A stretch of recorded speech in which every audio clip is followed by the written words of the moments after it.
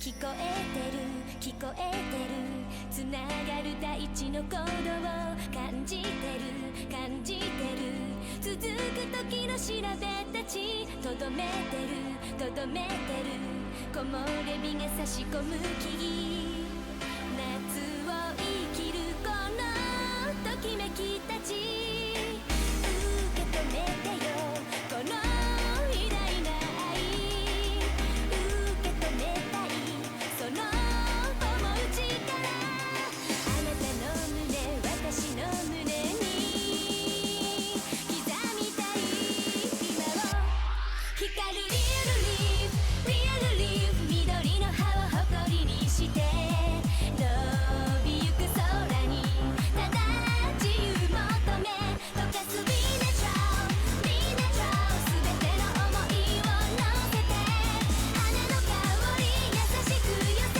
て回るよその愛あふれ出したら誰もの心を包み癒してゆくの Really I'll be natural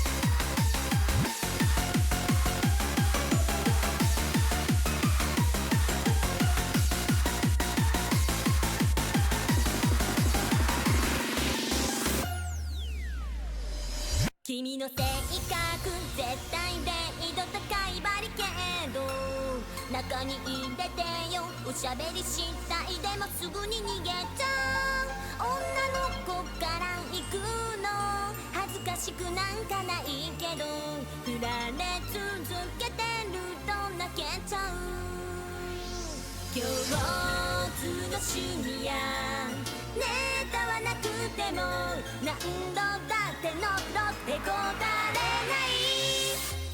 いつも曲がりくねった君が好き、素直じゃなくて構わない、人見知りで照れ屋さんしてるよね。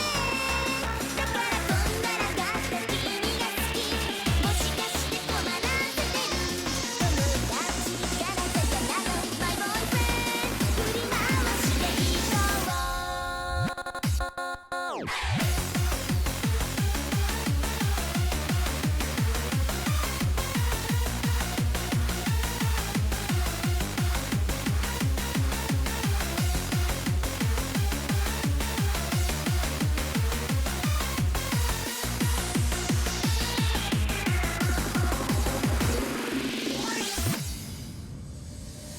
朝の挨拶返事は一言一憂、おやすみハッピーバカにされたって嬉しいんだもん。周りには仲いいねって言われているようですが、事実上はまだまだ他人です。男友達と楽しそうだし、めでそうなのどっちからだ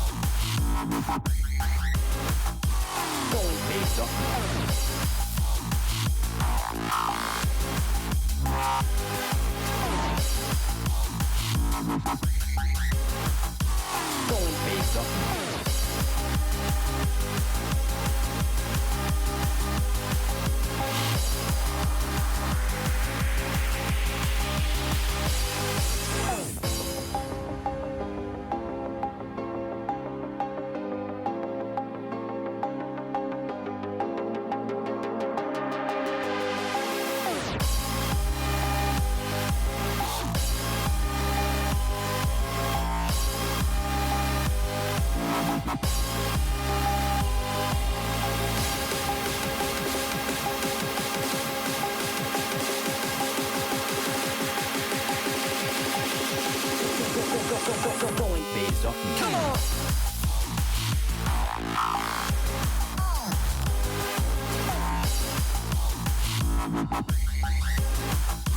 Going bass off me.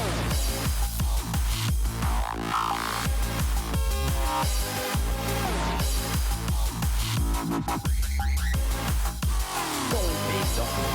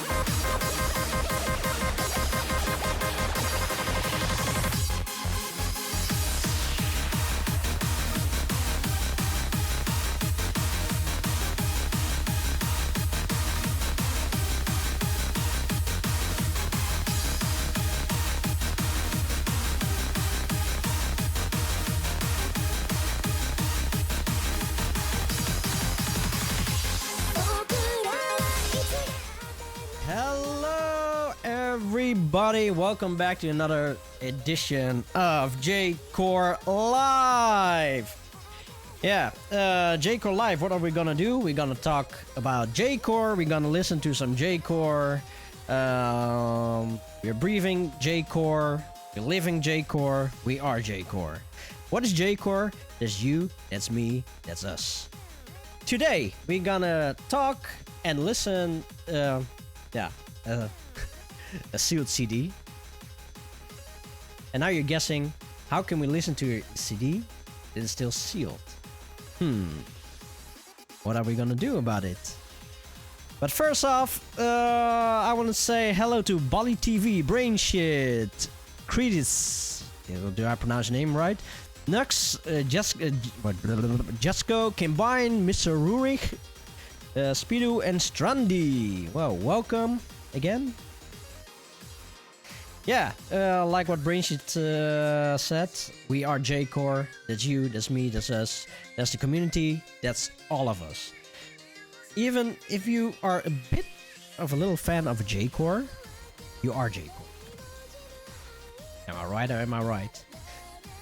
Yeah, today we have a nice show, at least let's make it a nice show out of it. And like, oh, hi there, Nonojutsu, and damn straight, we're all J-Core. I love this. I love this button. Yes. Well, we have 15 tracks to go from the LGCD 004, and this is the Lolistyle Gabbers release, and we're gonna listen to Drug of Nerdholic. So yeah, and I see my wife is laughing behind me. She's laughing behind my back, literally. And yeah, later we're gonna have a little discussion with Brainy, so Brainshit. Oh wait, sorry, Brain. And oh damn, I just noticed something. What's written in here?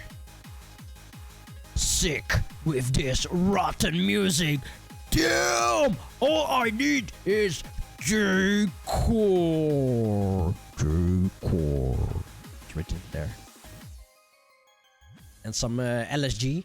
This is like some Chinese herbal thing, like MSG, or does anybody know what LSG is? Oh wait.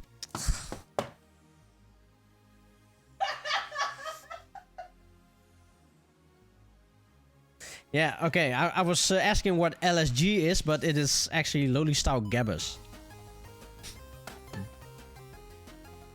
No, actually I didn't know that. I was looking at LSG. I thought it was like MSG, but then I think, oh, what does it mean? And then it suddenly hit like a brick, like, yeah, Lolistyle Gabbers. Yeah, it's been a long night. It's been a long day. I'm not sharp. Last week I wasn't sharp as well, and a week before I wasn't sharp either. Tano-c Aerostomp, thank you for joining into the show. As I was saying before, we're gonna listen to some Lolistyle Gabbers release, LGCD 004, the Drug of Nerdholic, and as you can see, the CD is still sealed. And no, this is not an unboxing video, or in this case, an unwrapping video. Yeah, but how are we gonna listen to music? Not gonna comment on that one. But yeah, I would say let's start with track number 1. It's called Intro. Oh, this shouldn't be as long. Oh, and another thing. This is one of the hundreds of CDs that I never listened to. So I'm pretty excited about this CD. I think I only heard Jersey Spirit from DJ Sharpno, but that's probably because he also put that on one of the Sharpno albums. So I'm very much excited. Very nice. So let's gonna start with Intro, and oh, it's probably made by Dustbox. Ah, and it is written by Dustbox. Instead of triple X's, it's 4 X's. So it's really kimochi, I guess. Okay, as Brainy said, this is the best track intro. So yeah, it's about 1 minute. Well, let's hope that everything works.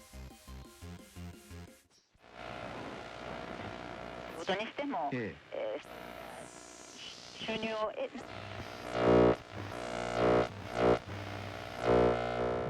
さあ、まあ例えばナバコフのねロリータなんて小説の時にね川端康成さんが非常に影響を受けてね妙な小説書いたりしたけどね、あれだってやっぱり当時ショッキングだったけど、あの程度だったらね、まあなんていうのか叙述の美しさもありますよ。だけどね、あんなにあからさまにね、あなたね被写祭の女の子と男が結婚できるもないし、またそういう幼い子供を強姦することがね。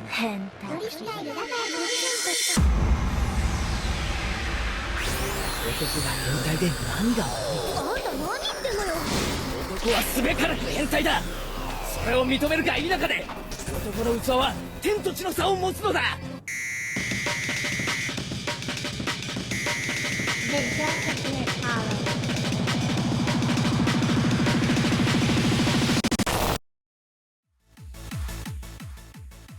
Well, that was pretty abrupt. Yeah, actually, it is quite an impressive intro. With yeah, Impressive. It sets the mood perfectly. Yeah, Brainy, you're actually right. It sets the mood, the mood perfectly. So I'm gonna play the second track, which is the first track from the CD. It's called Happy Maniacs, and then it's also done by Dustbox with 4 X's, not triple X. So yeah, if we're busy with it, let's just play the track.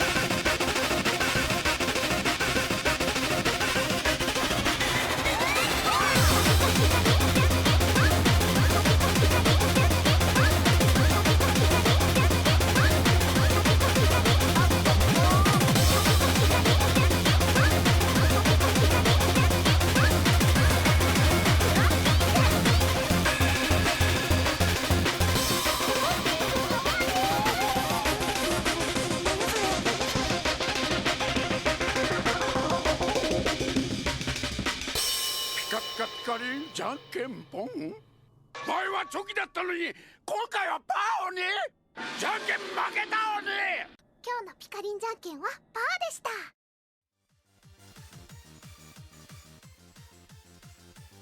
た。 Okay, there's actually only one thing that I can say about this track, and it's like, where the hell was I in the last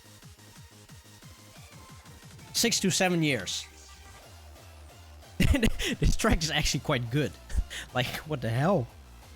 How is it that I just hear it now? Like, yeah, I'm not, yeah. I think the biggest reason why I never really listened to this kind of music is because I wasn't really always too fond about, at least in the last few years, too fond of the Japanese high school anime-ish samples. So usually when I hear those kind of tracks, yeah, I tend to skip it.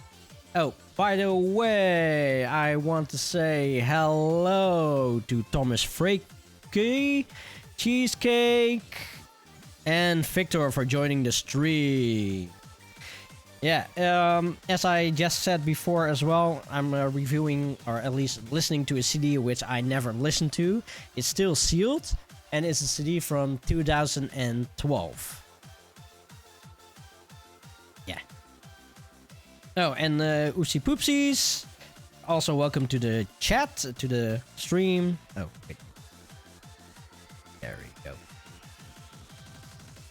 Yeah, yeah, like what you said, J-Core tracks aren't always that accessible. For me, it is accessible. I had this, like, since 2012 or 2013, depending on when it came out. I kept it sealed. I never listened to it. Yeah, I was just a huge collector, so... And back then there were so many CDs coming out. 2012. I think that was also the prime year that I spent like more than 1,000 euros on CDs in 1 year. I think that was even 1,200.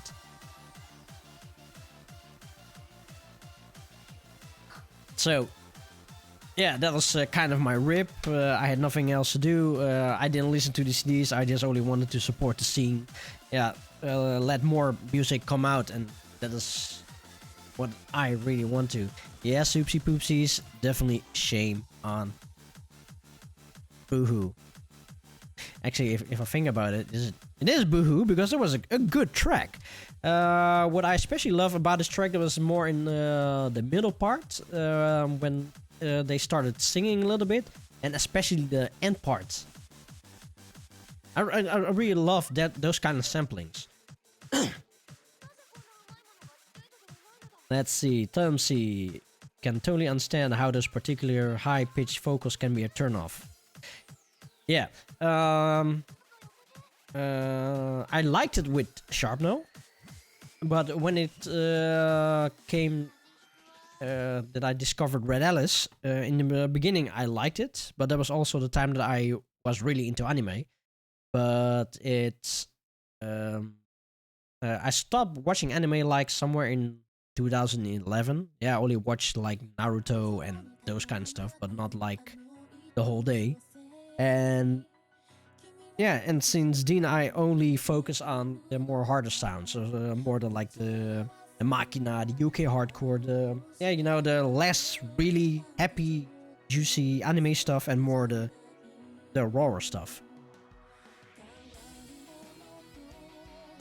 Oh, and according to Brainshit, this is his most played track from this CD. Well, we're gonna have Brainshit on the show later, so we're definitely gonna ask him why he chose this. Oh, actually, he chose this CD. So there's gotta be a story behind that, and that's the story at least I want to know, and I guess you guys also want to know as well. Good. Yeah, okay, Nonojutsu, if you're a player of rhythm games, then I definitely can understand. But I wasn't really that much of a rhythm games player. Never Yeah, it really was. Only for DDR. But even with DDR Stepmania, I never really played the anime tunes. I usually play the other kind of tunes. Like the official tracks, the harder stuff, or whatever. I recently started... not started, but we have arcade museum here in Zoetermeer that's like maybe a 20-minute drive, and there I started playing some music games, and it was actually kind of cool.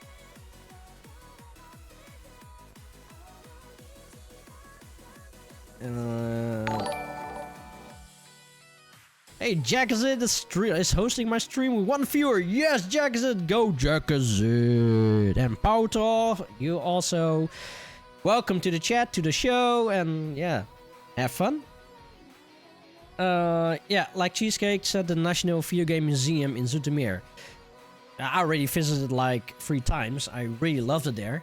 But the 3 times that I visited there, the first time I only went there for an hour. Because, yeah, we didn't know what to expect. And it was closing time. The second time, I had a back injury. So,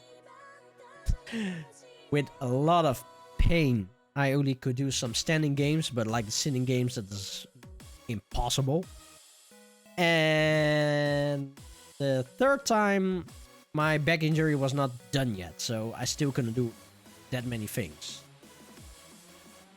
Oh, Rotap, welcome to the show. And you didn't miss a show this week? No, I just started like half an hour. No, not even half an hour ago, like 20 minutes ago. So, yeah. So if you guys are in the Netherlands or you're planning to come to the Netherlands, I would suggest you guys to go to the National Video Game Museum in Zoetermeer. It's, how much was it? It's like €5 for 1 hour, I think. €7 for 3 hours, I think. And 15 euros for the whole day. Okay, it might be steep, might be quite expensive, but unlimited gameplay. Really unlimited gameplay. You can play whatever the flying one. Yeah, I said fuck. Oh shit. What did they have there? They had like all those old arcade games from Silent Scope 2, Terminator Judgment Day, Rambo. No, not Rambo. That was Terminator Salvation. Time Crisis. They have several music games like Jew Beats, Stepmania. No, not Stepmania. Pump It Up. Yeah, and it's like, what did he even have more? So they have Outrun, several fighting games, yeah, Street Fighter and Mortal Kombat included. Some in their even original casings. Jurassic Park, the shooting game. The Flip the Table game. Yeah, there's no way that I can play all of them in one day. It's really fun, so I would suggest you guys go there. Oh, Cheesecake. Sound Vortex, Beatmania, Pop Music, Taiko no Tatsujin, Future Tom Tom, Nostalgia, and My Mind. Yeah, there was actually one particular game that I really like. I don't know how it's called but it's in Japanese, and me in Japanese doesn't go too well, except for Don Arigato or Mr. Roboto. But it's try to think with me. It's a screen, a touch screen, and then you see like little diamonds, and when in the diamond you have to touch on the diamond, and like bars coming in like this. It's and I don't know what it is, but I really like the game. I also noticed a track from MC Netsack inside. Was it MC Netsack? Yeah, I think MC Netsack was in that game. with B Zombie, and the first time I played that track and I saw MC Netzek, I was totally sold. Like, yeah, this is like a J-core artist in here. I really gotta try, and I actually kind of like the track. It's B Zombie, B Zombie, B Zombie. So, Cross-X Beats. Is that it? No. Let me take a quick look. Cross-X Beats. Yep, it's Cross-X Beats. It's yeah, I really like the game, and I noticed that when I was there, I definitely played for a solid half an hour. So yeah, I kind of like that game. There are there's also a Final Fantasy game, but that was a little disappointing. Beatmania, I'm not even gonna try it. It's way too difficult for me. Oh, and like what Tano-c said, the first time I didn't brought my headphones with me, so yeah, I didn't know.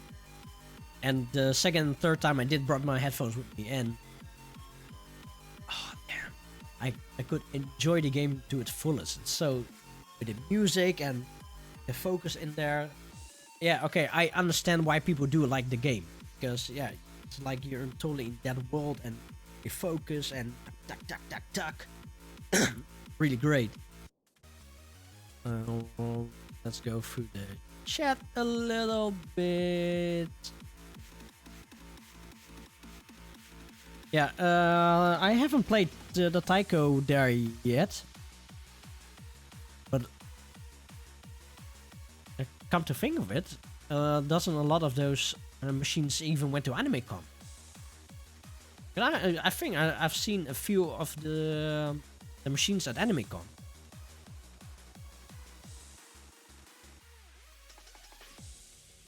Oh, Nonojutsu, the sensors are actually quite good.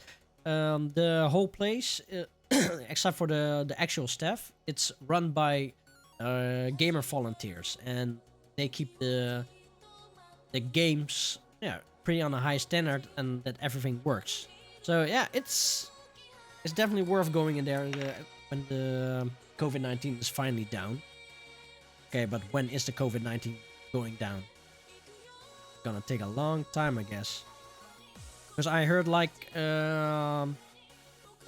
Germany just opened up for the lockdown-ish, and then now you suddenly have a lot of new infectees. All right. Scheduled J-Core outing. Yeah, why not? J-Core Live. Well, actually, on the YouTube, that's actually a good idea. When it finally comes out, then we just schedule a J-Core Live outing. Yeah, why not? Live stream for the museum. That is gonna be a little bit tough. But then again, just bring my laptop with me. Just need the power outlet, webcam, Twitch. It's actually quite a good idea. And then again, we don't really have that many Dutch followers and viewers, I think. And it's mostly those outside of the Netherlands. Damn, awesome, you guys were there as well. Let's see, it's been a constant relaxing of restriction here, but the stats of how many people one person affects average yet. Yeah, true. Well, it's still too early to say about the whole COVID-19 stuff. Well, COVID-19 has been a depression for a lot of people, but actually for me it's been kind of a healing. Just talk a little bit about my personal life in here. You guys maybe not notice, and I probably also never really talked about it, but in the last few years I've become more I wouldn't say much of a hermit, but more about how can I say this,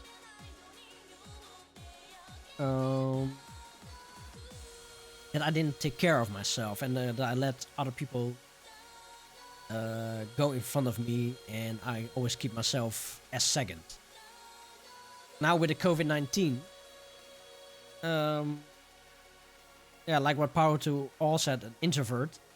I really always thought I was an extrovert because I was really out there and acting like a weirdo outside, and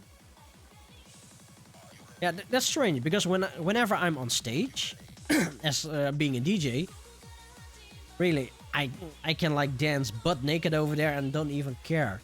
Hell, I even twerk on stage.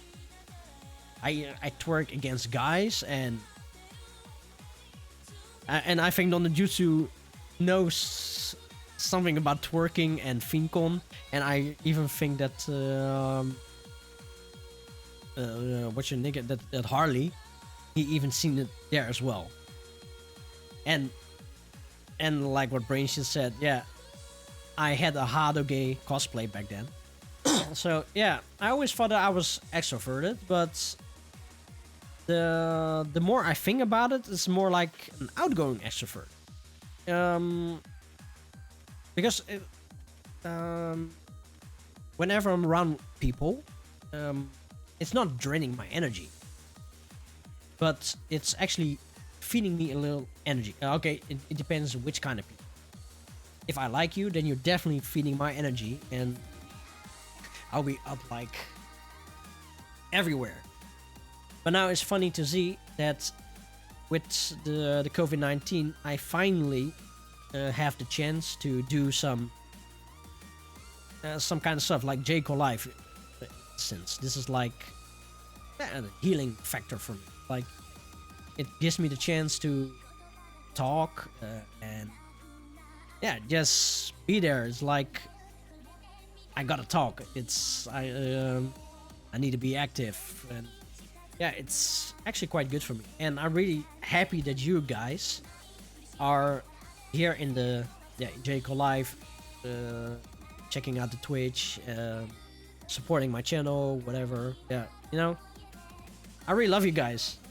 And this is like already the 3rd week with a constant lot of people. I don't even see how many people there are.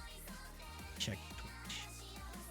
24 viewers. Oh, the last 2 weeks and last week we had a constant 20 viewers. So yeah, I want to say I'm really happy about it.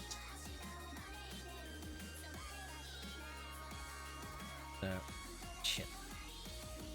There we go. Yeah, Power to All, I went nuts back then against everybody. Whenever I have my hard gay outfit, I'm grinding shit. I'm definitely grinding it all. All the guys there, they weren't safe. Hide your kids, hide your wives, and hide your husbands, because he's raping everybody out there.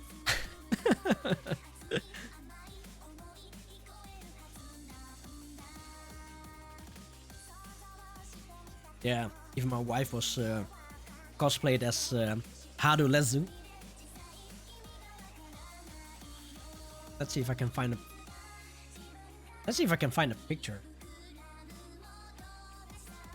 This is definitely something worth showing.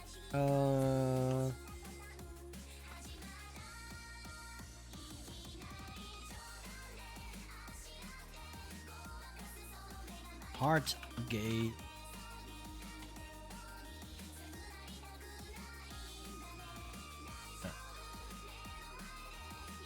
Don't find it.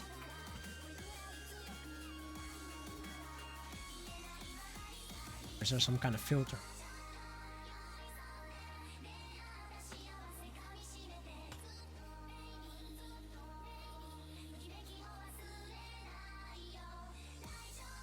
No, sorry, I cannot find it unless there's some filter on. Try another browser.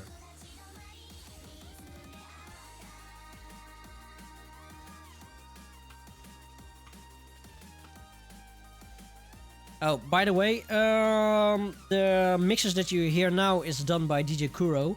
So, yeah, he makes incredible J-Core mixes for several years now. So, I would say support the brother out, help the brother out, and you can find it on YouTube at Kuro Soundworks. You definitely gotta check that out. He's been releasing music for like I said, several years, and once in a while he uploads new kinds of mixes. It's not only J-core, but yeah, like I said, I would suggest check him out. Let's see if I can find something.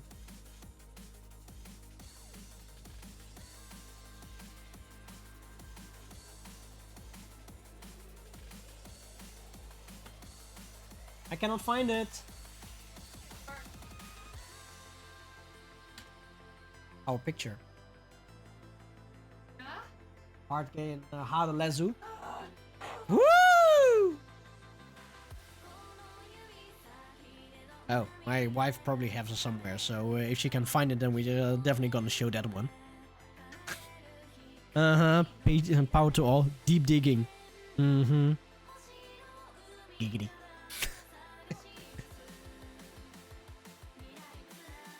It's not online anymore. I cannot find it anymore.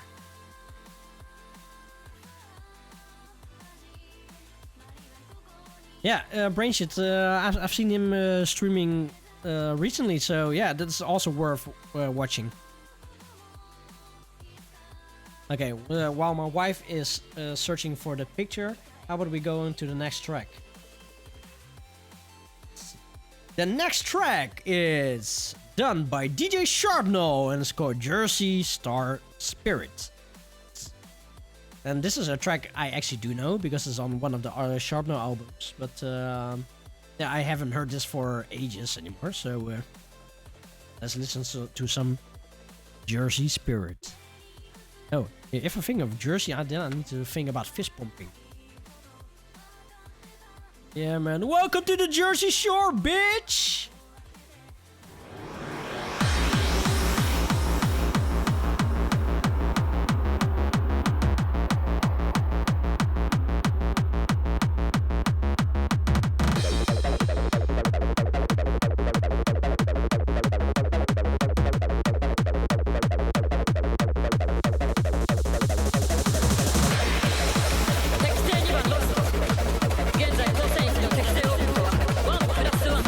最初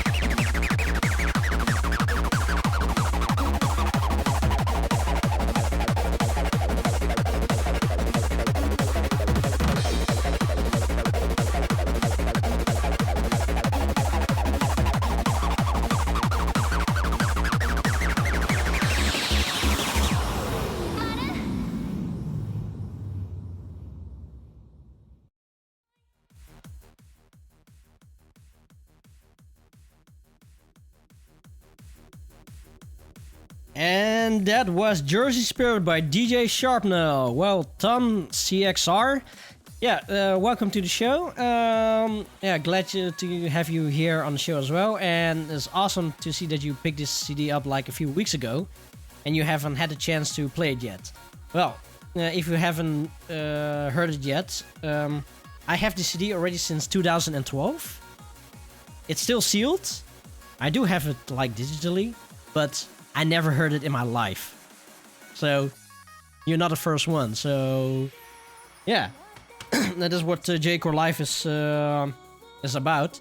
I have like 480 CDs over there, and I have heard like maybe 10% ish of those CDs, and the rest is mostly skip, and then yeah, that was it. Crobat FNG, thank you very much for joining into the show. Glad to have you on board.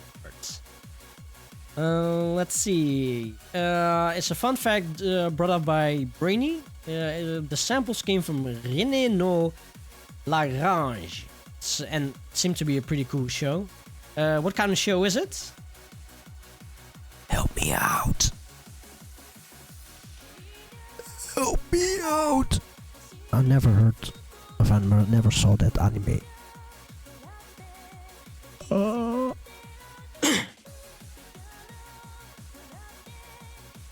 Brainy, you're letting me down, man. Or are you in the toilet?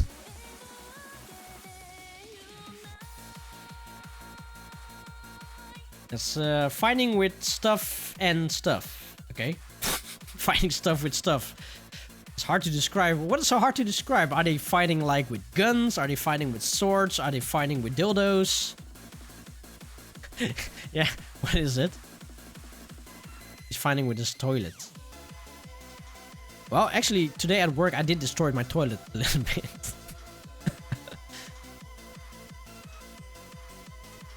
Yeah, I had a case of how do you call it? A running gag?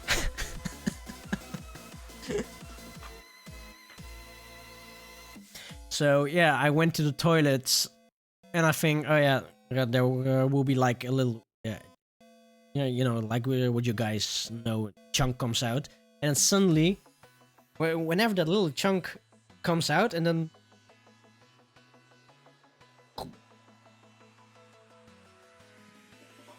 yeah, it's not really that. It's not something for talking when you're eating, but it is. It's J-Core, man. It's, yeah, you know, it's life. It's part of life. J-Core is part of life. J-Core is you and me. You and me. Yeah, we need to go to the toilet as well, so yeah. Yeah, it happens. It's shit. Oh, pun intended. But, yeah. Oh, Nona Jutsu never finds that bad case of a diarrhea remix. Well, a lot of dubstep tracks are diarrhea, of bad case of diarrhea remix.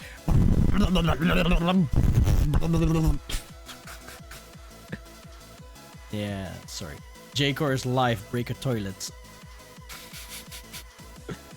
Oh, by the way, also welcome to Defrag. Welcome to the chat. Thank you for joining into the show.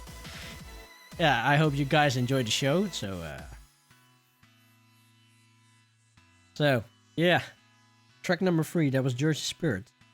Oh, in case if you guys didn't see it yet, yesterday I uploaded my new J-Core Live mix from the CD from last week.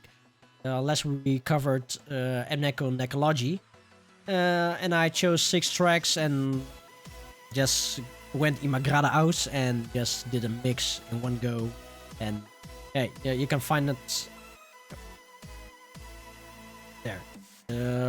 Down there you can find a temporary link until I get 100 subscribers over there. Then I can change into into J-Core Live, so that's a bit easier. But till now, until then, yeah, this is the link that we need to work with. So yeah, Tano-c Arrow Stomp is following. Thank you for following. Yes, I can watch subscribers.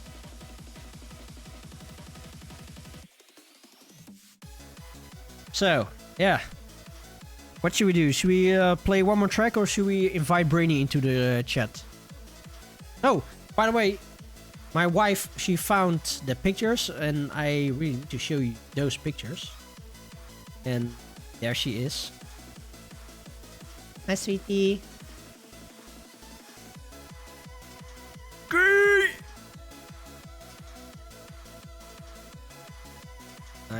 Okay, let's see how can window capture.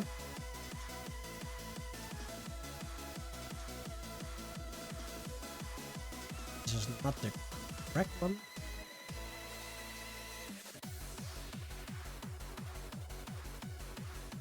No, this is correct. Let's see.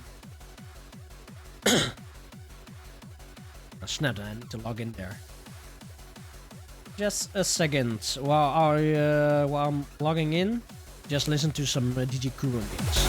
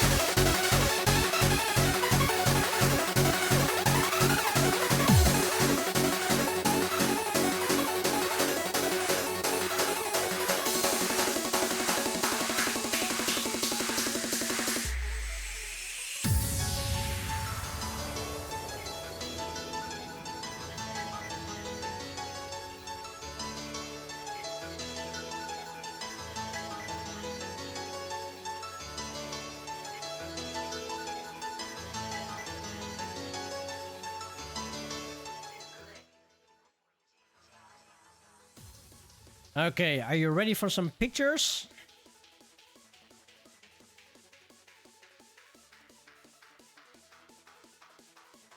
Okay, this is when 2006. This is like 14 years ago.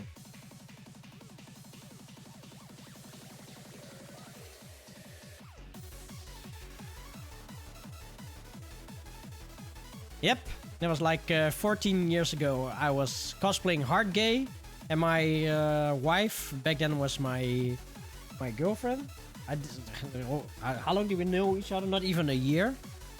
And we did a couple cosplay, and she played as a Hadu Lezu. Yeah, it's my counterpart, and it's actually a real skit.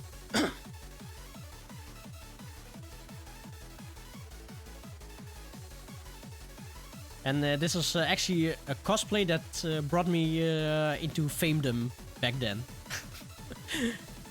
I only did one cosplay. It was a good one, and I became so popular that everybody knew me as the only hard gay in the Netherlands. And this has got to be one of my favorites. Damn, I had a killer body back then. Indeed. Now I'm gonna see you now. No, it doesn't matter. Yeah, I had a killer body back then, and now I have like Italian bun. That's how I call it. No, wait, a Chinese bun, a papao.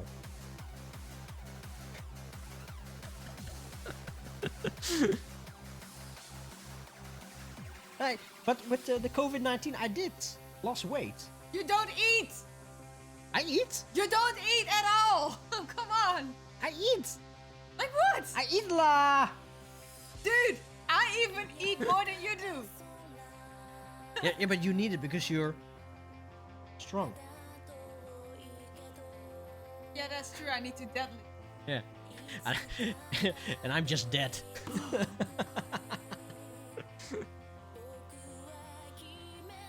Hi.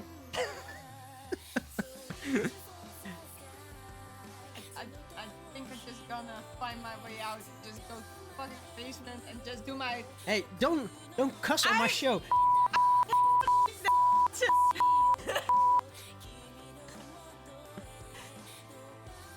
Yeah? Enough ranting now?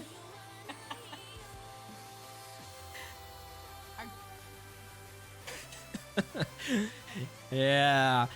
Should we invite Brainy into the show? Or should we gonna do one more track? It's up to you guys. What do you want?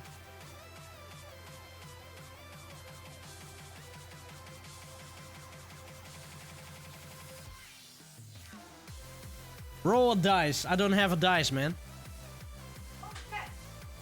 I can roll the cat. No, but it's not cat stream yet. Later cat stream. Now it's all me stream first. Yeah, we were talking about scat before, so yeah, true. So, Defrag, really, I quickly shift over to your name and I read I have a dick. Yeah. Really, what was in my orange juice?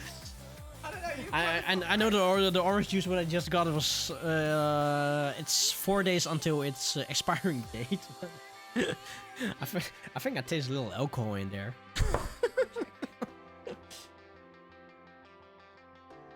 That's a triple check. Yeah, but Defrag, yeah, your dick is way up into here, so yeah, it's a long one. Very. What Brainy, yeah, what has the J-Core stream become? Yeah, it's like what I said in the beginning of the show. It's J-Core, it's about you, it's about me, it's about or our viewers, it's life. Yeah, you know, even weeps like us, we must have fun, and we're hanging out with each other, you know, yeah. Yeah, fuck it, you know, are you ready? Because let's just go over to the stream. I had enough talking to myself. It's time to talk with somebody else. I'm getting lonely. Hello! I'm ready. Yeah, you're ready. Wait just a sec. How does it work? Oh, yeah. Video. There we go. And then let's go over to... Oh, no. Not this one. To Brainshit! Brain...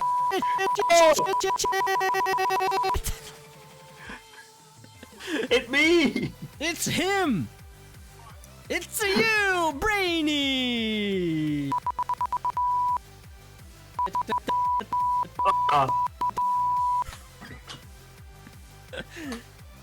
Well, yeah, Brainshit.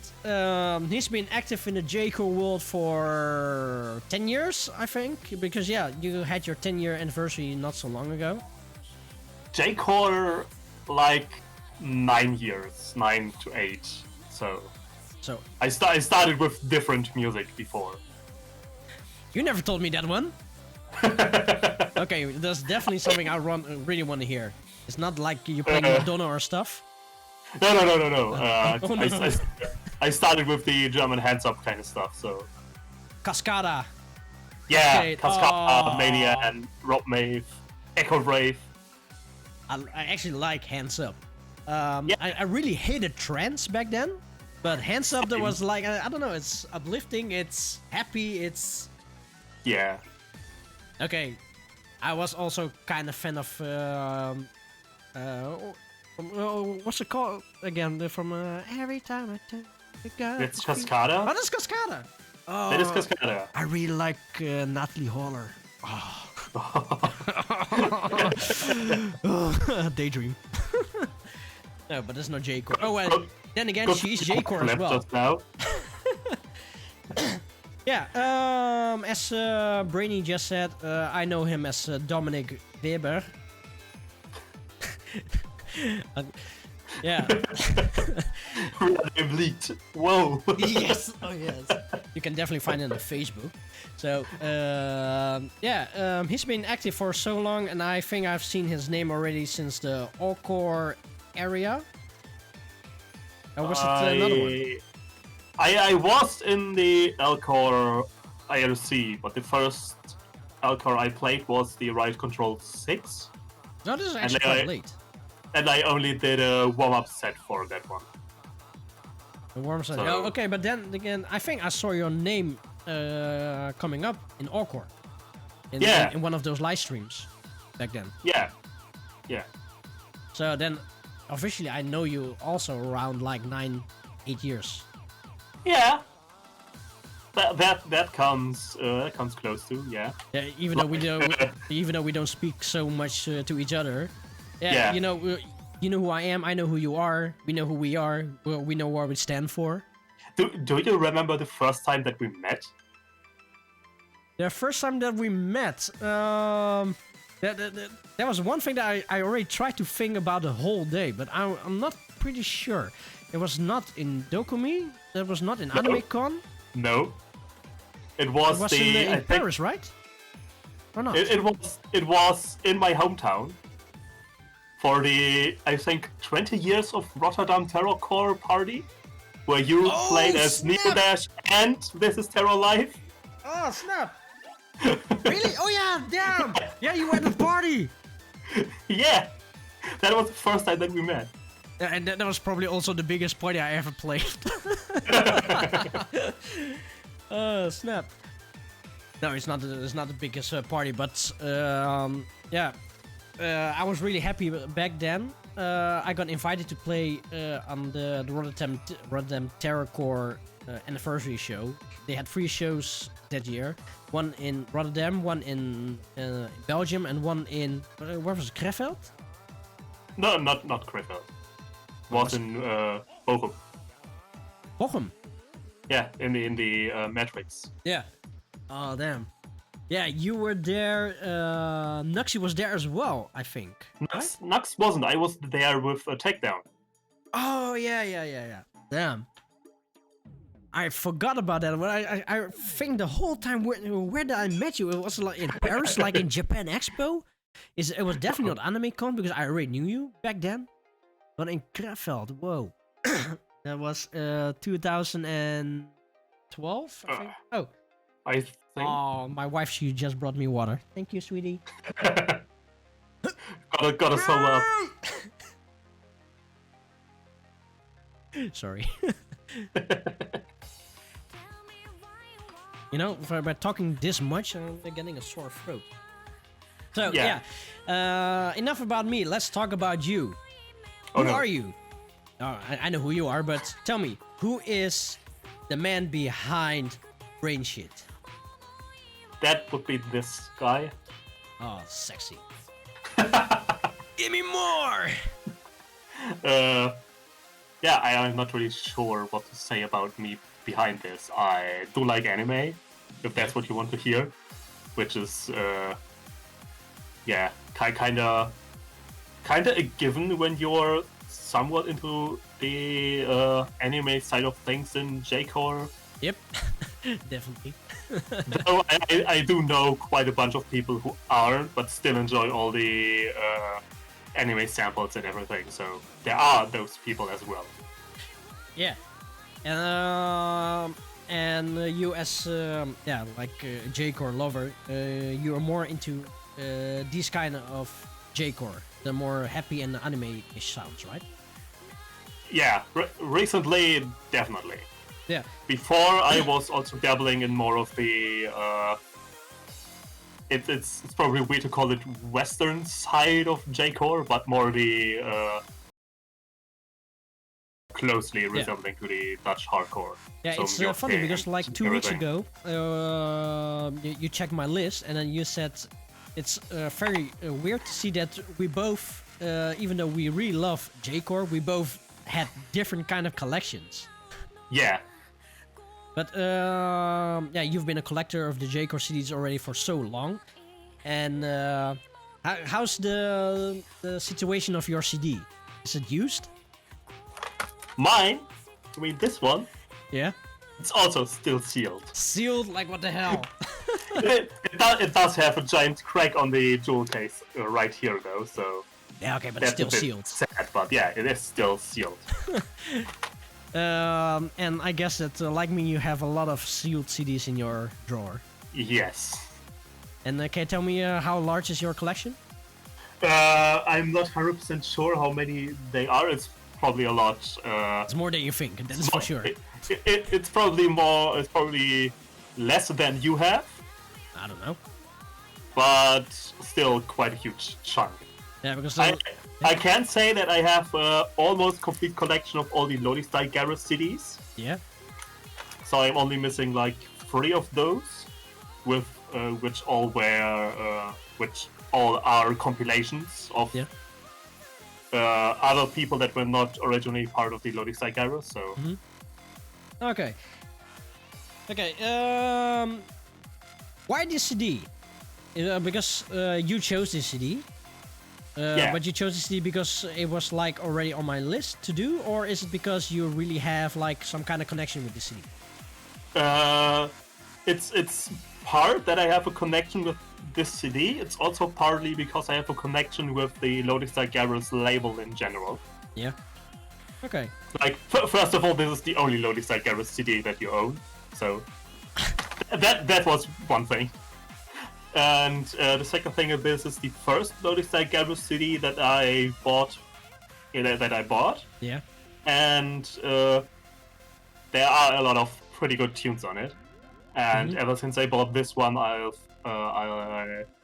kind of started collecting all of them from this specific label. Oh, just a question to Defrag. Why are we paying money for CDs that we don't even open? Well, it's actually like what all of most J-Core fans, we like to collect the CDs because we want to support the artists to bring out more music. And yeah, there are ways to get it digitally. I wouldn't say it's legal. Even if you own it, it's still not really legal, I think, because you didn't rip it yourself. But yeah, but it also has like some kind of value. This CD, it's will never be made. It's probably only like 500 to 1,000 copies printed, and that's about it, I think. Because I think Lolistyle Gabbers wasn't really that huge back then, 2012. No. They did do a re-release of the older CDs at one point, which is where I got my copy of the first Lolistyle Gabbers CD from. But those are not in this nice jewel case, and sometimes they do alter things on the artwork and on the backside as well. Yeah. Also, fun fact, this entire album is mastered by Neodash. I cannot even see it. I see like DJ M. Yeah, but it is Neodash. Okay.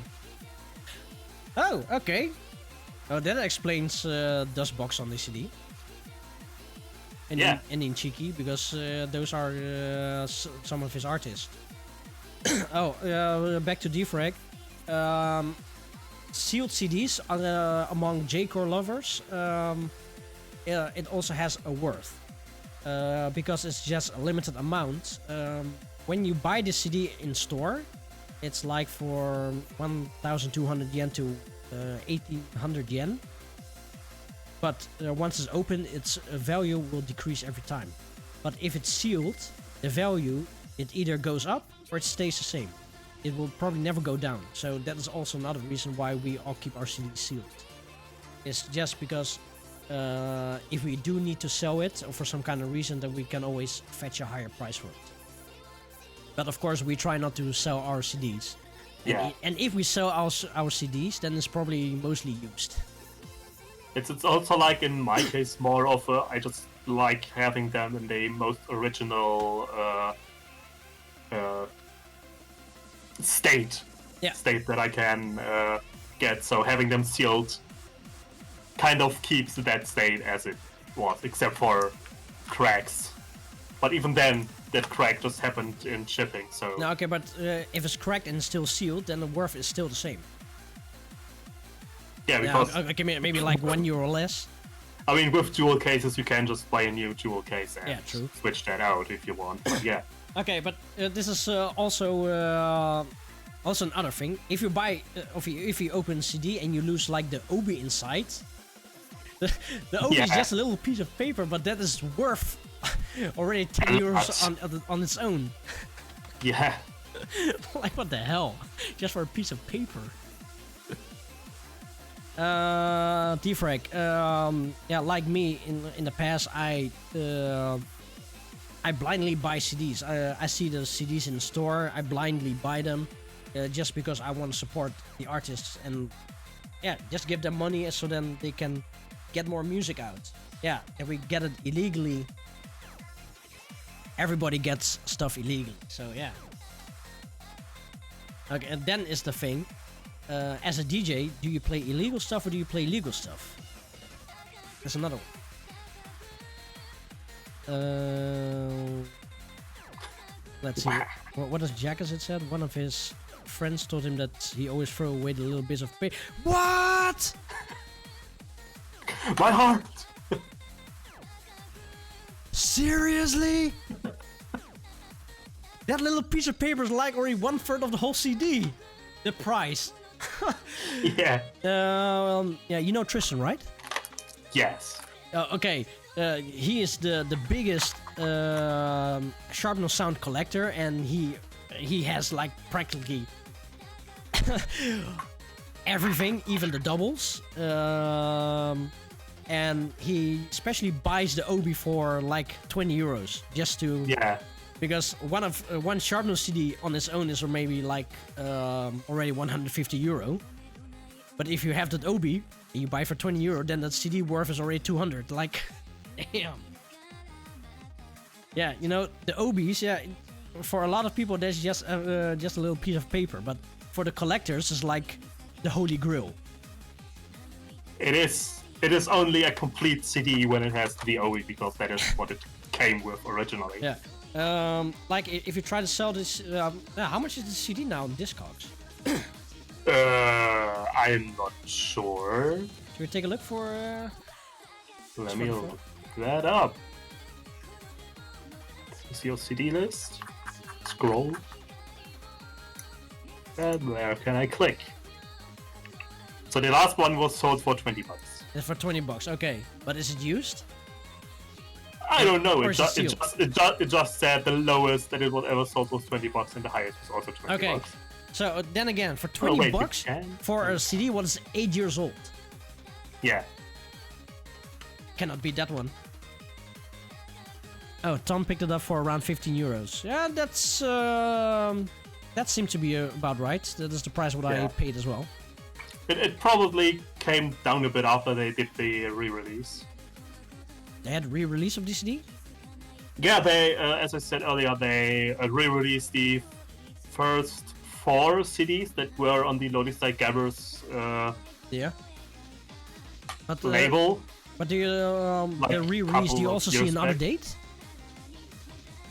Because I'm not What? entirely sure if I bought this like in 2012 or I bought it later. I'm not sure. I do not own one of the re-release ones. The way that we on Discogs you can usually check. Let's see. I'm really interested. It doesn't say anything on Discogs. I know that the Not even versions? no, it does not say a different version. It does say that for the Quatted Beats, which was the first Lolistyle Gabbers CD. Okay. I'm pretty sure they also re-released that one. Let's see. Accept cookies, yeah. Start Gabbers. It's not there, you're right. Because normally if there's a re-release you should see like 2 versions.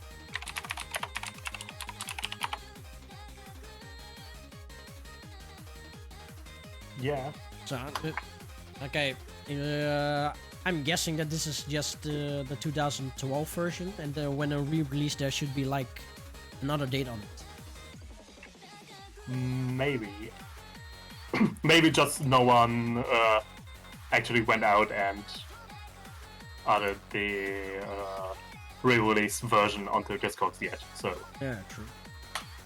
No, but yeah, why is this CD so special to you? as I said, it was the first one that I got from the Lolistyle Gabbers. Yeah. And it what pushed me onto the path of collecting more Lolistyle Gabbers and get more into the hard tech kind of things, together with the releases from Untitled Chapter Records. Okay. But this CD, where did you bought it? Like at jcore.biz? Or you bought it in a store somewhere? I think I bought it from Melancholia.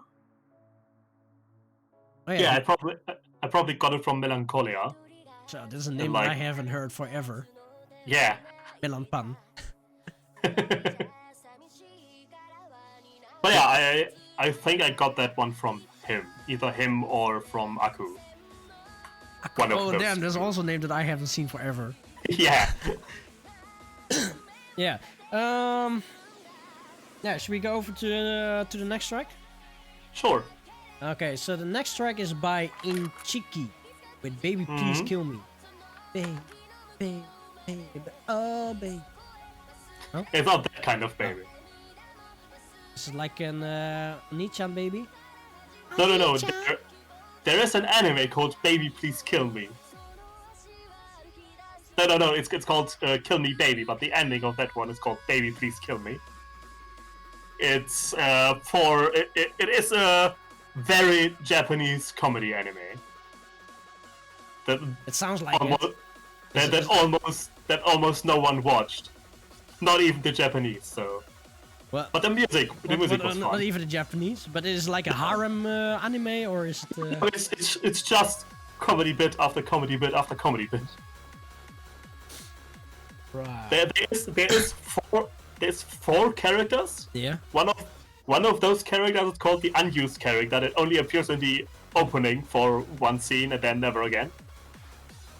And the other three are just doing comedy bits. Yeah, okay, but it's like with the with the Pokemon intro as well.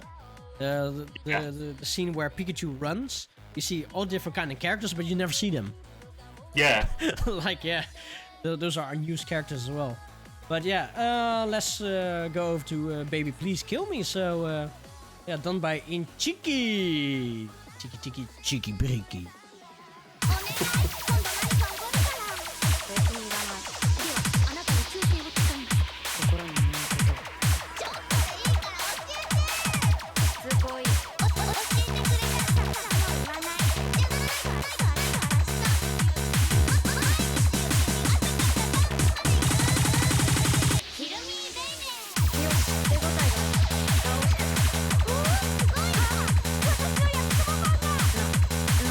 バカなんじゃないの？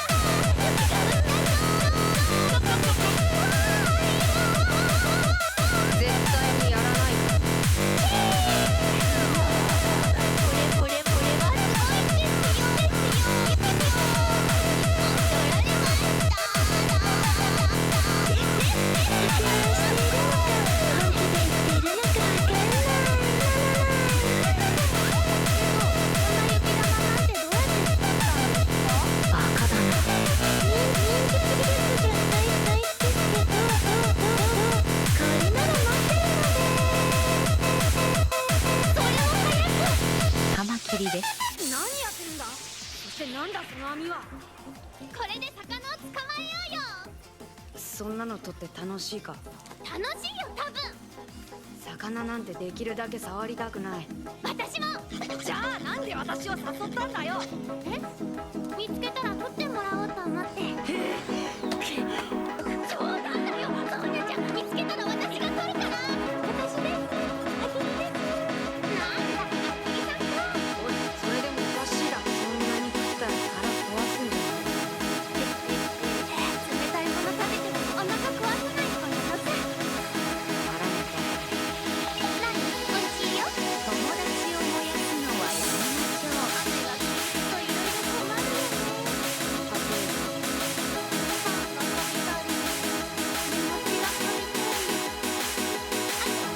ばシンプルだな。お前の頭超能力がないから。ソーニャちゃんの好きな味でいいよ。何のことだ？追いかけっこ。全然好きじゃない。だっていつも追いかけてくるじゃん。お前が怒らせるから別に好きなわけじゃない。そうなの？じゃあそれもね、私が先にこちらも一緒にしてたから。やだよ。プロテインチキだよ。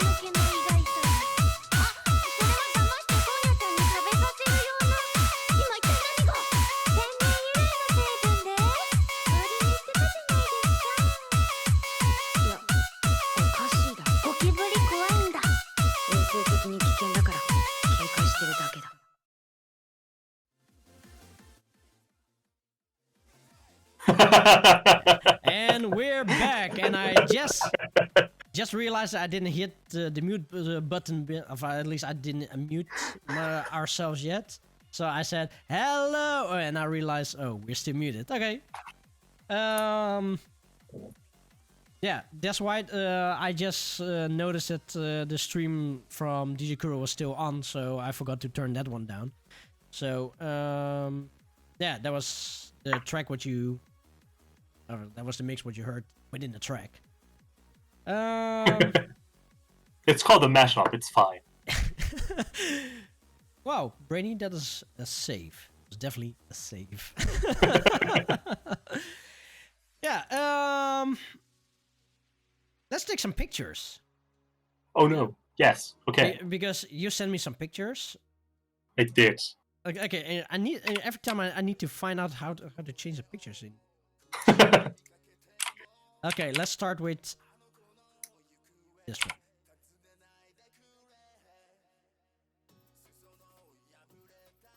one. Okay.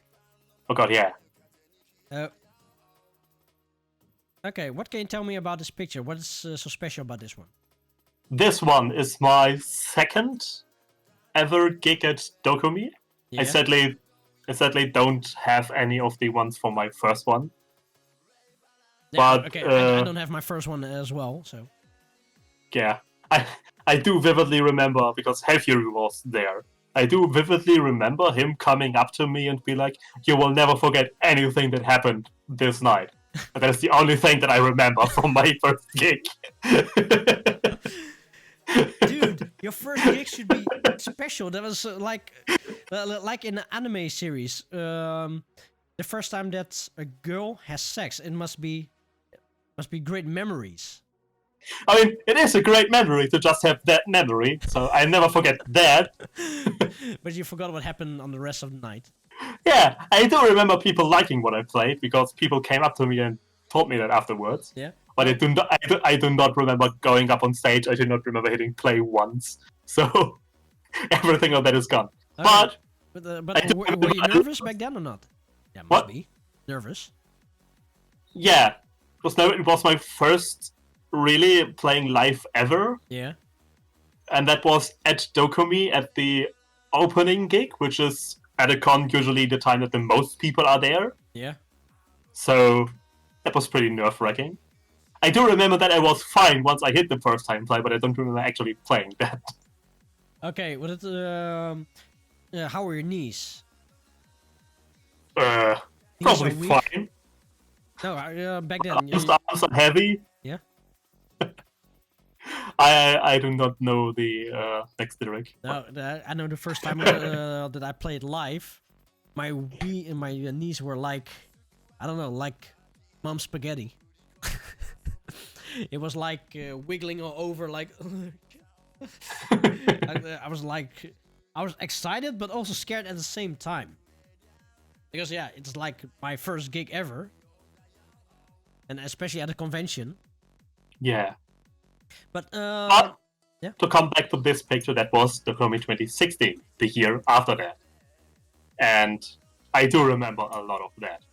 Because that is when I decided that I want to actively go last. Yeah. And because I knew pretty much everyone that was staying till the end. I knew that those were the people who really dig the J-Core side that we played.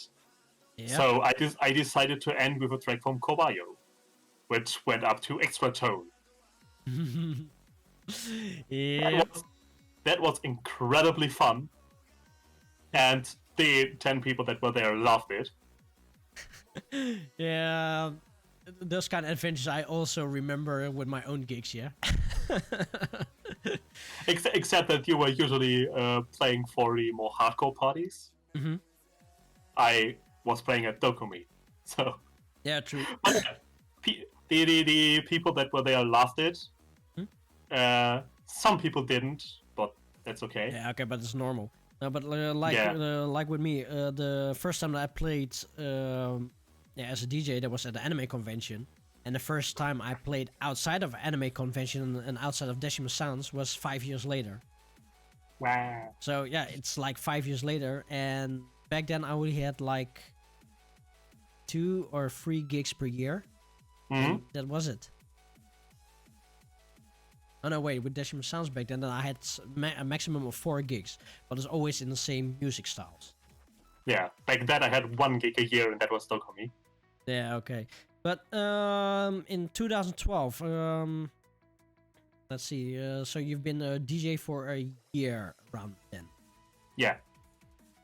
Yeah, what got you into J-Core? Is it because of the CD, or is it more like me, you discovered like Sharp No or...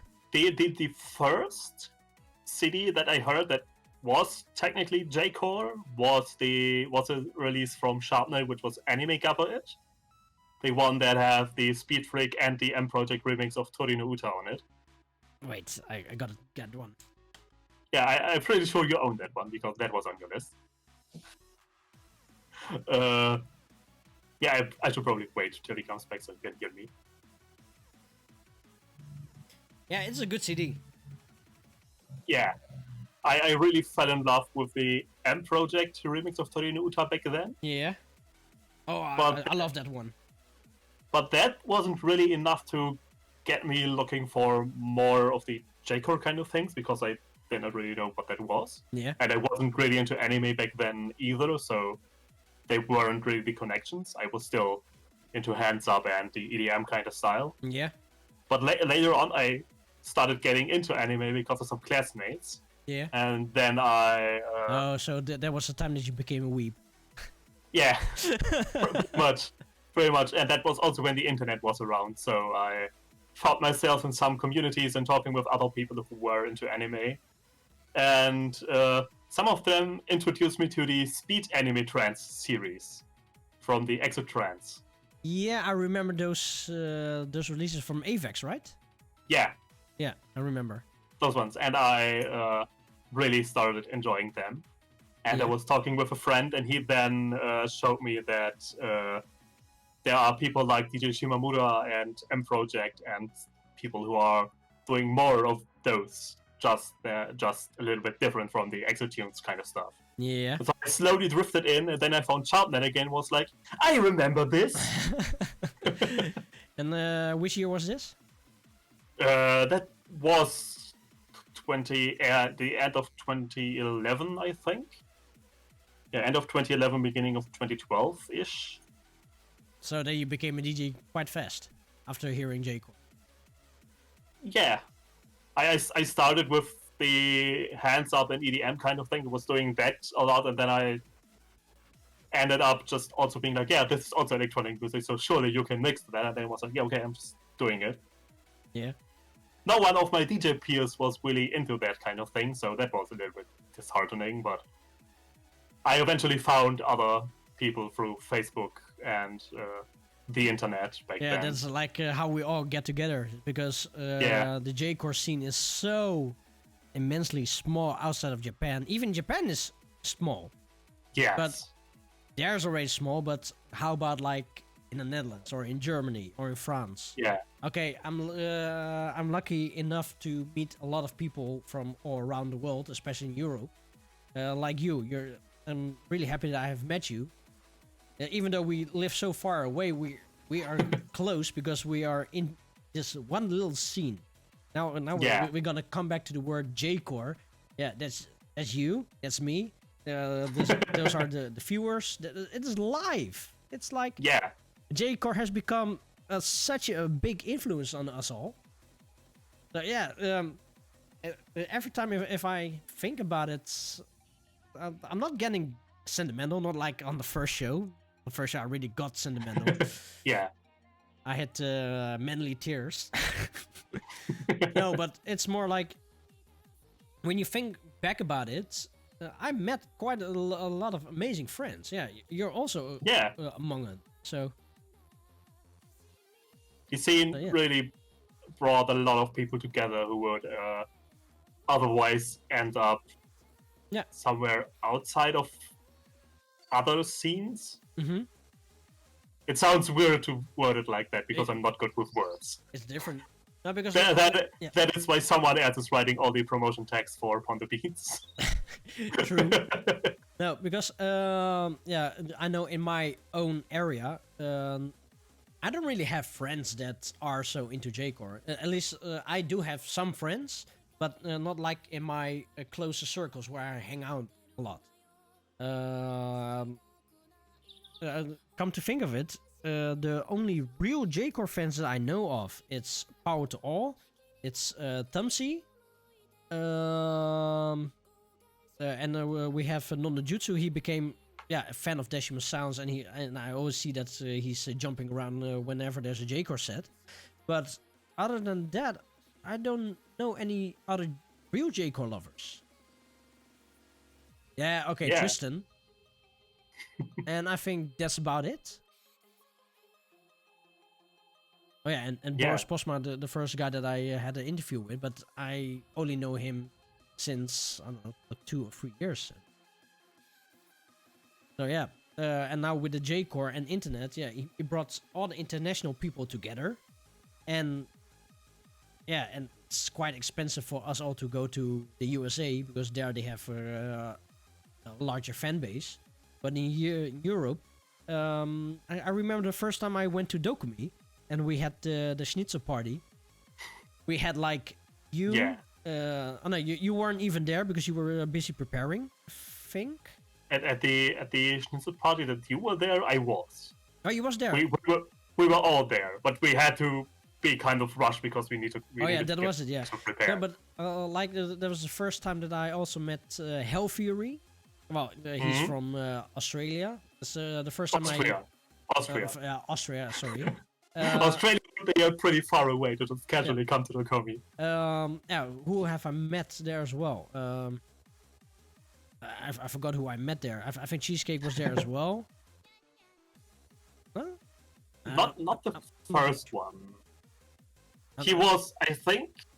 No, he was there. I think I met him in 2016 because he prepared Beatmania 2DX for us because we had Course K over in 2016. Oh, okay. No, but yeah, it's like them. And when I went to France, I met Ahosam and his brother DJ Kentai. Yeah, they reached out to me, and I was there. Rusketch was there. Yeah, we just hang out with each other. So yeah, I made friends in. I know even one in Denmark. Yeah, it's a small world, but somehow you come to meet each other. So that's really awesome about this little scene. It's like what Defrag said. Without J-Core, we probably have more friends. But since J-Core has been such a big influence in our life, we try to find friends more within this music scene. At least that's with me. Yeah. But also, like the connections inside this scene just seem a bit stronger than in other music scenes, from my experience. Yeah. And of course, in combination with anime conventions and the whole geek scene, yeah, 1 + 1 + 1 equals score. Yeah. Equals profit. Okay, let's go over to the next picture. Yeah. Let's see, what is the next picture? I want to know. I'd like to know your story about this one. Oh my god. Yeah. That is my first ever promo picture. Is this you? That is me without the beard. Damn, you look like young. Or we are just getting older. I mean, that was 2016 as well.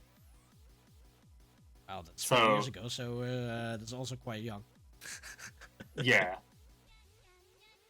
But yeah, that was at the Japanese Dance Night, or J-Da Night for short. Yeah. Which was the, I think, first. Was it in the gaming bar? It was not the gaming bar. It was in a small club in Cologne. Okay. But it was the first ever anime-themed party outside of a convention, as far as I know.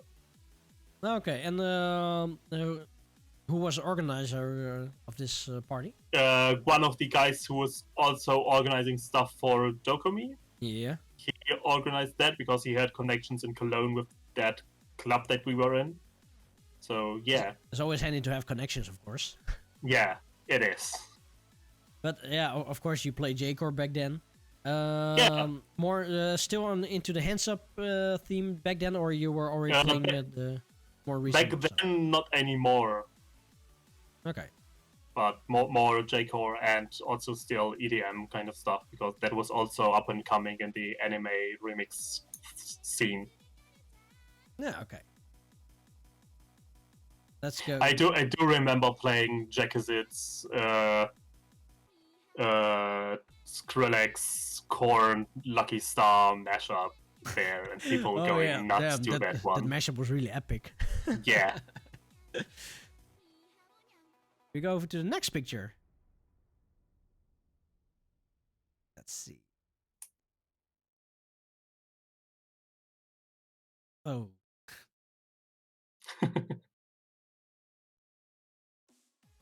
Who are those two handsome fellas? That is us doing heads, shoulders, knees, and toes at AnimeCon in 2017. Shoulders, knee and toes, knee and toes. Yeah. Yeah, that's... Because... Yeah, sorry?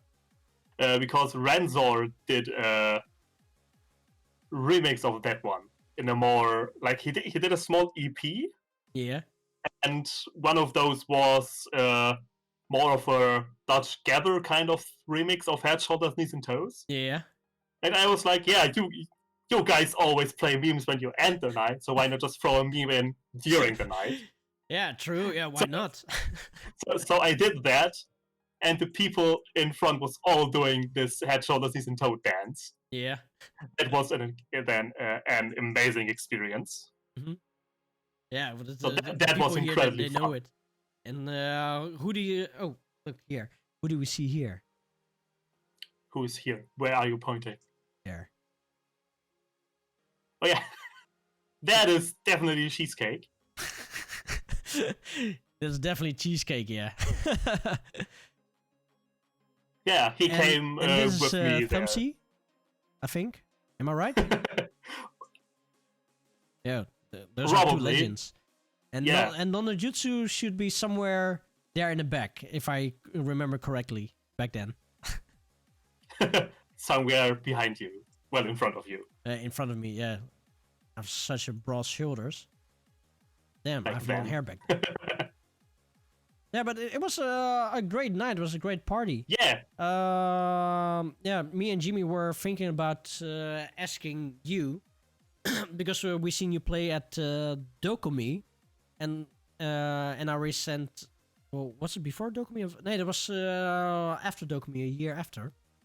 And I said, yeah, Yeah. you know, Brainy, he has, good shit. Like,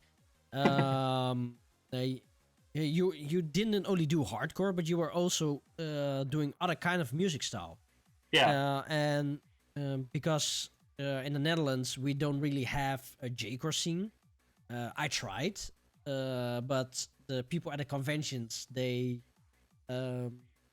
if you play too much J-core, and especially early in the nights, those people will leave and they won't Yeah. be coming back anymore.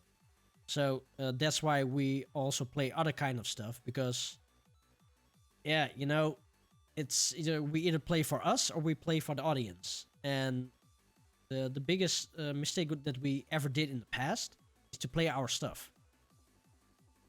But because, yeah, Defrag, you know, I know it sounds sad, but if here in the Netherlands you are the number one contender of anime discos, you want to keep those visitors.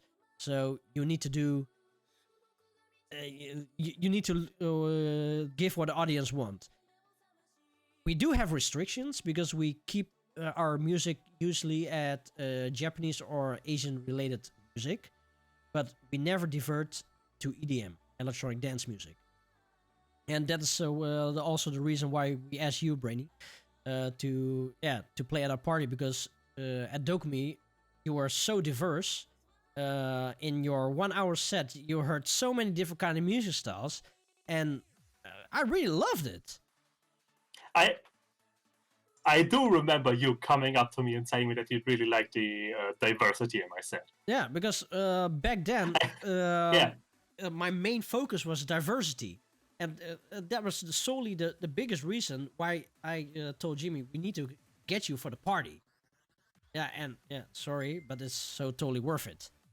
Because, like I said, you were so diverse. And because you are diverse, you actually kept the people dancing in the room.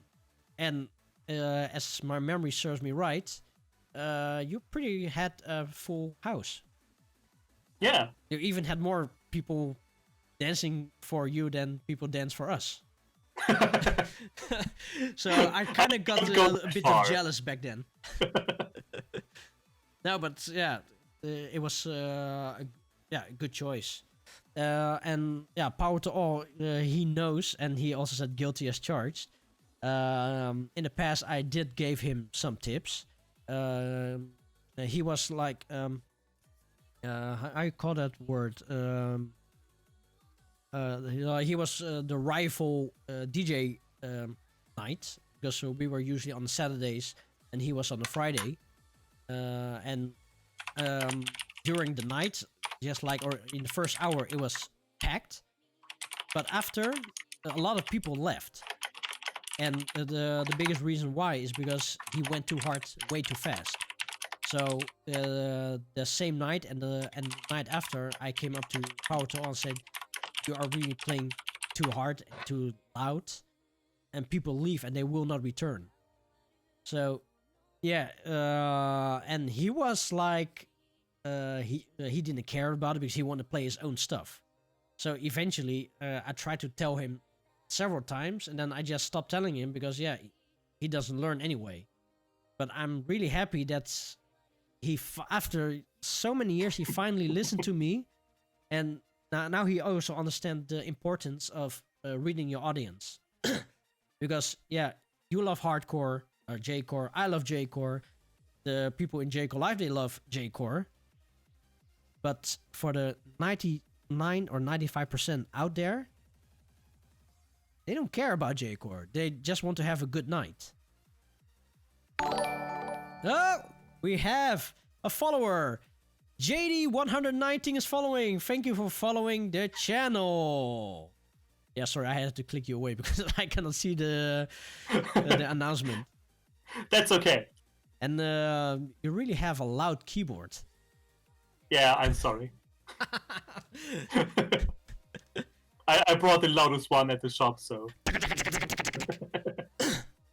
Yeah, Harley, as a congoer, I think that you would really like our set in the past, because in the past we played a lot of J-core. But it's maybe also a good thing for you to go to Dokumi once, because the J night or the J rave night, it's I've been there once, and yeah, it's pretty good actually. The DJs are giving a good set. They always have nice artists there, because you had a Corske there, you had a Sharpnel there. Last year, or at least for this year, you got like house artists planned, I think. For this year, we do have some artist plans which are still unannounced. Or was last year some house artist? Last year we had Natsukata Yakata. I always get his name wrong. It's the guy who produces Capsule and Perfume and Kyari Bamyu Bamyu. Oh. So we had him over, and we had Diyama, Yasutaka Nakata. That's his name. Oh, thanks, Jackson and Shizakular. Yeah, and we had Tako Inoue and Diyama from Mogra as well. Oh, so sorry. Holy hell. Okay, I didn't expect this. Oh, sorry, I was just looking at my Twitch, but we've been live for like this is the third show, and wait, okay, guys, I really need to share this with you, because this is actually an achievement that I didn't expect this fast. Are we affiliated? We are affiliated. Like, nice. It's the fucking third show and shit. Affiliated. Oh, I didn't even realize this, but guys, really, thank you very much. Holy shit. Okay, you know, with Warp Zone Live, it took me like 1.5 years to get into affiliate status, and this is only like 3 shows. Damn. Congratulations. Thanks. Now I'm not going to cry on screen, but no, seriously, guys, thank you very much. Oh, damn. More clicky. Damn, yeah, I'm speechless. Yeah, it's really awesome that you guys are in the show. Yeah, I already stated this a few times. So, yeah, it's a good choice for me to do this. Like I said already a few shows ago, I really wanted to do this already so long. So, yeah. Yeah, should we go over to the next picture, or should we go to the next track? I am fine either way. No. It's I leave the decision to you. I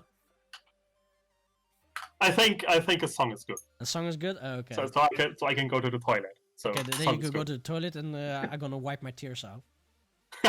Yeah, good plan. Okay. The next track is really. I have like my second screen over there. But the text is just like a bit too small for me to read.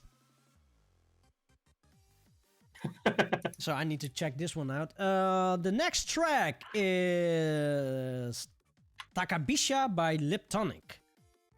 Yeah. Tonic. I suddenly want to drink some Lipton Tonic. It's a fancy one, so. Okay, I'm really excited for this one. So, yeah, the Takabisha with Lip Tonic. Lip Tonic with Takabisha.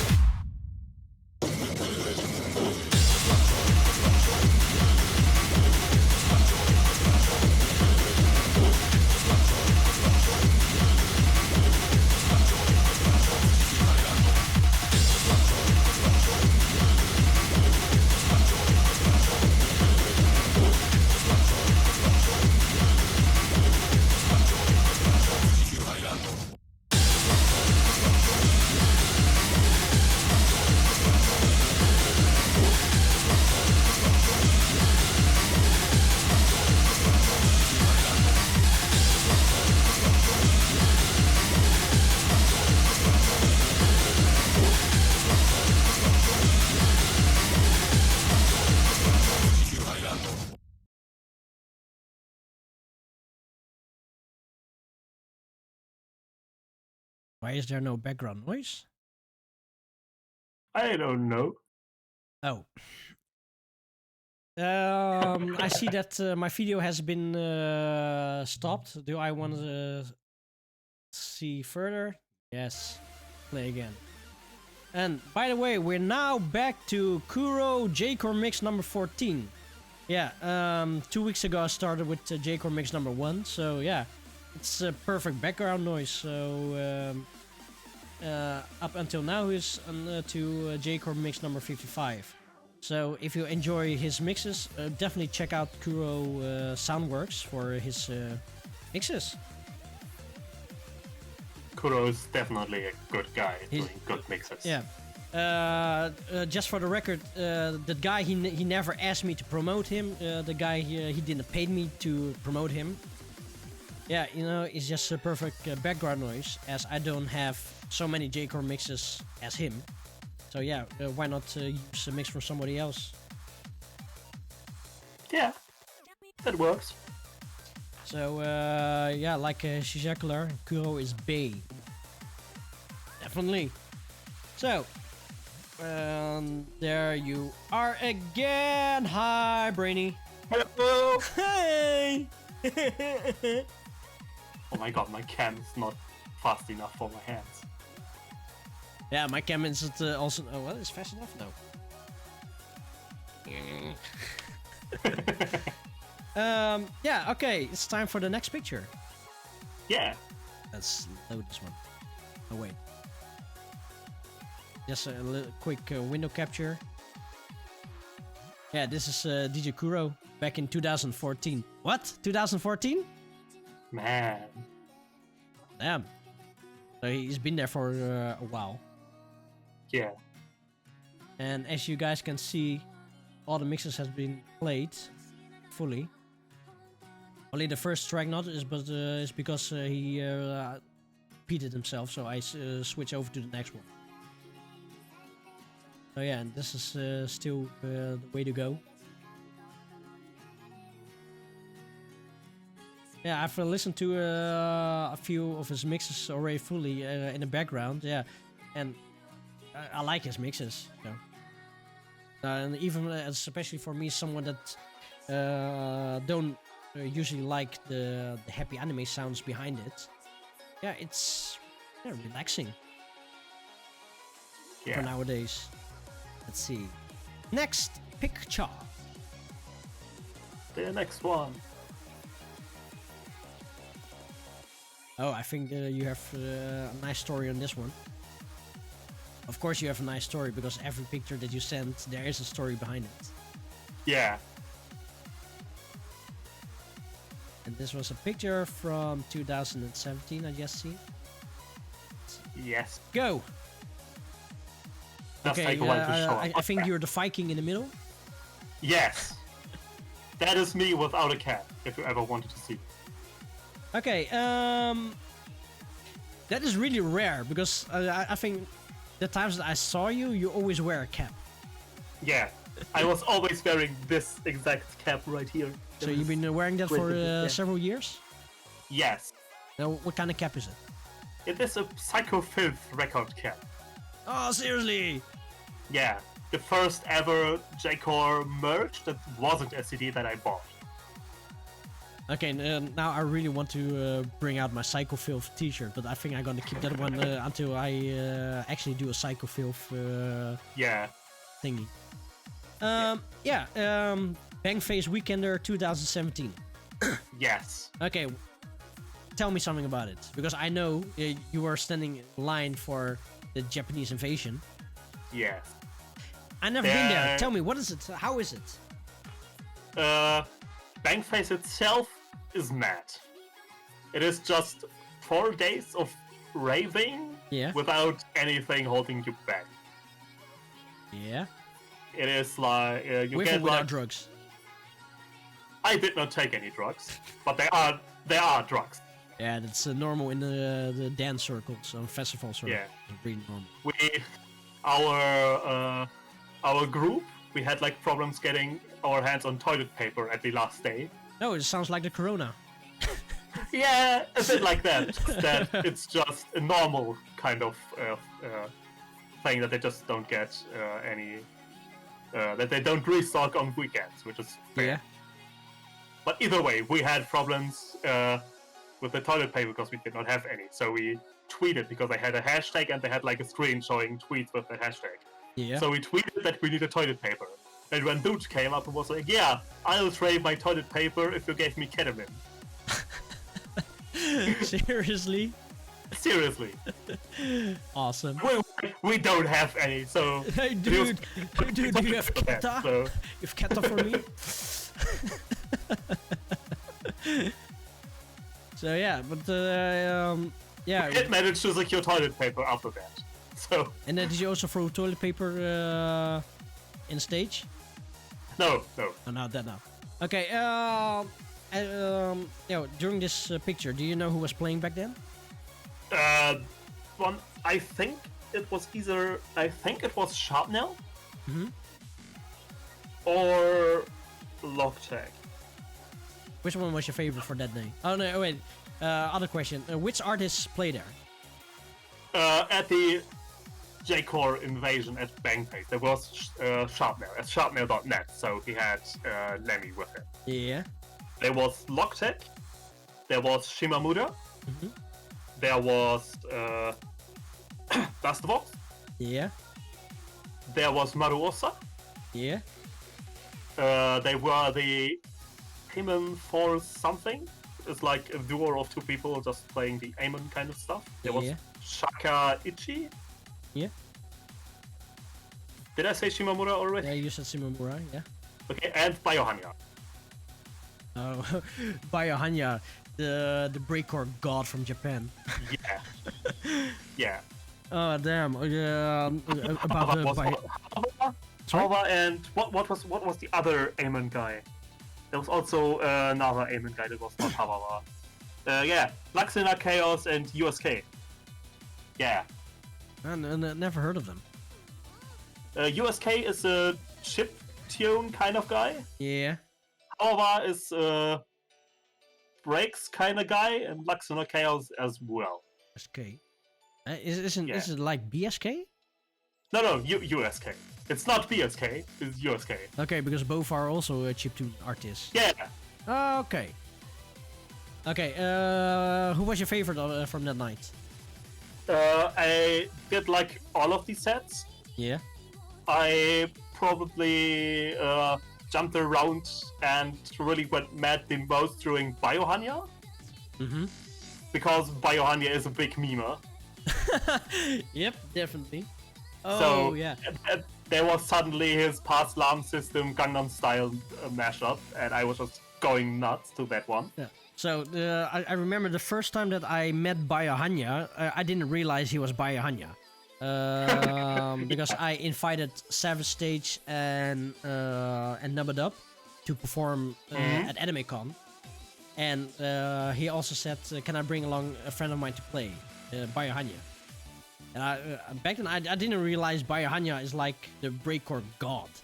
Yeah. So he said his real name, and then I think okay he can play, sure, why not? Japan Invasion set. So first was Nubadub played first, and then was Savage States, and then was Biohanya. I remember that when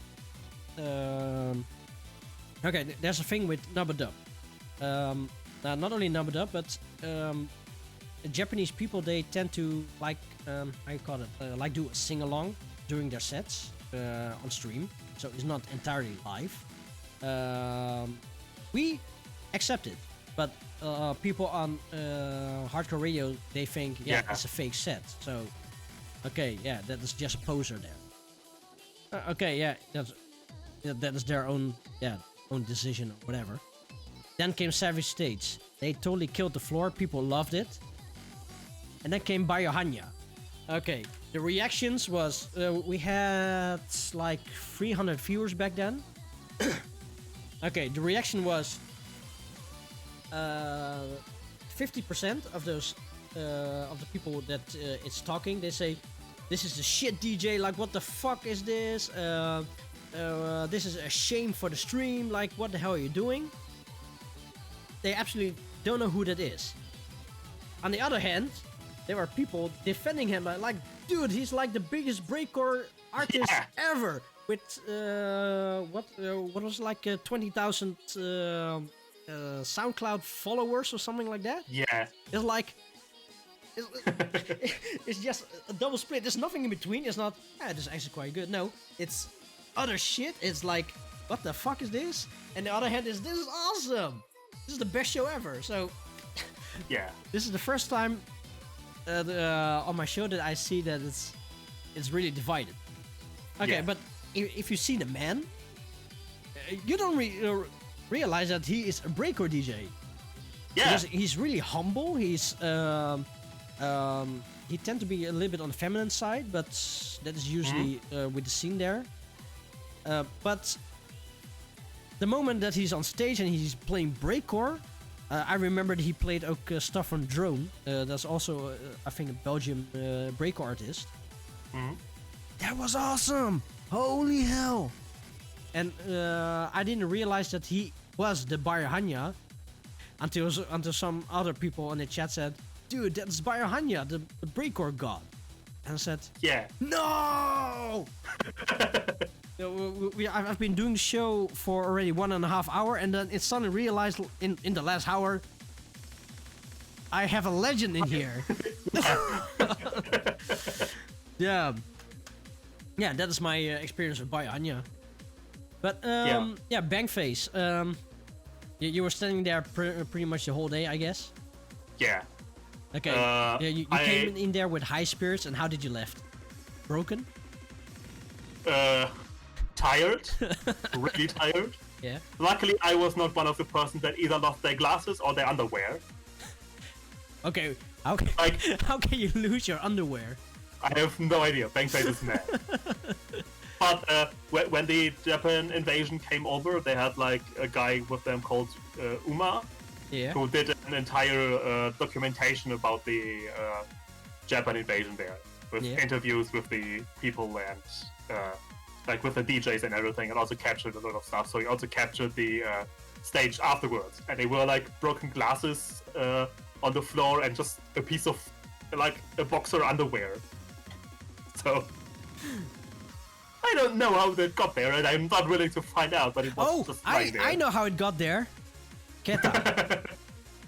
No, because okay, this is a true story. It's something that I say that I saw at a party happening. There was I think which party was it? Like Masters of Hardcore. Back in the Hemkade.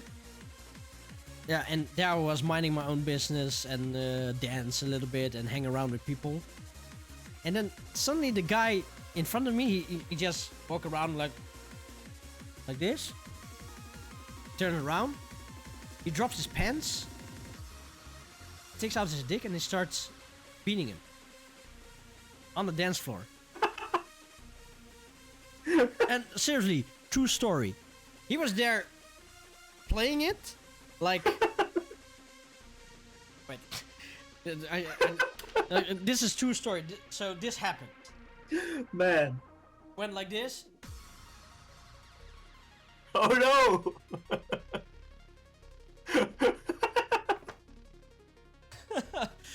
And oh. Okay, and then Man. Oh, and then yeah. I was in the back of him, and he was turning around, and we all suddenly is like a pit circle. So he was there alone, and he was jerking. Yeah, because nobody wants to get jizz over him or her. Yeah. Like. Yeah. So yeah, now you say tell the story about the underwear. Yeah, that's the only thing what I can think of. Like. Or you don't have a shirt anymore and you want to do the helicopter. Yeah, true. So yeah, then you just go full commando and woo!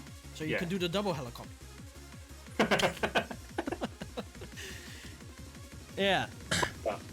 Let's the to go back to the invasion.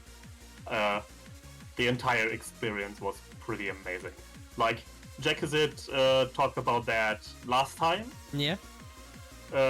Because that was shortly after Sharpnel announced that he was going to stop with IRL live gigs and started moving to more VR related yeah, stuff. that was back then in 2017. Yeah, I remember that he said that he's gonna stop live shows.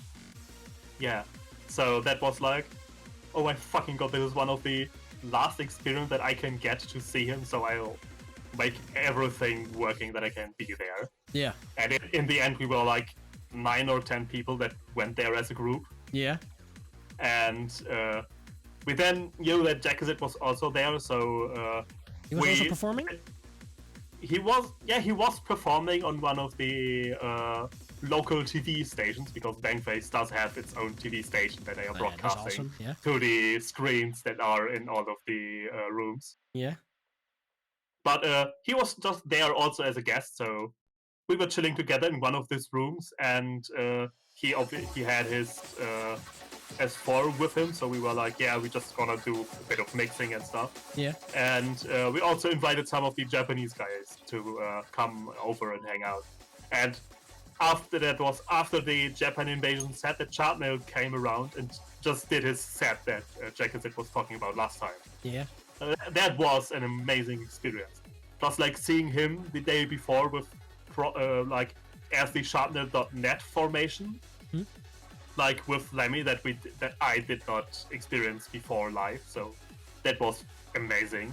Yeah. And then afterwards, him just not playing his usual Sharpnail tunes, but just random early hardcore stuff. Wait.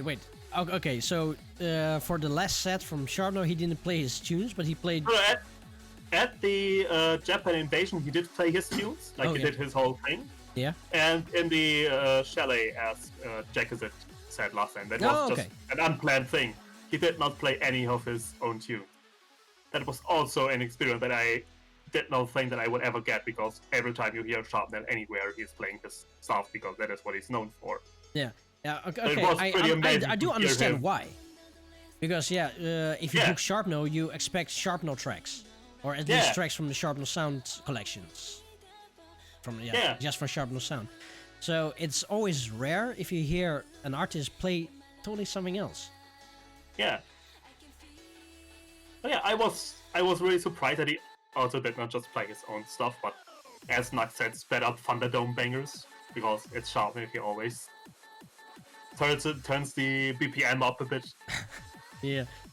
Okay, but this is how Sharpnail started as well, by the Dutch hardcore scene.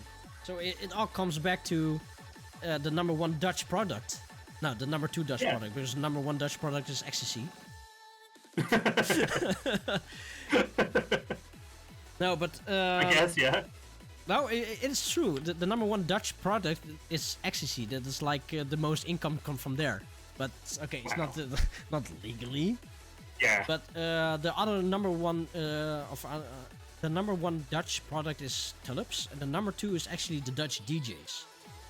Because they make a lot of money for I don't know if it's for the Netherlands, but they always state that that is the number two import of the Netherlands, the DJs. So, because hardcore here in the Netherlands, it spread over to Germany and Belgium, and somehow Japan picked it up, and Sharpnail was like in there. It's like how we all came across J-Core. Yeah. So yeah, like you and me, we play J-Core because it's not our stuff. Even during my gigs, I would say the last few years I don't use that many J-Core anymore. But every time if I play it, nobody knows it. And here in this country, everybody knows all the Western tracks. But the moment that I play Japanese tracks, no, I say, what the hell is this for track? We never heard it. And the same with Japan, you know. And if Sharpnail gets booked for Bangface, yeah, you expect him to play his bangers. Yeah. But if you play, it was an amazing experience. So. But yeah, but like if you play the old Thunderdome tracks at Bangface, people don't expect it, and they say, "Yeah, I came here for a Sharpnail set." Yeah. So I know the disappointment in that. So Shizakular, Ecstasy and hardcore aren't related because Ecstasy is also used at salsa parties bachata parties, house festivals. There they use it quite a lot as well. Techno parties. So it's definitely not hardcore related. Oh, Jackson, and he doesn't need to play Thunderdome stuff because there are other DJs that will do it.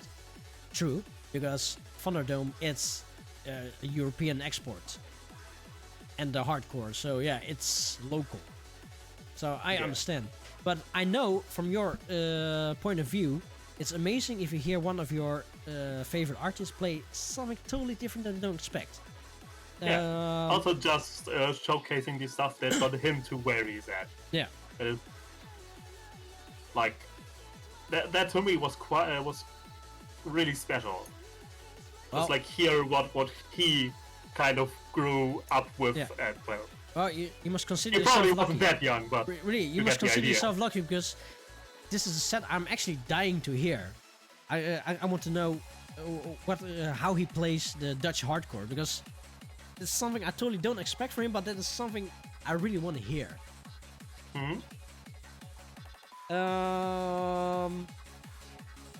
Yeah, should we go over to the next picture? Yeah. Still one from Bangface. Oh, and yeah. Nux will love that one. Oh, the next one then. Yeah. The next Bangface one. Ladies and gentlemen, this next picture goes out to Nux. Sampling is God, copyrighted joke. Yeah, as I kind of said earlier, Yeah. there was this guy called Yuma who did the documentation, and Who do you have? Cupcake Cora is now following. Thank you for following the channel. Also, thank you for viewing J-Core Live. Glad to have you on board. Yeah, have fun with the show. Okay, sorry. Let's go back to the interview. That's okay. Yeah. So he did a documentation, so he was interviewing a bunch of people, and Nux and I woke up early on the day of Japan invasion, and Nux got a message from Dustbox, I think. Yeah. Who was like, yeah, we are doing a sound check right now. Wanna come over and talk a bit? So we went over, and we just stumbled into this guy with his camera. Yeah. And he just came up and asked us a bunch of questions. And Nux was mainly talking. Yeah. And he asked, he asked us why are we into J-Core and all this kind of stuff, and why are we there for the Japan invasion? And Nux was doing the main talking, so I was just standing there trying to look not as awkward as I probably look. Not as awkward, yeah. Well, yeah, Nux was trying to explain that it's just different to what we have, and that is a lot of sampling. And this sampling is God copyrighted joke is the slogan from Ontemba Stare Records, and more specifically Lolipo and Lolikma. Yeah. So I just threw that one out because that is like one of the base principles of why I am more into the J-Core kind of stuff, because there is a lot of crazy sampling and a lot of we are just doing this because we want to do it. Yeah. And we are just throwing together a lot of things and just create something. Like at least with the more Western, like European hardcore that I heard, it's kind of lost. That there aren't a lot of remixes of just things that people found funny or that people just have a connection with. Yeah. Like there are like the what I also think is kind of died down now, like the Millennium kind of stuff, where like Evil Activities remix like a lot of the pop songs and everything. Yeah. So that was kind of a thing, but that also kind of died down. And recently it was like that Speed Freak brought it back with like his gutter disco kind of things. Just the we are taking something from pop media and just doing a thing with it. Yeah. And that is like one of the things that is just constantly happening in the J-Core area. Yeah. So there's one simple thing sentence is one of the things. Yeah, also, when we said that and the documentary came out, that one became kind of a meme on the Japanese community for some time, because they also probably didn't expect that exact phrase to be just randomly said in this interview. Well, that was also kind of fun. Oh, and Nuxie said don't interview him at 9 a.m. at the rave. Yeah, it was 9 a.m. It was really early. Yeah. No, but that's what I do know about the J-core, and compared to the Dutch hardcore, or the Western hardcore, we tend to stay for some kind of level for a longer time. But the Japanese, they keep evolving. So yeah, if they want to get more of the Western audience, because yeah, there are more Westerners nowadays listening to J-core, especially Americans. So then they try to get the Western music into their own music. Oh, you have a link with English subtitles.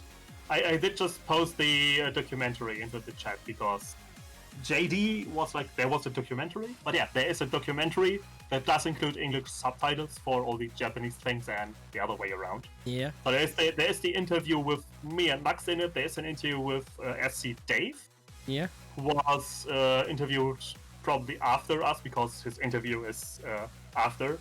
And he also did a pretty good bit on trying to explain the differences between like the J-core kind of side and the European kind of hardcore side. We are like the Japanese are more melodic while still being quite hard, and in the European Western kind of hardcore scene, it's more of we are always hard, and like really hard with do they less melodic elements. do they also talk about but do they also talk about the Italian hardcore, because the Italian hardcore is melodic? They were talking more about the UK kind of style. Oh, okay. So while they are still in Italia and all those kind of things, they are still like melodic hardcore stuff. It was just more of a, we are here in Britain, so we are talking about local scene versus Japanese. Okay. So to the viewers and listeners out there, I want to say Brainshit, but I always call you Brainy. He just posted a link to what's it called again? The Bangface. It is the Bangface Weekender 2017 Japan Invasion documentary. It's a 29-minute documentary, so I'm not gonna play it right now, but definitely check it out. I would check it out as well. So check it out. Highly recommend it. It was a really fun ride to go back to. Go back to the event and also hear like what the DJs thought about the experience of playing there. Yeah, that's always good to hear, because it's mostly information that you don't hear that often. Oh, by the way, you and me we spoken like 3 hours ago about that how Nux always looks good on picture. Yeah. Because you try to sabotage him into making pictures that he doesn't look good on it, but every picture is, because you also said it, but every picture that I see him in is always smiling. It's like and even if you see the guy live, he's always smiling, like even in just a random screenshot of a live video. Okay, then again, you can also say he's enjoying life. He is. He's enjoying J-core, because J-core is live. I know it's cheesy. That's why I call myself King Cheese now. Yeah, you're Queen Muscle. Yeah, you want to show your muscles here on the camera? Okay. Yeah, she has muscles I don't have. I don't have them either, so... I've got negative muscles. Okay, let's go on to the next picture. Yeah. The muscle woman. Jackson just call you muscle woman.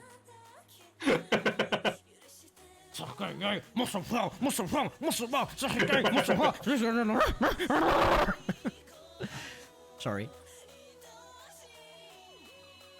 Okay, this is a huge picture. Yeah. It is a big one. I need to resize it. Yeah. Okay. What is happening here? That is me stage diving at the end of the Comi 2018. That's a stage dive. That is a stage dive with all the people that are left in the crowd. There was the only like 20 people left at that time of day. And which year was it? I didn't see it. That is 2018. 2018. Okay. 2018, only 2 years ago. Yeah.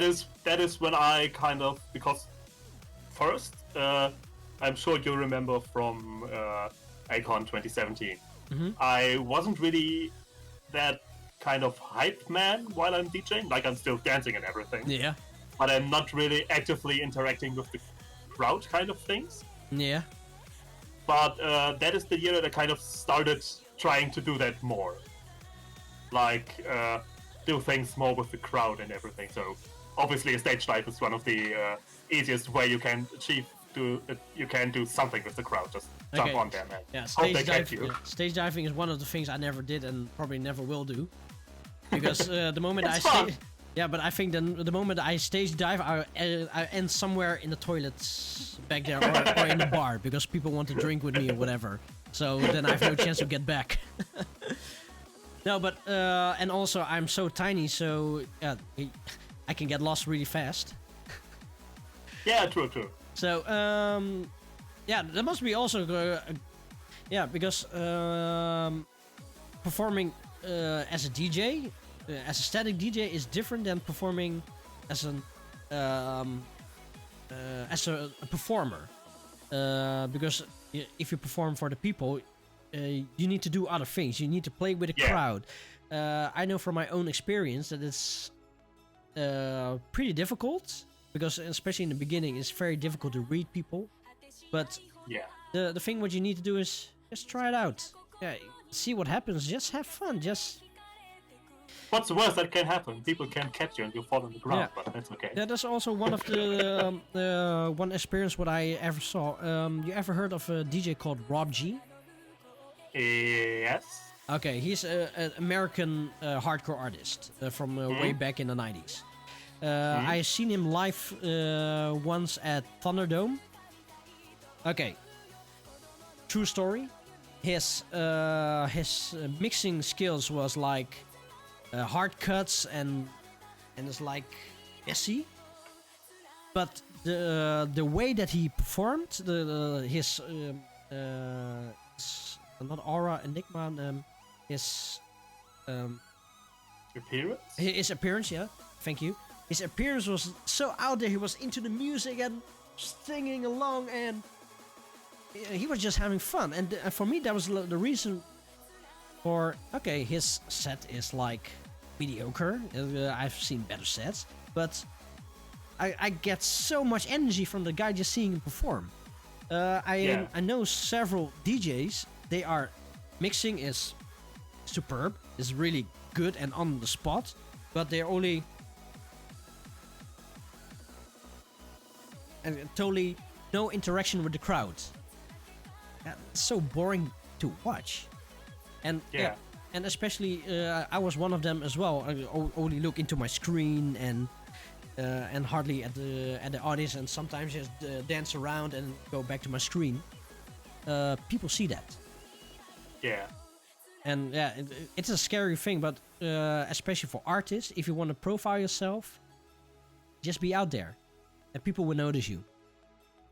Like, sometimes when I'm bored, I do just watch random YouTube videos about DJing, like sometimes even beginner tips, just because it's good to just hear what other people are saying. Yeah. And one of the tips that really stuck with me as just a basic tip for everyone who wants to get into DJing, one of the most important parts is not if you're actually technically skilled, it's more that you enjoy your music. Like, if you're dancing to the music, people will dance to you.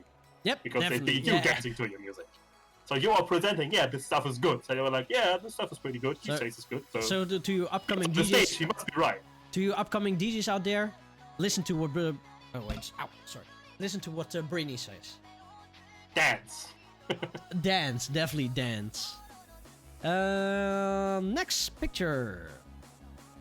Let's see. Properties, browse.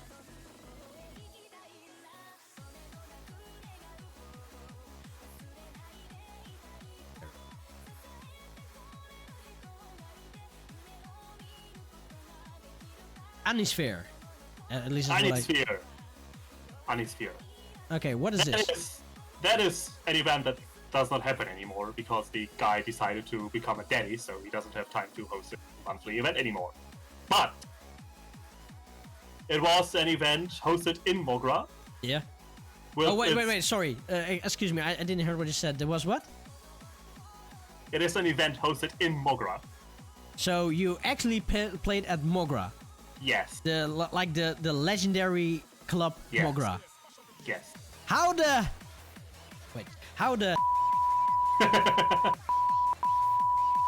how the hell did you actually able to play there? Well, let me first explain what Anysphere is, and then I can go back to how I ended up playing it. Yeah, okay, yeah. Anysphere was an event that was created to try to bring the Western audience Yeah. and the Japanese audience closer together in Mogra. Yeah. So they actively sought out more foreign DJs to play there when they are in Tokyo. Yeah. Or generally in Japan, and FB Beats come to Tokyo. So one of my friends did move to Japan, Yeah. and he is a regular at Mogra. So I just asked him, yeah, I'm coming over in 2018. Can you just introduce me to some people and be like, yeah, this guy's a DJ, you should let him play. And I gave him a mix, or yeah, probably probably just my SoundCloud link, but like, yeah, here, there's a bunch of stuff I can listen. And yeah, then I got a message from the guy who was organizing this, being like, yeah, you can totally play. Because I am a foreigner, obviously. Mm-hmm. And that was the target audience, to bring foreigners into Mogra and show the and have them connect with the Japanese audience. So yeah, that is. I'm impressed. Yeah. Damn. Okay, but Mogra, they usually play like more into the Ani hardcore remixes, right? Yeah, the anime kind of stuff. Anysphere itself was a pretty special event because usually you have like more fixed between original anime song, like unremixed and remixed. Yeah. And Anysphere was kind of a mix of both. Okay. So you had like DJs playing the originals for like their 40-minute set, and people play remixes and something in between. And So- okay, but the most important question: what did you play? I did play a mix of original anime song and remixes. Because I did hear before that pretty much all the regulars at Anysphere are playing original anime song. So I wanted to challenge myself and try to create a set using those. And still throw in some tidbits that were just me presenting myself. Yeah. So out there came a mix of both of those worlds. Which I did not perform as well as I hoped I would, but Hey, a bit of the nerves, a bit of the layout of Mogra itself. So, because I'm not used to having the mixer in the middle, Yeah. then turntables, which I'm not going to use, and then the CDJ. So it was like a bit of running around to get from place A to place B. yeah, okay. You're quite tall and you have longer limbs than me. If I was there, that was probably like I really need to jump to the other side. Yeah, maybe you would even need to jump to look. Hey, out. but there's one truth to be told here. You played in Japan. True. You played Played in at Japan. Mogra. Like Right. you played like 3 times in Mogra. No, I did not play 3 times in Mogra. I played in Japan thrice. I played 1 time at Mogra.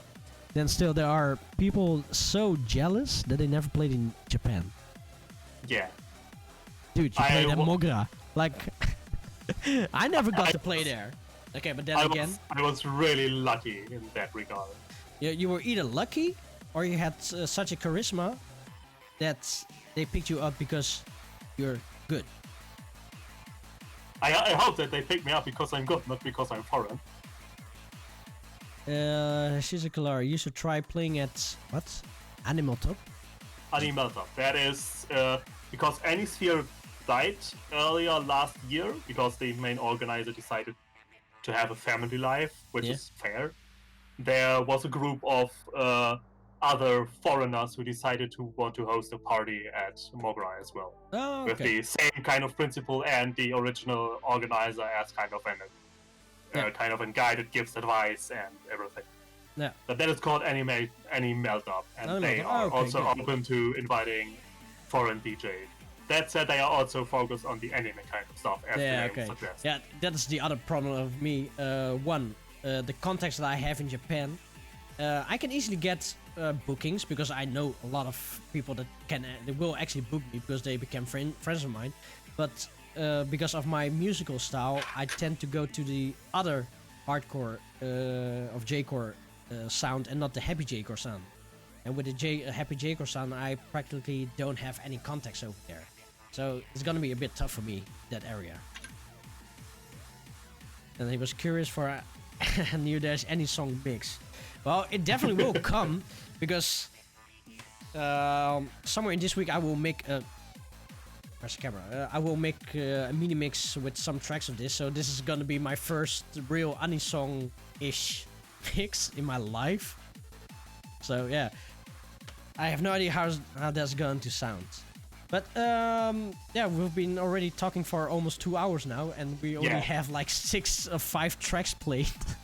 We played 5 including the intro, yeah. 5 including the intro, so I think we need to play some more tracks. Yeah. I was planning to stop like in 20 minutes, but that ain't happening. Probably not. That definitely ain't happening. It's way too much fun. So let's go over to the next track. It's called Papa Techno and done by Dustbox. Yeah, but why is Dustbox with 4 axes? Because Dustbox is actually with only 3 axes, right? Or is always 4 axes? Dustbox was always with 4 axes. He did change his name to Dustbox with only 2 axes. And like a V instead of the B. Oh, that's probably where I see the change there. Because yeah, I never saw this. Yeah, I saw this CD. I only look in the back and I just put it back in my case. But yeah, okay. Papa Techno by Dustbox.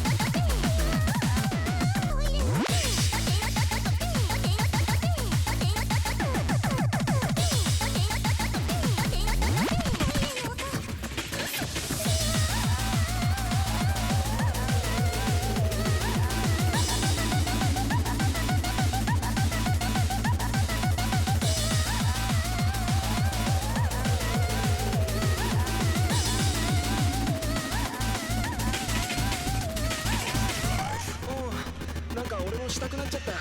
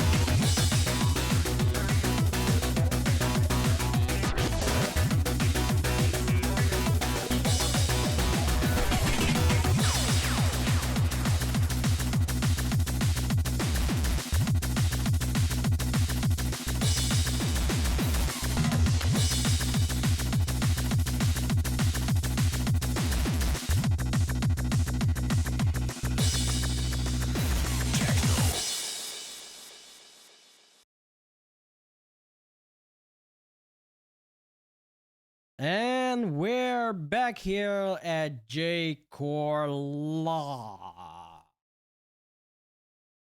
Let's... Hello! There. Capture. Why is the sound off again? Oh, we've been talking way too long, I guess. Yeah, of course. Oh no! So eventually we're on Kuro J-Core mix number 16. So yeah, that means we've been talking for at least 40 minutes because we were halfway J-Core mix 15, and now we're already halfway J-Core mix 16. So we've been talking way too long. Yeah. Yeah, but talking is fun though. It's fun. No, but it's especially nice because the stories what I'm trying to get here is. I can tell my own stories, but people are also interested to hear stories from other people, like such as Boris. Like, how did he? How he was my link into J. And then last week we had Jackazit. He told about his side of his story about the J-Core world, and you are known in the J-Core world as Brainshit. You are a public figure among us all. Yeah. Yeah, no, it is true. Like, yeah, I'm a public figure as well. People do know me. True, okay, true. Maybe they don't like my mixes, but yeah, that's mostly because of a different kind of music taste. Yeah, I play the more harder stuff, and they prefer the stuff like what you play. So yeah. But people are also interested in hearing your stories, and that's what I'm also interested in. Should we go to the next picture? Sure. I like pictures.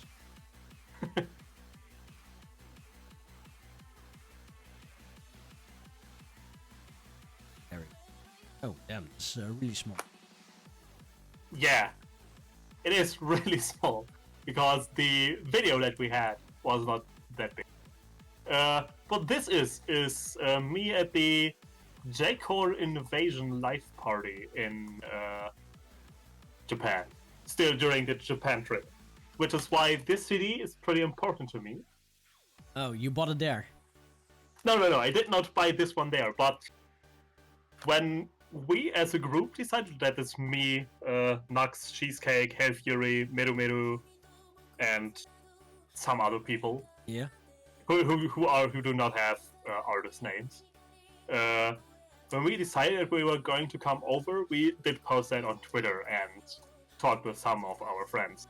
And the very nice people from Lolistyle Gabbers were like, when you're coming over, why don't we do a party? So we were like, hell yeah, we want to play in Japan. That's awesome. So they organized the party under the J-Core Invasion name, which is a name that I used for an online party like in 2013. Yeah. And they also decided to bring out a CD for that party, where some of the people who played there... Wait, keep it up. I'm going to extend your screen. I can just move it down a bit. Yeah, it's a bit hard to see because it also still seared. Wait, because I got let me take out the picture first. Okay, go down a little bit. Yeah, there. Okay. Okay, this one.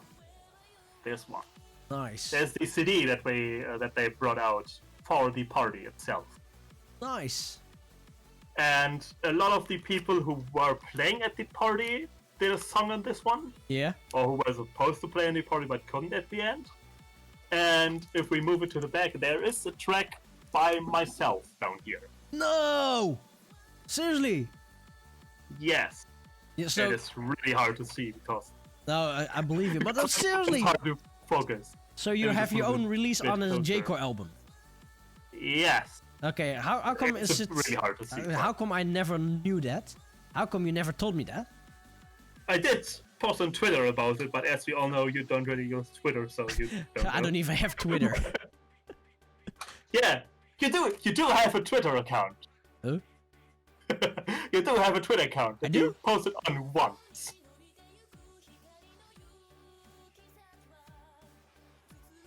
I do? Yes. I did, because I did like a tweet on Twitter about me being on here, I just decided to like type in Neodash Zerox, and there was Twitter account called Neodash Zerox with a tweet that was very much you. I don't even know that I have Twitter.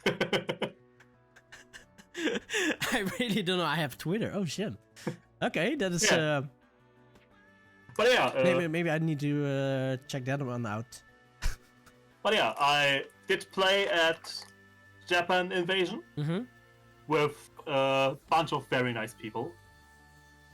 We had me, we had Jimena, who is from Spain. Yeah. That is the guy right next to me. We did back-to-back there. Yeah. We had Cheesecake and Hell Fury, who did a back-to-back. Yeah. We had Nux, who did a set on his own. He did like more of a funk-out kind of deal. Oh, awesome. Yeah. We had Logtech. We had obviously Lolistyle Gabbers. We had the Miso Nikomi Records crew. We had a Pencil. And we had a surprise appearance from DJ Sharpnel. A surprise appearance. Surprise appearance. He did a special surprise IRL set, like a normal Sharpnel appearance. Even though he was already in retirement. Yeah, even though he was in retirement. You know, that's actually one of the biggest honors that you can get. Yes. Damn. Nice. Like, no one even asked him. They showed us the text afterwards when we announced the party. That he just messaged one of the guys and was like, yeah, I want to play because these guys invited me to Germany so I could experience Germany. Yeah. And he was like, I want to do them an honor and just play a set for them during, which he did, which was awesome. It's like a Thunderdome set or a Sharpnel set? A normal Sharpnel. Okay. Otherwise, I would hate you and I would just cut off the stream if you said that he would play other kind of music. No, he did play a normal Sharpnel set. Oh, that was amazing. But it was a surprise set, so it was not even on the flyer. It was like it was not on the flyer, not anywhere. He just showed up out of the blue. Out of the blue. He just showed up. He just showed up on stage and started playing. He just played. Yeah. And nobody of the organization knew that. No, the Japanese organization knew. No one of the foreigners knew. Oh, he just yeah. Up, he was like, yeah, I'm playing. Damn. Yeah, that is really cool, man. Yeah. But so okay, so I can only imagine that it's a surprise that one of your heroes just show up on stage from, hey, I'm here, I'm gonna play. Yeah. Like he didn't even say anything. He just walked like up and tried to press play. Damn. Yeah. Okay. I would. How my reaction would be is like my reaction right now is like, what? What? Is it true? Yeah, it was really, really weird and really, really But fun. how was your reaction from the crowd when he just came there? Like, we played at Music Cafe Sabako, which is really small. Mm-hmm. Like, I think 20 people maximum. Oh, damn, small. Given that we were 15 DJs, they were not much of a crowd. If I was to count the DJs. Okay, but the crowd, they went wild because Sharpnel just suddenly stood there. We went wild. It was amazing. Damn, that's awesome. Yeah. And it got live streamed, right? It got live streamed. The stream VOD for that is not up anymore, but it was live streamed. I'm sure someone somewhere did a recording. And yeah, would it? You had a lot of viewers back then or not? I did not check the viewer times. I was just too in the moment there. Yeah. Because it was like a lot of people that I before that never imagined us seeing live anywhere. Let's just say are playing awesome sets. Oh yeah, I do. Oh fuck, I forgot. We also had Liam Maps, who probably no one of you know because nope, never heard of him. They are a DJ duo. Yeah. But also they are an artist duo, like drawing. Oh, okay, Those guys did this drawing and the entire design of the CD. Yeah, that's awesome. As well as playing a set on the party. And the set consisted of one guy playing the set and the other guy doing a live drawing of this character. So that's cool. It was amazing.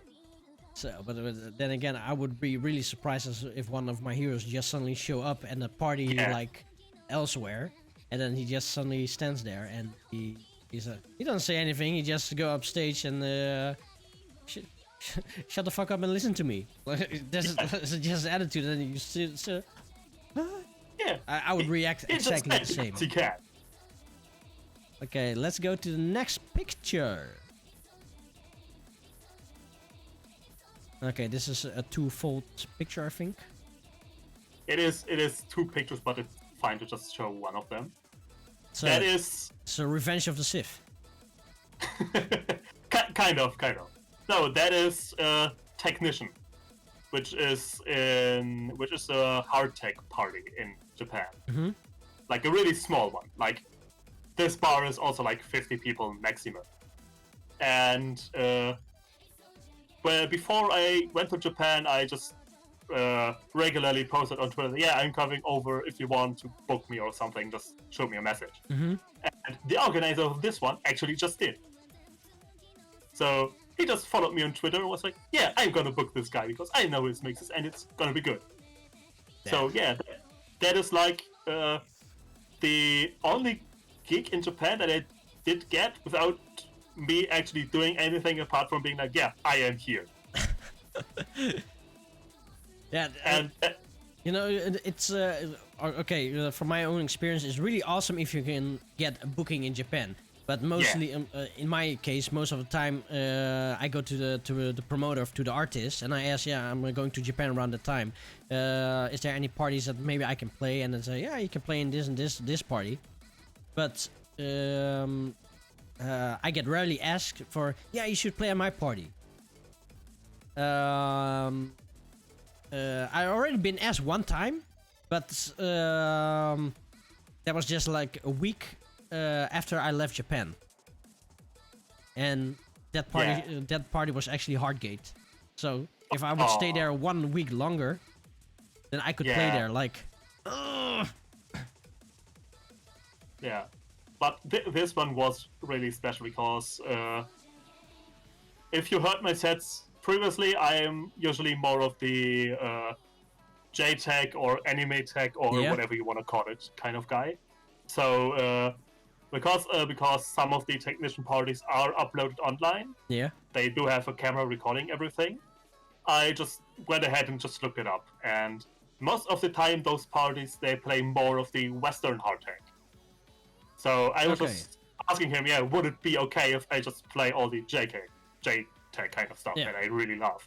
And he was like, yeah, sure, do exactly that. I really love those as well.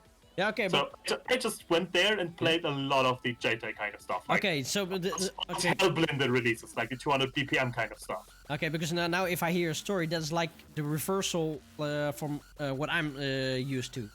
Because when I play in Japan, I usually tend to play the European stuff because all the artists there, they play the Japanese stuff. But for you, it's reversal because every Japanese artist there, they play the Western stuff.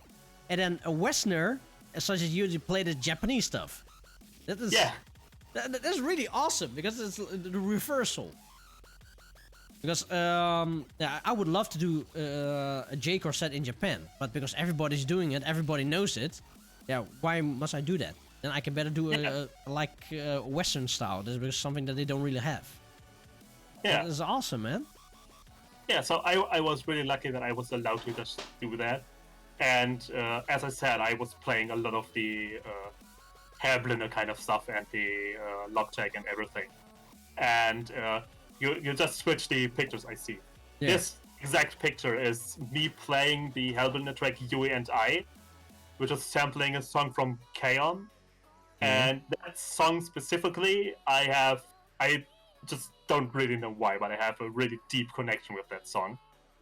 So it was really amazing to just play that there and have all the people in there, because they also know the lyrics to the original K-On! Song. They were just singing along with the lyrics and everything. It was amazing. Okay, but this is then one of the tracks, because you said you have a deep connection, and then if people are like tending to, sing along, that's a feeling. It's such a euphoric feeling that it's like, damn, There's also the moment that you said, "I made it." Yeah. This is I'm living the dream. Yeah. I had it when I had my booking in Extreme Hearts versus Happy Jack. I played a Dutch hardcore song, Always Hardcore from Body Lotion. You ever heard of it? Yeah, always hard. I do know the version that Scooter did. Okay, not the not that version, but the original version from Body Lotion. Those are the guys also behind Neophyte. Yeah. Okay, that was one track that I played there because here in the Netherlands I usually play that track because it's part of me. It's one of my favorite songs all time. Okay, but when I played this one in Japan, it also happened in Sapporo, by the way, but people were singing along. Like, what? How the hell do you know this? But just the whole crowd. Oh, it's hard. Oh, damn, that is. Oh, thank you for the tea. No, but I know your feeling because if you have a deep connection to a track and the whole crowd, or at least more than a half of the crowd, they know the track. So then the track with the deep connection has even a deeper connection. It's it's like instant memory. Is every time you hear the track, you go transport back to that moment and say, "Damn." At least that is for me the feeling, and I guess that is for you the feeling as well. Yeah, it really makes me sentimental just listening back to that track. Damn. That said, I do have some funny memories about that set. Yeah? Because first of all, that was my first time playing with CDJs that were just on those kind of uplifted kind of things, so they was just wobbling around. That was kind of funny. Yeah. But because I got new glasses, those ones, which do not have the proper thing that push them behind your ears, I was dancing, and I started to sweat because it was really hot in August in Japan. August in Japan is killing, yeah? Yeah, especially when you're in a DJ booth going hard. So I was going that hard that my glasses just kept flying from my face. so in between tracks, I would just suddenly grab my phone, turn on the flash, I was just looking on the ground, searching for my glasses. Okay, you must be happy that it's not in bang face. Yeah, true. Awesome. Oh, at that place, I would have probably lost them and would never see again. Yeah, or in pieces. Yeah. Rest in pieces. Should we go over the next track? Sure. Which one? Okay, so we're going to track number 7. Okay. I hope you can help me out with track number 7. Or maybe Jackasset can help out. It's Futakotome. Futakotome. What does it mean? Futakotome. I have no idea. I just googled it. It is a track from Bakemonogatari by the same name. Okay. Jackasset, thank you very much. So someone will probably know what that means because it is from Bakemonogatari and the track is called that. So. Bakemonogatari. Okay. Yeah. Okay, it's Bakemonogatari by Inchiki. That's a name I never heard. Inchiki.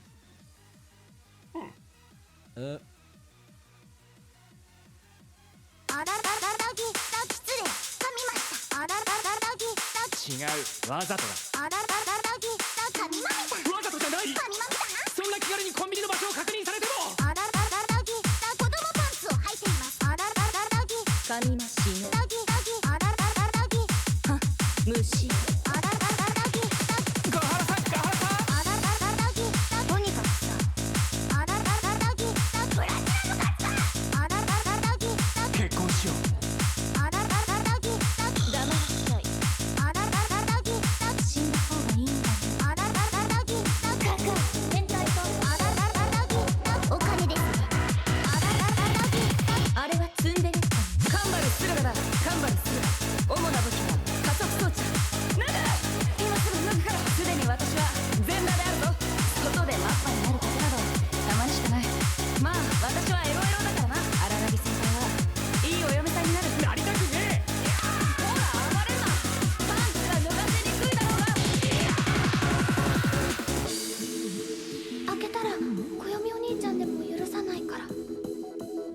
荒木君、私が守る。あなたは死なないわ。私が守るわ。お前は何でも知ってるな。何でもは知らないわよ。知ってることだけ。私の名を呼ぶごとに寺が一つずつ減っていくシステムなのでした。今回は荒木君に私のお願いを聞いてもらう。嘘がつくかもしれない。約束は守り、怪奇と対決することで自分の過去を決立する。私は前に進む。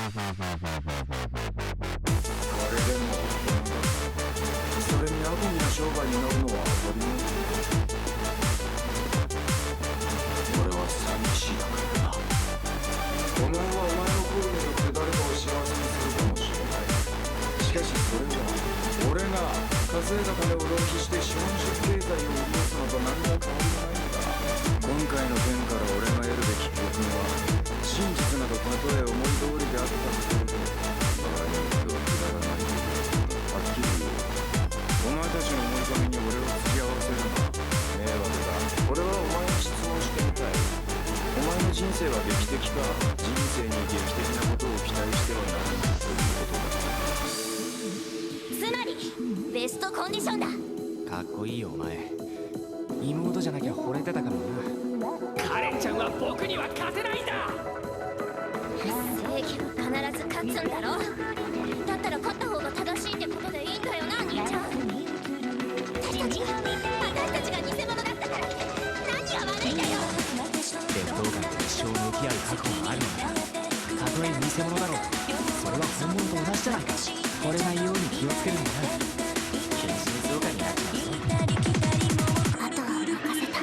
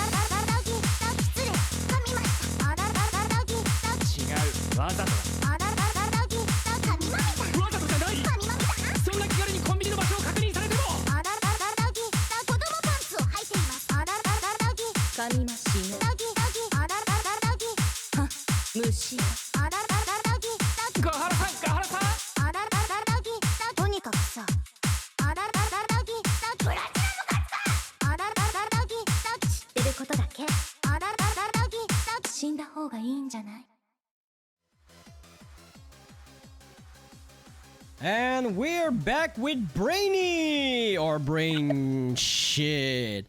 Just a quick shout out to Jack Zid, Rotap, Echo One Echo, Nonna Jutsu, Shizukular, Thumbsy Aerostomp, Cheesecake.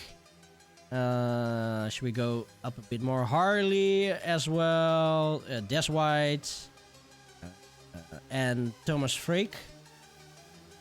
And Power to All is also still here. Rotap is also still here. Really awesome you guys are still here in the show. Yeah, we became an affiliate like a few hours ago. Once again, thank you very much for helping the channel out. And yeah, it's really awesome. I really didn't expect it to let it grow so fast. So yeah, I cannot say anything much about it anymore. Except that I'm really happy. Brainy. Here. Next picture. Yes. Okay, stage diving. Yes. 2.0. But more people. Yeah, there's definitely more than 8 people. Yeah. Yeah, that is also near the end of Dokomi 2019, so last year. But there's a lot more people left, so Dokomi constantly grew. The people who enjoy this kind of music constantly grew. Yeah. So yeah, good times ahead. And then and every year you get more fans and more fans and more fans. Yeah. And performing in Japan also helps. Yeah, as we will see on the next picture, I always try to up my game in terms of performing on stage and not only mixing on stage. So should we go to the next picture then? Yeah.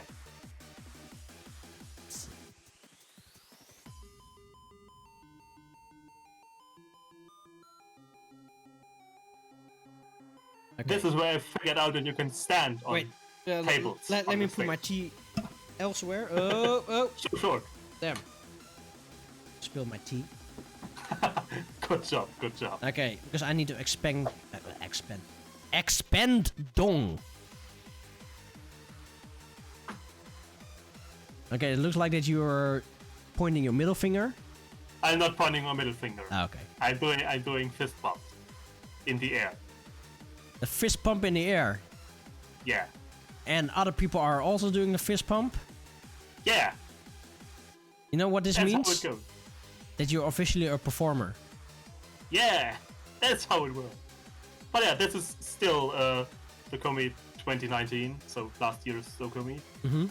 I was also the last DJ this time. Yeah. I did not decide to end with speedcore because those times are behind me. Yeah, I know that feeling as well. Back in the past, I played speedcore sometimes as well, but nowadays, I don't feel like doing speedcore anymore for the shows. Yeah. Yeah, okay, maybe really at the end of the end of the end. But then again, nowadays on the end, we play the 90s dance music. Yeah. But yeah, but dude, that's seriously a nice shot. Yeah. It is also just a screenshot from in the video. The video was done by Hellfury. He's pretty much he's recording pretty much all of the Dokomi parties nowadays because he's not that much of a dancer. Like sometimes he does and he really goes hard, but usually he's more content with recording videos and things Yeah, like he's that. more of the quiet type. Yeah. Also, he can go really hard.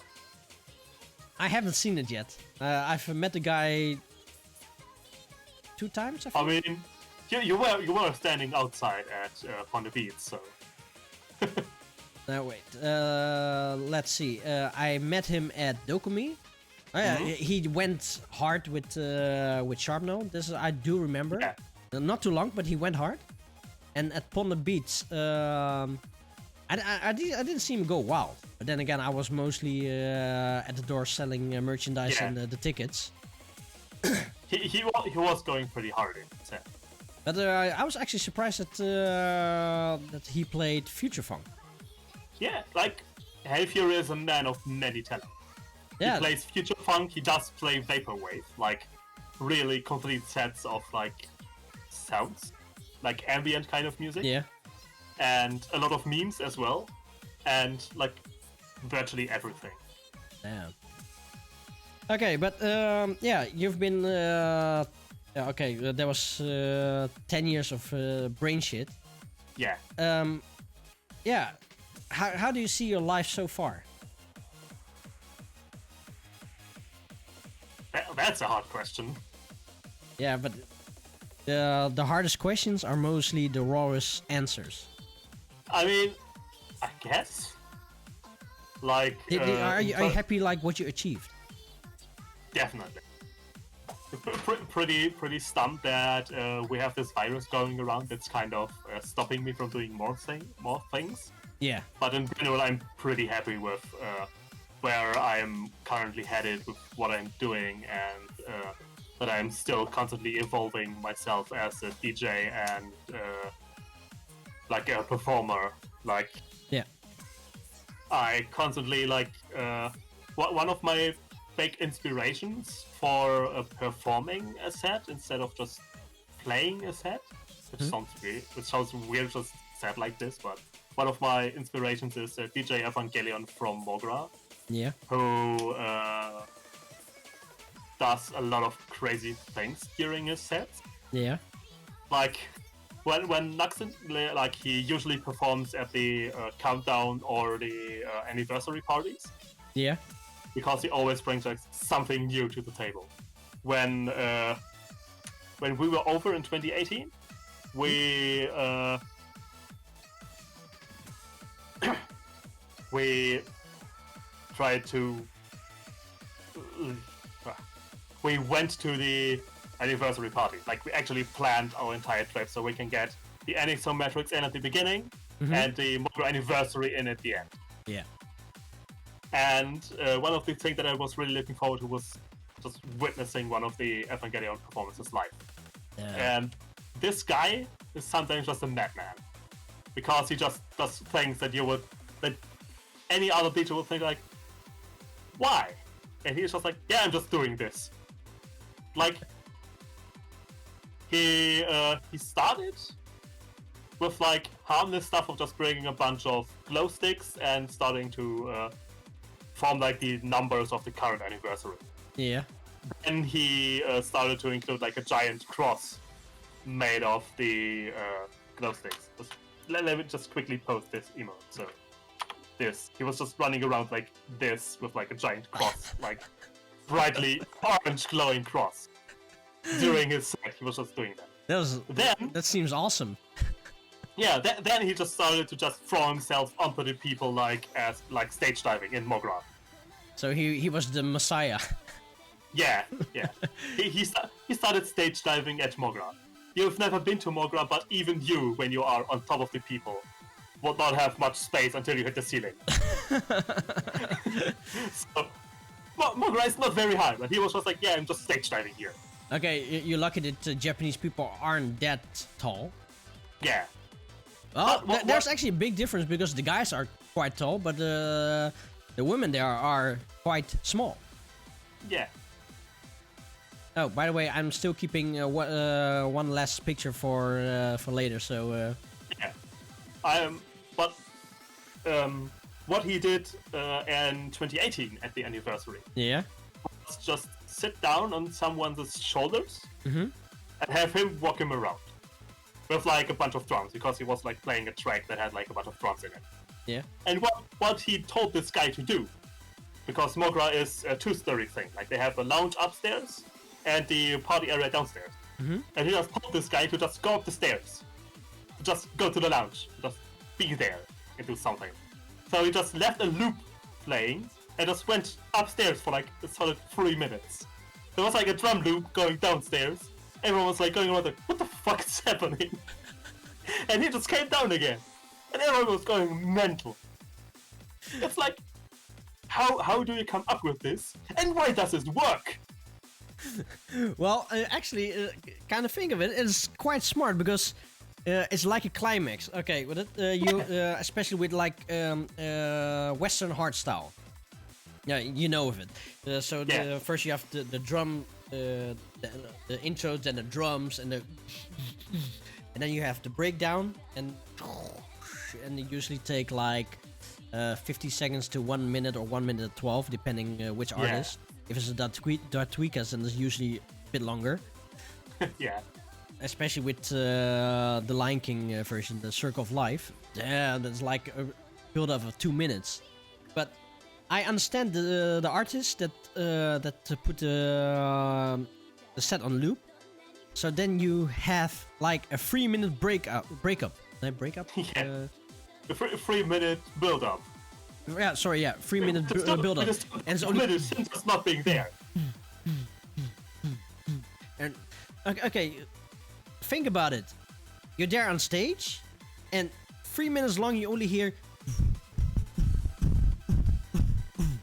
And then after 3 minutes, it goes wild. It's like, yes, finally. It's like it's like a hunger. You keep eating, but you're not full. So it's until the climax. You wait until that climax, and then when the beat goes down, everybody they get wild because at least that's the feeling what I get if I hear your story. Yeah, but what he also did was because there is a track that's pretty popular called was it Bon Bon Voyage? Yeah, it was Bon Bon Voyage. Yeah. From an anime called Aikatsu, and the entire song is like themed around ocean and like more tropical themes. So he just went, Mogra is an ocean. Yeah. And then just spent a couple of seconds explaining what he wanted to do, which was like a wave, but instead of like more like people jumping up and then jumping down again. That was like, why did no one else think of this before? Like you have the classic sit down, jump up on the drop and go nuts. Yep. But in this one, they're like, whoa! Like that was an amazing experience. Yeah, that's one thing I do know about the Japanese audience compared to the Western audience. They definitely go mental. Yes. Like here in the Western civilization, everybody... how would I say that? They're like... what's the English word of it? Van nuchter. Dutch guys, can you help me out? If you're in here. Nuchter. Sober? That's when you drink too much.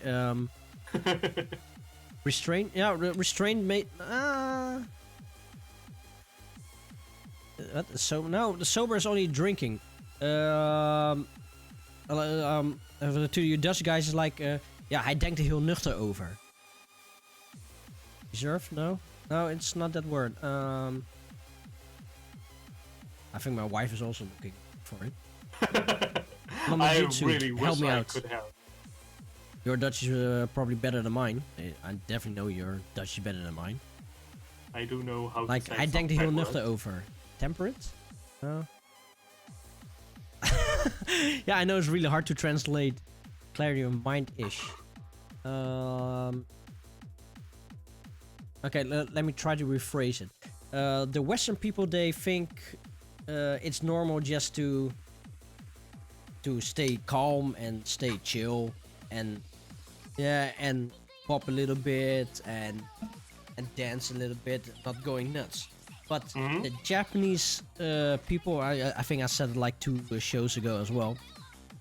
The people over there, they have a lot of stress in their life. They have stress at school, they have stress at work. When they come home, they have stress about that. They have stress about money. You know, in Japan is one of the countries with the most suicide rates. So they go to a party, and that is their okay, Dutch people, uitlaatklep. How you say that? Damn, I lost my words. Come on, Dutch people. To vent. Oh yeah. To release stress. They give everything they got just to release all the stress. You know? Yeah. And this is what I also see, like especially with you. The first time that I see you at Dokumi and I see and Sharpnut played, you went mad. You went mental. You just went hard. And this is like also with the Cheesecake. So damn, the guy he played at Warps on Empire a few months ago. Maybe he only played for 2 people back then, but he was going wild. Like he doesn't give a wait. He doesn't give. Yeah, but you know, this is what we Westerners can learn about the Japanese audience. It's like it's no shame to just go wild, to just go mental. Yeah. And that's also what I really. No shame to just let the emotions out. You're feeling. No, but that's what I also really respect about you and with Cheesecake. You don't care. You just go. You just go lusu. Like. Why should I care? I'm there to have fun. Why should you care? Yeah, indeed. No, but it's like fun. So now I'm mixing a lot of Dutch words, but it's. Yeah, why not? Just go for it. Like. Yeah. Why do you need to follow like the rules given by men? Yeah, if you want to party, just party hard or bust. Yeah. Yeah, this is what I really like about you. Should we go over to the next track? Yeah, I'm keeping the last picture for later. Sure. We can go to the next track, but I can go to the toilet. You need to make pee-pee. There's not enough pee-pee left in this movie. Okay, so the next track is Undead of Another by Dustbox.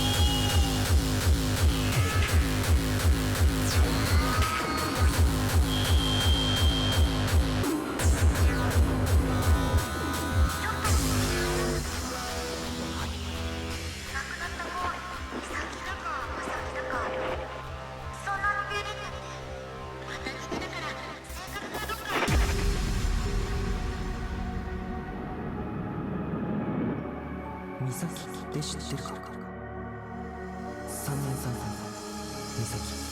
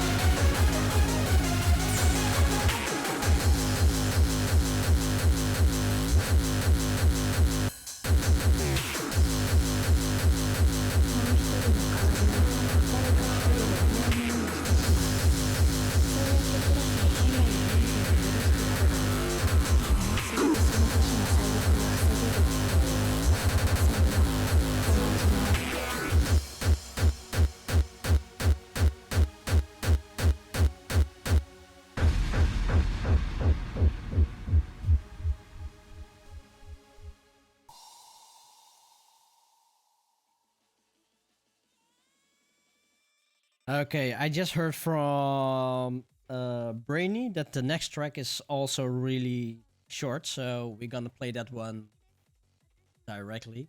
It's Horrible Narrative from Liptonic. あの場所でかつてどのようなことがあったのか。なぜ霊が出るようになったのか。それはわかりません。一つだけはっきりしているのは、私はもう二度とあの場所に行くことはない。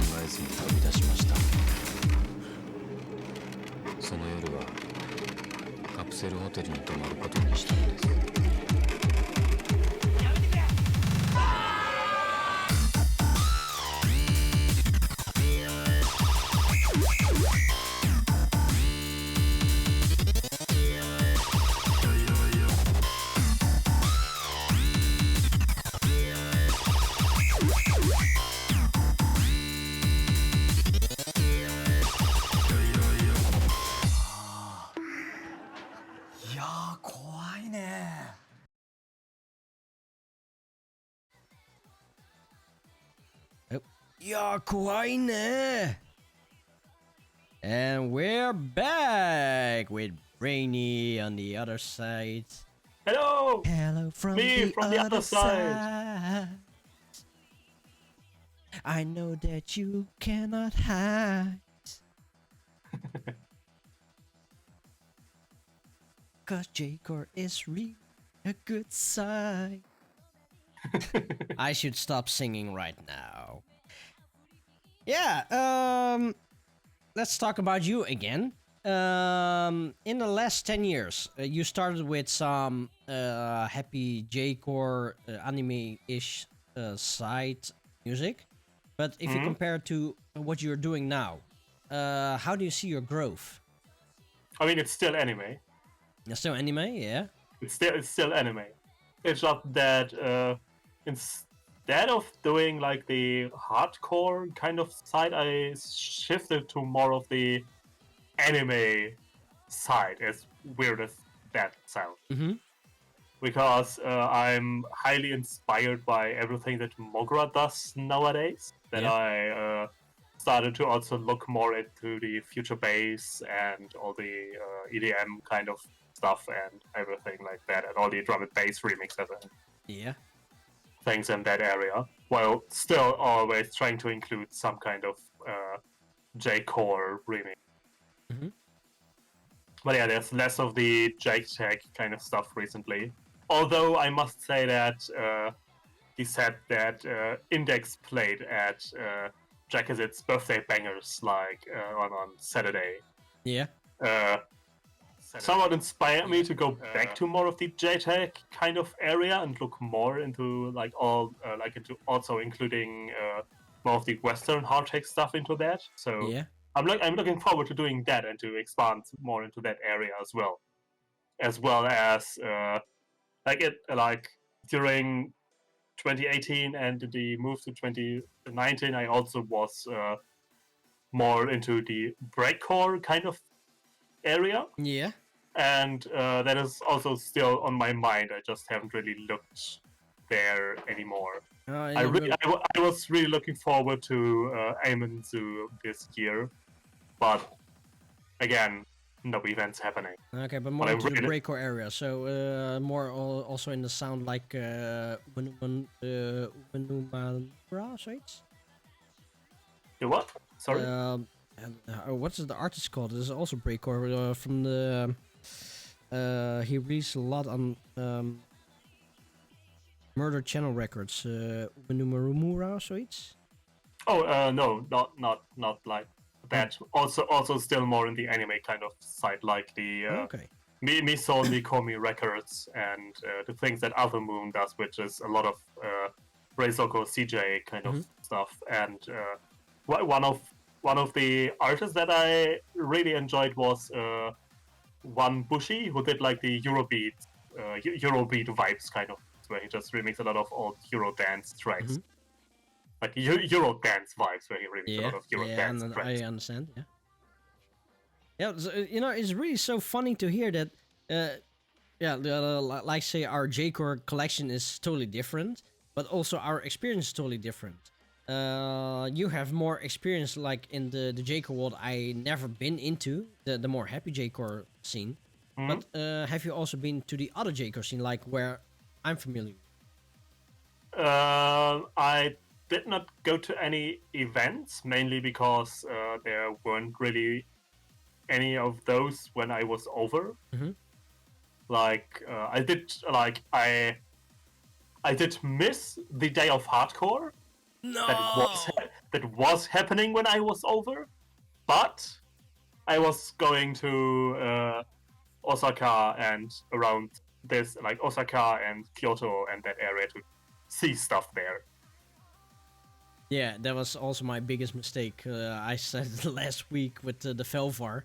I could either go to Velvar and see one of the last Para of Eurobeat Hypertechno shows ever there. It's like the legendary club for Para back then. Or I should go to Osaka and Kyoto and yeah, I chose the latter, and that was like the biggest mistake of my life. I mean, I did have one obligation which prevented me from going there, because first I only had like the rail pass for like 7 days. I think the smallest one is 7 days, because I did not have that much money to get like a longer one. So I had to use that one to the fullest extent, and I got booked for a party that I in the end did not end up playing because I was feeling too bad that day. Oh, damn, dude. Yeah, that's fucked up. But then we just went around there. We went to, what's that? What was that city again? I'm sure Nux or Cheesecake or whatever will know the city name. So guys, I forgot. help Brainy out in this Nagoya. days. Nagoya. Nagoya. Nagoya. We went to Nagoya, and from there on to Kyoto and Osaka, and looked around there. Yeah, okay, you know. And then back to Tokyo, and I stayed at Tokyo. Yeah, on the other hand, yeah, you know, you're in Japan, so you can visit parties. That is also one of your lists. Yeah. But looking around is also, yeah, it's good for you, because then you have other experience. Especially Japan is like so versatile. I've been to Japan already now 3 times, and every time if I go to Japan, there's always something else to see. It's I understand why the Japanese people don't go out of the country. Like we go out of the country because, yeah, the Netherlands is like, where I live is flat. It's flatter than Moe.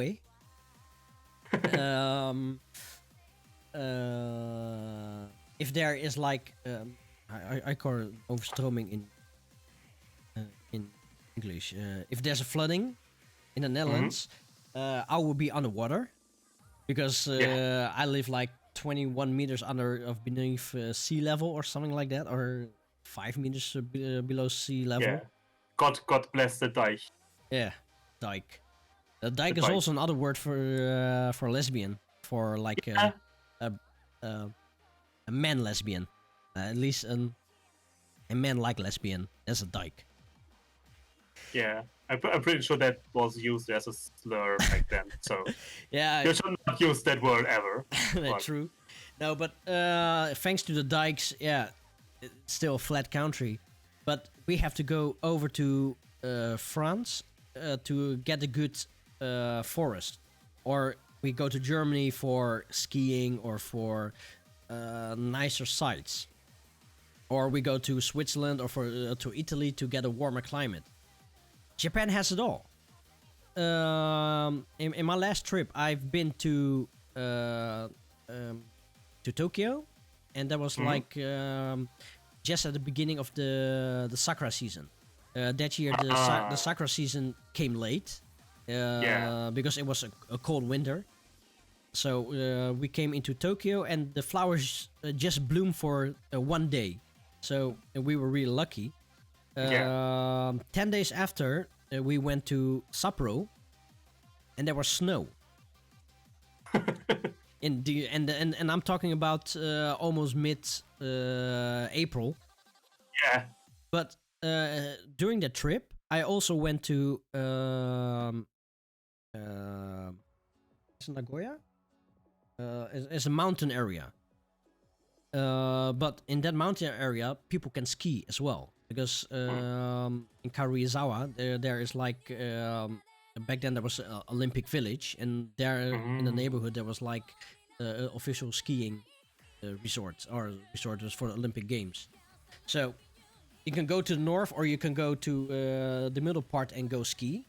If you're looking for a tropical site, you go to so what's it called there again? Osaka. No, not Osaka. That island there. That was not Osaka. That was Okinawa. Fuck. Okinawa, yeah. You can go to Okinawa if you want to see forest. Yeah, there are a lot of forests in Japan. If you want to see some really old cultural stuff, then you go to Kyoto. If you want to have other view of a seaside port, then you go to Nagasaki. But yeah, it's one country, but you have it all. Yeah. And so I understand why the Japanese people, they tend to stay in their country, is because they have everything that they need. Like for you, if you want your weed, you need to come to the Netherlands. I mean, I don't, but generally people do. Okay, generally speaking, to all you visitors out there, if you want to come to the Netherlands, you can get good quality weed over. But if you want to see mountains, stay away from the Netherlands, because we don't have any. The only mountain that we have, and we call the Valse Berg, is a 300-meter hill. That's the top of the Netherlands. 300 meters. A hill. Oh, the German behind me can make such a bad joke. Yes, she's German. She's part German. Yeah, your grandmother was full-blood German. But, yeah, what is your joke? Burn me. Oh.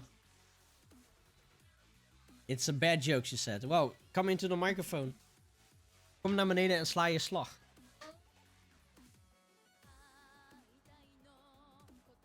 Is it a racist joke? Oh, okay, if it's a racist joke, there's no problem. But then it's no problem?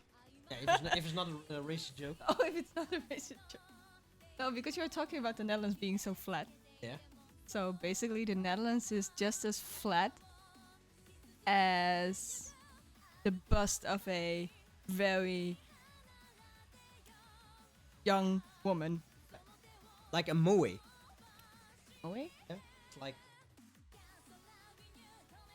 That is also another word for like Lolita. Okay, that's indeed. So the Netherlands is just as flat as the bust of a Lolita. Okay. Yeah, but some people say flat is justice. Well, it has plus point. I do think. Yeah. No bras! Yeah! No bras. I can definitely not talk about that one, because I'm not wearing any. Well, sometimes I do need to think. Well, I did wear your bikini once. Yeah, no, it was not my bikini. It was my friend's bikini. No, it was your bikini. No, it was my friend's bikini. Really? I borrowed it from her. Okay, I wore her friend's bikini on the beach. I don't have the picture anymore because my Facebook got wiped. I think I... If you can find the picture. I'm sure that wouldn't be good with Twitch terms of use, anyways. So. Why? It's me wearing a bikini. Nothing wrong with that one. You don't see any nipples. You don't see any nudity. Twitch is an American company after all, so. Okay, but what about all those e-girls that are streaming like? Yeah, but they have ties. But they have ties to Twitch. You don't. Yeah, that is true. Like power to all. Nothing to see here. Move along. Yeah. Are you planning to go to Japan anytime soon again? I do want to go next year, depending on how it works out with the Olympics, because they moved those. Yeah, and it's I going to be I wanted to go this year, but then they were like, yeah, that's Olympics. So I was like, that's going to be too expensive. I just go to here afterwards. Oh, there's going to be like, Olympics as well. Olympics next year. So, of course, when you're in Japan, you're planning to play again. Yes. I do want to play again. Okay, how many gigs do you want to play? All the ones that I can manage. But not more than one a day. So there would be a lot of parties if you play every day. I mean, if there are parties every day, then sure. Damn. Probably not, because sadly, not out of Japan has free time when I'm over there. That is true. That is definitely true. Oh yeah, I didn't ask you that, but when you were in Japan after the parties, my guess is that you hang out with the artist into a izakaya and just chilled, right? Or is it after the party you go home? That depended on the parties. Enlighten me. Because Mogra parties are usually overnight, we did not decide to hang out at 6 a.m. in an izakaya. Yeah. But we did hang out in an izakaya before the party, so that's awesome. Similar thing. For the J-Corn invasion, we did go to a cheap Italian place. Yeah. Which had a Caesarea, which got translated to us as a cheap Italian. Yeah. That was quite fun. I talked a lot with Pencil about Berghain. Yeah. And after the technician, we didn't really hang out afterward. Oh. Which might have been part to me just not being very good at Japanese and not understanding properly. Also because technician was in the week, so the organizer of technician didn't actually show up until like halfway through the party, because he is a salaryman, so he needed to work. Yeah. Because came there with still his suit on, so he just went there to just change into his shirt and. Yeah, that is okay. I never seen it yet, but I can expect that people, they come from the work, they quickly change, they perform, and then when they are done, they change back and then they go back to the work. I mean, I did not see that. I did see a couple of people in Mogra just having a good time with still their briefcases in their hand and everything.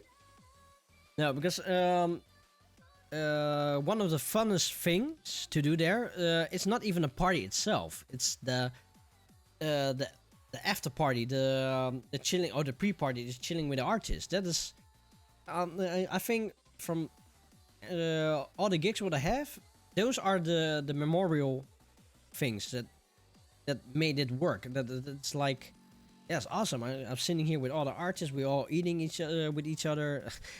I just want to say we are all eating each other. Yeah, she's a color. It depends how you define eating each other. So, yeah, you have either a rib or a lewd version. So yeah, you know, but the izakaya part, that is probably one of my favorite parts, because during the party I don't remember so much what happened there. Yeah, I know we danced a little bit, or I checked the sets out, but So when you sit down, having a drink, having something to eat, I don't know, that tends to stay longer in my head. Yeah, it's also because it's more of a chill environment.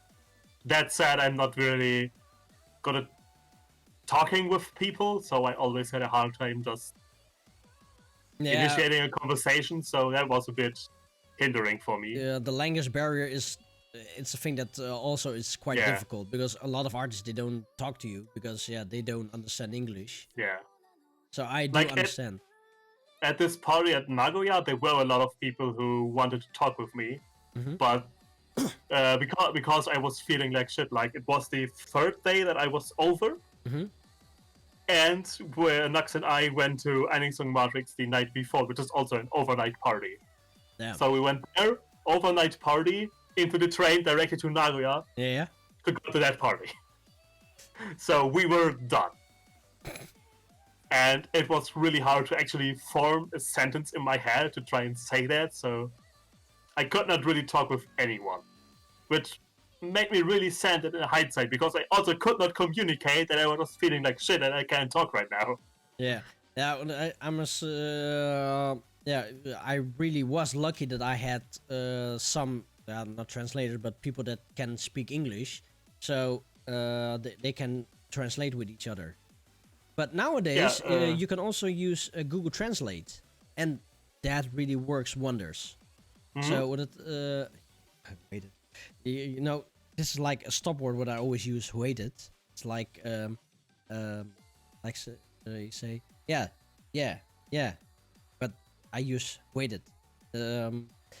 It's just a stop word. I tend to say that quite a lot, but I once had a Google Translate session with the girlfriend from Yusuke, Sai. When she was here in the Netherlands, our communication wasn't that good until we brought out Google Translate, and then suddenly the stories came out. We could communicate with each other. So maybe my tip for you for next time, if you want to communicate with the artists that cannot speak English that well, use Google Translate. Yeah, we did try that. It was just more of me just being, I guess, a bit shy is a good word to describe it. I just had a really hard time to actually talk. Like, not even language barrier aside, but just trying to find words to say. But it's more because okay, how to say this? Is it because you were scared to talk to them, or is it more like you feel that you're really being honored in their presence? I'm not 100% sure. I just did not really get any words out that I wanted to say, and I just couldn't think of words that I should say, so... But just a second. Power to all. Thank you very much for visiting the show. Have a good evening. Stay safe in this crazy times, and hopefully see you next week again. Okay. See ya. Sorry, Brainy. That's okay. I think it was just me being, as I said, a bit shy and just thinking either too hard or not hard enough on what to say to these people. Yeah, so it's a good lesson for the next time. Try to communicate with them. Yeah, and that is what I really want to try. I did start to study Japanese a lot more than I did back then, so I really want to get in there and actually talk with people about whatever. Yeah. So at the end of the day, the people you are meeting at those parties are into the same thing that you're into, just that you flew around the half of the world for that. So you are the interesting ones. You can just probably say whatever, and they will be like, "Whoa!" Yeah, eventually it does. No, but on the other hand, maybe they were shy to talk to you because, you as a foreigner, and their English isn't that good, so so they don't dare to talk. You're like threatening because you're a foreigner. Yeah. Victor, also for you, thank you very much for joining the stream. Stay safe in these crazy times. Hopefully to see you next week again. Bye bye. Damn, it's already 12 o'clock. Holy shit. Yeah. Okay, let's go over to the next track. Yeah. Oh damn, we still have 1, 2, 3, 4, 5, 6 tracks to go. Holy shit! And I think my wife is going to bed soon, so I need to pipe down a little bit. I should probably go to bed soon. I need to work tomorrow. Yeah, I need to work tomorrow too as well. Yeah, true. I need to wake up at 7. Don't know Oh what time I wow. need to wake up. Not at 7. Okay. Let's do one more track and then we're gonna finish you off later.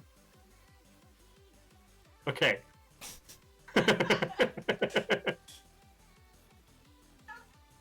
Yeah, I know it doesn't sound. Yeah,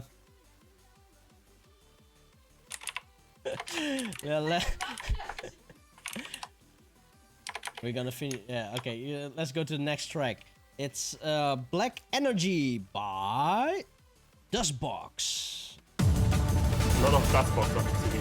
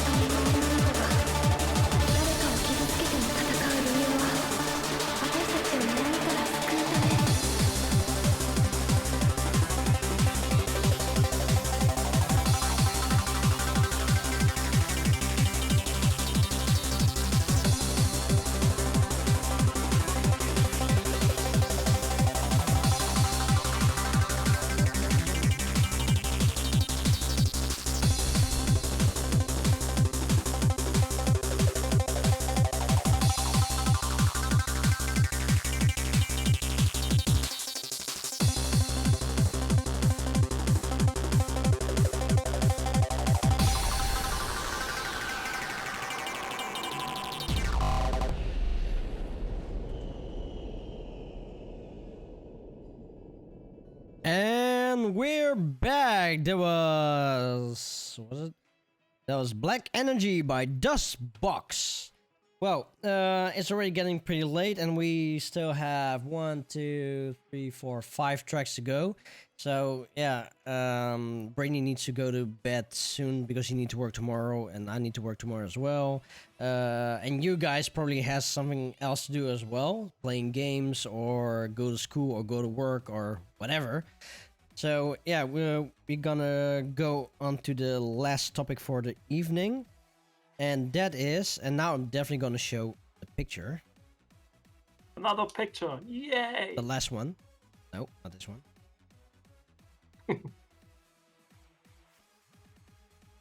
Almost the right one. Yeah, okay, there we go. Oh, this is really big. It is big. Still too big. Check how big it was. Very big. Damn, it's really big. Yes. And we're still not there yet. Oh, there we are. Damn, it's really big. It doesn't even fit my screen. Dude, hell. Hey, hey. There we go.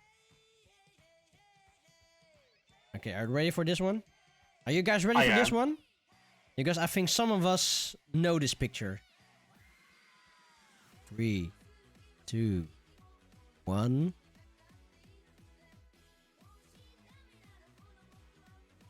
Bam! Yeah, you know, this picture is really epic. What can you tell about this picture? Because I see a lot of heroes. Yeah, this is the picture that we took at the end of the first Pon de Beats. Where those are pretty much all the DJs. Mm-hmm. Like, Jimmy is missing. Yeah, Jimmy was still at the merchandise stand. Yeah, he was still running the merchandise, so he couldn't be on this. But apart from that, there are all the DJs on there, if I'm not forgetting anyone. Yeah, I think they're all. I think I'm not forgetting anyone. So yeah, that whole party was based on me just being like, yeah, I started DJing in 2019, 10 years ago. Yeah. So 2009, and I was like, yeah, what would be cool to do with this? Let's do a party. Yeah, and so, you achieved something what I haven't achieved. A proper J-Core party in the Netherlands. Yeah. I've been doing this like since 2005, and I never could get something on this scale here in the Netherlands. And you, as a foreigner, just is a fini vedi veci. So you came, you saw, you conquered. And I already said it before, and I keep saying again, I'm still jealous of you that you actually achieved something that I couldn't. It's like, oh, it was definitely a great party. I really had lots of fun. Yeah, I really liked the party so much. It's I was there from the beginning until the end, and there was no dull moment. You also dropped the last track, so. Yep. Okay, let's go. It was a really good one to end on. So. Yeah, I always like to play really loud and hard at the end. Yeah. Okay, let's go over here. This is Brainy. Well, yeah, that is me. That's you. And then we have Hell Fury. Yeah. Then we have Tano-c. Tano-c. We have you. Yeah, we have Tano-c downstairs. Yeah. Okay, Tano-c. I know him, at least the name. I know her since the beginning of time, because I think he's also one of the first J-Core artists. And this is the first time in the time that I know of him that I've seen him. I never met him before. Yeah. And then we have Tano-c. As like I said before, in every picture what he sees is just photogenic. Yes. Yes. Look at me with my triple chin next to him. You've more chins than Chinatown. Sorry. Yeah. I'm Chinese. I'm allowed to make that joke. And then you have me there. Hmm? And that crazy guy here in top, that's Cheesecake. Yeah. The guy here next in red, that is probably the hero that we've been listening to for the last 3 days. It's Kuro, right? That is Kuro. That's definitely Kuro. And then these two, I have no idea who they are. The top one is Mizu. He is a German dude. Oh, he's Mizu. He's Mizu. Okay, I know the name, definitely. Yeah. He is from Germany and also one of the guys that I met pretty early on in my career, just as a dude who's also into J-Core. Mm-hmm. And below him is Arjari. Okay, him, I don't know. Which is another guy from the UK. He produces music, produces hardcore, J-core, more in the freeform area, like with a lot of influences from freeform. Yeah. And he's also a really fun guy. I'm still really sad that we kind of fucked his set with the pizza time just right when he started. Yeah. But even then, his set was incredible. Like Yeah, with all the other sets from that party, there were no bad sets. There was definitely no bad sets. I've been at the party for since the beginning until the end. I wasn't that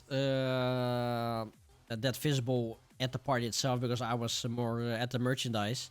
But the sets what I heard was all amazing. It's like it's all I ever wanted here in the Netherlands. It's so cool. And I know that Tano-c is somewhere here. Hmm? Where is he? Should be somewhere. Probably a bit hard to see with all the red. Well, if I know Tano-c, then he wants to be in the camera, at least in the picture. Tano-c, where are you? You should be here, I think. In the middle. The back, by the glasses. I think it's him. Maybe. I'm lost in the crowd somewhere in the corner. Oh, in the corner. Which corner? Where there are a lot of corners. There are a lot of corners. And who is there standing on top of the bar? No idea. Shizuku is also there. Hmm?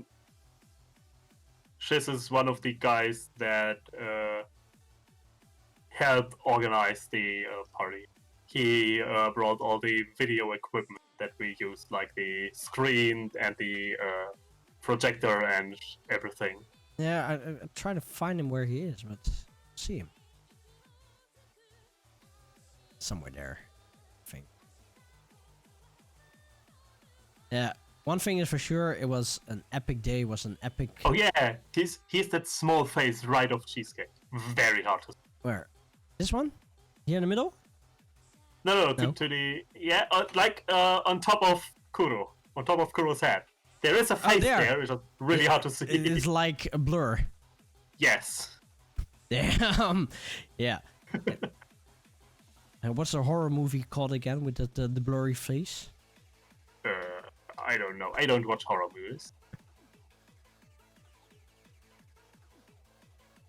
Yeah, it was an epic day, an epic evening. Yeah. And I'm really honored that I was able to be a part of the team.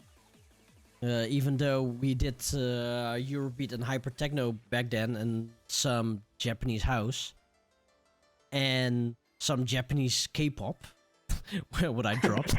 Hey, they were singing Japanese, so I was technically in line. Yeah, I mean, I did play Russian Hard Bass, so I don't have anything to comment on that. Yeah.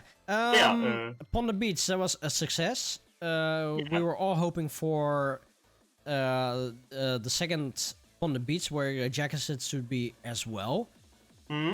But yeah, the COVID-19, it fucks everybody up. Yeah. So, do you have another date in mind of plan? We do have a date. We cannot 100% for certain say if it's going to happen in Willemijn as a public event or on a stream. It will be happening on the 11th of July. Yeah. So we'll see how the COVID-19 thing helps Oh shit! develops. That is the word. It's chonker time. Yeah, but we will see how the COVID-19 develops. If for some reason we find we suddenly find a cure or a vaccine or whatever, and everything will be open again, or find some other way to get that. It will happen in Willemijn as you would expect before, or it will happen online as an online live streaming event with live set. Yeah. That said, as Chess is saying right now, Willemijn, the location from Pon de Beats, without that location, Pon de Beats would not be happening as it is. It's also because everything is closed, kind of down with money income. So they are accepting donations through PayPal. We asked them if they have something, because they are also part of like a collective, a foundation that has a Dutch name that I cannot pronounce. But they did give us an email for PayPal donation. So if you have some money laying around and want to support the location of Pon de Beats, please throw some money this way. I did just post the email in the... Yeah. I just post the thing in there. So everybody supports Willemijn, because that is also a vital location for me with Decima Sounds as well. So, yeah. Willemijn, yeah. Go on. You? Willemijn in general is a very, very special location. First of all, they were super friendly and supportive of Pon de Beats. They accepted that we just came there and were like, hey, we want to do a party with weeps. And they were like, sure. One of the guys that is doing like volunteer work, I think volunteer work at Willemijn, is also into anime. Yeah. So he was super supportive of us in that area as well as everyone who was there. And for other scenes, Willemijn is also hugely important. One of the people that, like, Helfury's brother, who's hugely into metal, knew Willemijn just based from all these metal concerts, because they also had a lot of them, and without locations like Willemijn, a lot of small events within youth culture would not exist. Yep. So now, do give them some money if you can. Yeah, there's one thing about the Willemijn. We also had like a party, not a party, a location like that in The Hague. It was called the Bazaar. Those are the smaller ones that give smaller guys the chance to give a party. The whole industry sector within music, it's all non-existent now. So, yeah, you know, and nobody's getting money from the government. Oh, besides, I just heard on a newspaper article that the Dutch will give 1 billion euros to other countries, to poorer countries, to fight the COVID-19. Like, okay, I do understand why they would do it, but why you don't use that money to invest in your own country? So yeah, and like I said before, the whole music industry in practically the whole world is like non-existent anymore. So yeah.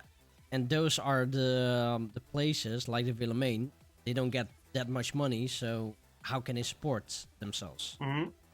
So, to you guys, if you want to help the Willemijn, definitely go to m.jonker, Jonker, at Rijnstad, so RIJNSTAD.nl.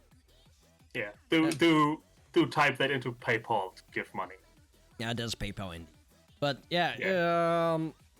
Like with Jack said last week, you know, even is like €1 or €6, it doesn't matter. If you can donate and help the scene out, do it so. So 11th of July will be or Pon de Beats live or Pon de Beats live stream. it will either be live or a live stream, depending on how the Corona Okay, so things work out. So it doesn't matter what happens, it's going to happen. Yes. So everybody mark your dates. And where will it happen? What? Yeah, Sorry? and where will it happen? Like on Twitch or Facebook or YouTube? Twitch on the Pon de Beats. Yep. Put Twitch the link channel. But give me a second. I was not that prepared. You're not that prepared. Come on, man. I'm not prepared. That's why Pon de Beats is not only me, but a team of people who are prepared. It's like what I said in the beginning. You are J-Core, I am J-Core, we are J-Core. So see, my team is prepared. They are posting the link. So yeah, Pon de Beats. That is why I'm not doing Pon de Beats alone, because I'm not good at organizing. You know what I'm going to do? I'm going to click on the link, Pon de Beats. I'm going to follow Pon de Beats. Am I followed? Yeah, I'm following now. I'm going to my profile, going to settings. And then I go all the way... No. Go to channel and videos. I'm going all the way down, all the way down, all the way down. Where are you? Host list. Manage your hosted channels. And I'm gonna tick in Pon de Beats. Hey. Here. Pon de Beats I'm gonna add. So whenever you guys are streaming and I'm not streaming, then it's gonna get redirected. Yeah, thank you. So just in... I cannot really show it. Oh yeah, yes, I can show it. Just in case you guys don't believe me. Because you guys do believe me. Obviously. There you go. This is my host list and Pon de Beats is down there. And as you can see, I'm hosting my own channel at Warpson Live together with Decimal Sounds, Super Euro Jimmy, but also with Jackazit and DJ Shimomura and Pon de Beats. So yeah, those are now on my following list. So yeah, you know, I'm a supporter of you guys. I already said it before, I'm jealous of you.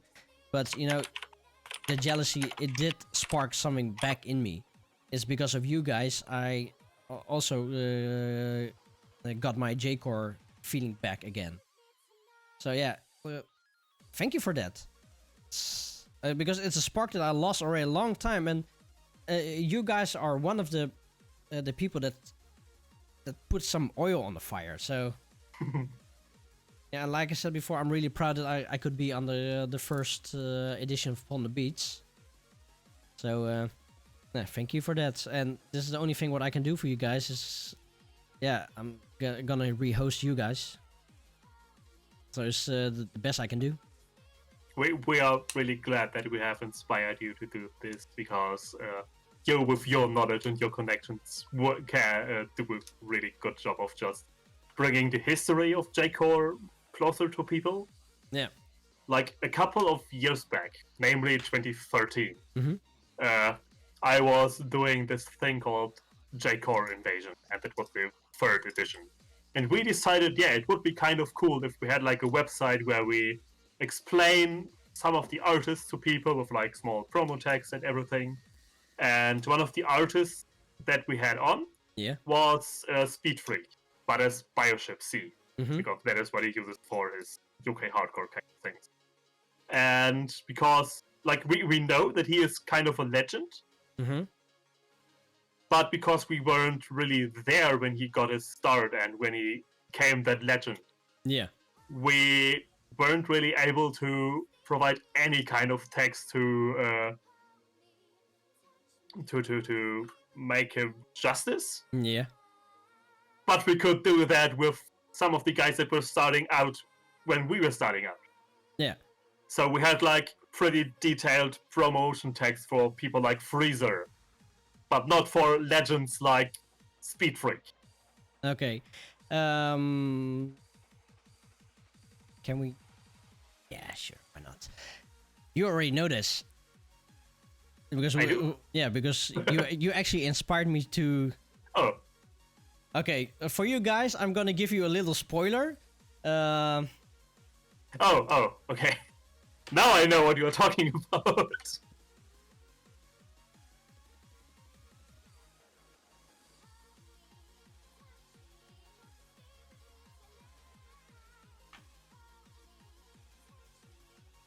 Okay, the spoiler for the CD what we're gonna do next week is this.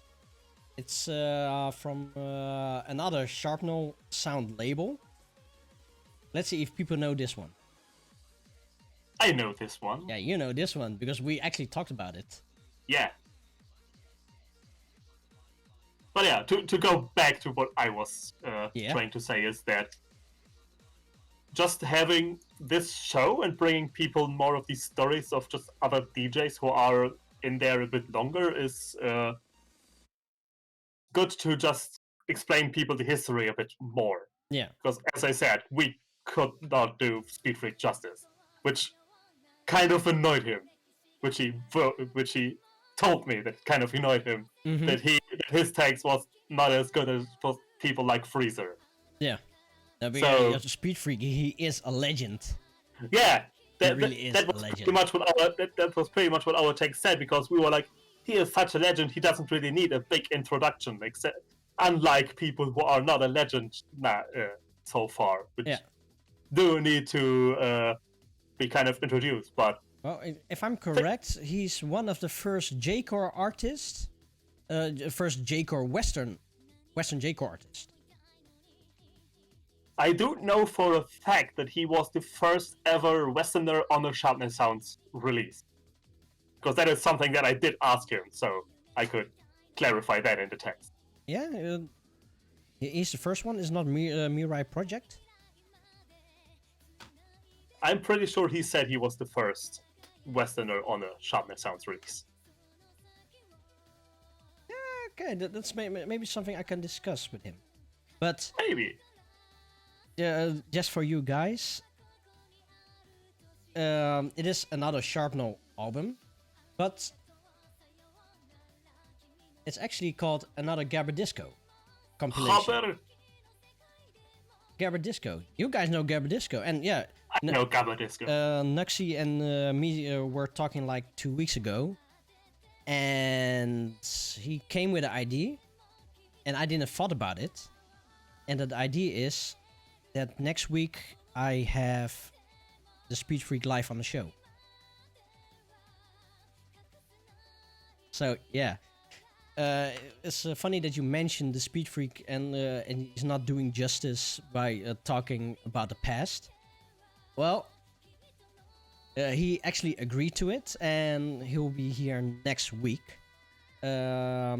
Oh yeah, for you guys as well, he will be doing a show on my Warp Zone Live channel upcoming Thursday together with DJ Mutante. Nice. So we're gonna have a Gabber Disco evening.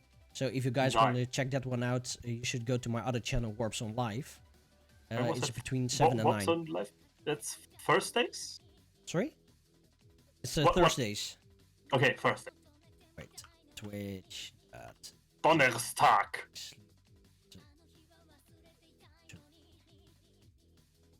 So yeah, Brainy he gave me a brain fart, and yeah, I already had a contact with Speed Freak. In the past, he also made 1 or 2 tracks for my Diamonic beat labels for the Coup d'etat. So yeah, I've been talking with him in the past already a few times, and yeah, I didn't even thought about it to ask Speed Freak for the show, and I was surprised that he was willing to do it.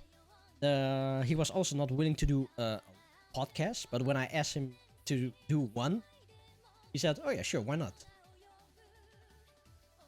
So yeah, Brainy,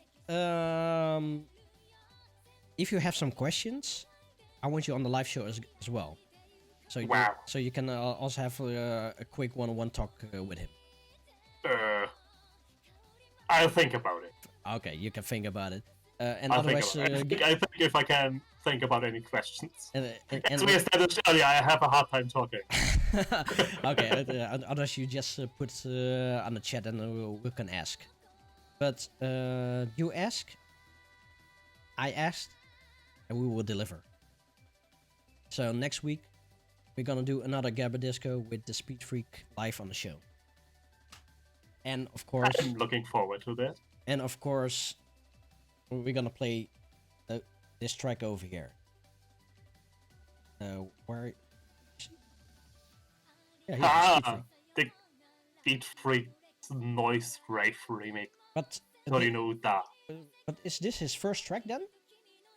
I'm not sure if that was the first one. Because if this is the first one, DJ Strife, he's a guy that lives like 30 minutes away from me. He's also on there.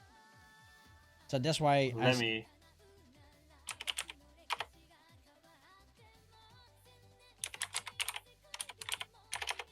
So if he released a track before Anime Gabba it, then he is definitely the first one on a Sharpness Sounds release. Where is Anime? I mean, Anime Gabber, it was in 2003. And that was his first one? The Gabber Disco Mega Mix was released in 2002. Okay, then he was... That is already a pretty big thing to happen for that. Yeah, okay, if he's in 2002, then he's definitely the first one. Yeah. There's also the Noisecore and the Shockwave Greatest Hits. And Alright, Biatch! Yeah, one thing is for sure, I'm definitely dying to hear his story about how he came into the J-Core and how he shaped to it. Yeah. And I guess you guys are also interested in that. So yeah, next week we're gonna have an interview with the Speed Freak. Yeah. Did you guys expected this? I mean, I did. Yeah, you did because you gave me the idea. But I guess nobody will expect this one. Had expected this one. So that's why I'm actually really happy that we are affiliated right now. So yeah. Yeah, should we round you up then for now? Because we still have 6 tracks to go. Sure. Five. Do all come or watch Pon de Beats. Can we find you at OnlyFans or not? We cannot find me at OnlyFans. Oh, okay, too bad. We can find me on Twitter at DJ Brainshit. Let me just quickly grab my own Twitter link. Yeah. Put it up there. Where the fuck? Yeah. Do follow me on Twitter. That is where I post most of the things. Dude, does Twitter still is really active or not? Twitter, yes. Maybe I should go on Twitter as well. Because apparently I have 2.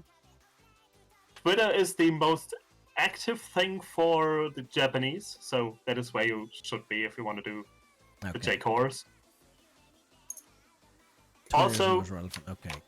do follow me on SoundCloud, because I also post mixes sometimes. Mm-hmm. I just a day ago, which is yesterday because we are past 12 now, I posted the mix from an event I played recently, which is called Any Meltup that we talked about earlier. Okay, so they had an online edition of that because obviously Corona is also in Japan, so they can't hold events either. Yeah, that's really fucked. So to you listeners there, yeah, okay, sorry, I need to speak a little bit softer, but make sure to follow Brainy at Twitter and SoundCloud. You also have other promotion places, or that's it? That is the tool that I use the most. I do have a Facebook page, but I'm not really using that one. So damn. If you really want to, you can follow that one, but don't expect any updates. Okay. What you can do though is follow the Pon de Beats Twitter if you want more updates for Pon de Beats, because we do post those. Yeah, we gotta check that one out. And if you really want to, you can also join the official Pon de Beats Discord. Let me just quickly grab the Discord invite. So you can get information from all these things. Every single one of them. So, guys, you heard it. Do join all the things. Also, book me for your party if you really want. I can play anime. And I can vouch for him. So if you guys want to book him, definitely... Oh, wait. Sorry. You should definitely book him because he's a legend. At least for me, he definitely is a wedding. Oh, do you do weddings? Yeah, you probably do weddings. I do weddings if you want your wedding to be only anime and no requests. Well, yeah, apparently in Japan, they started, I call it genetics with cats and humans. Is what I see in an article. So the first thing what they gonna do are kitty girls, waifu weddings, weeb wedding. Wow. Yeah. Wow, weeps do get married.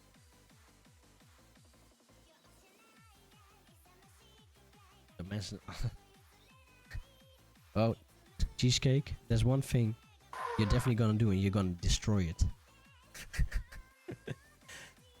Brainy. Yeah, I think this concludes for our session for today. It was fun. It was fun being here. A lot of stories were told. Yeah, and there's definitely more stories to be told, but that's definitely for next time again. J-Core is not over yet. I think it's gonna take about 480 weeks, so so it's gonna take a while.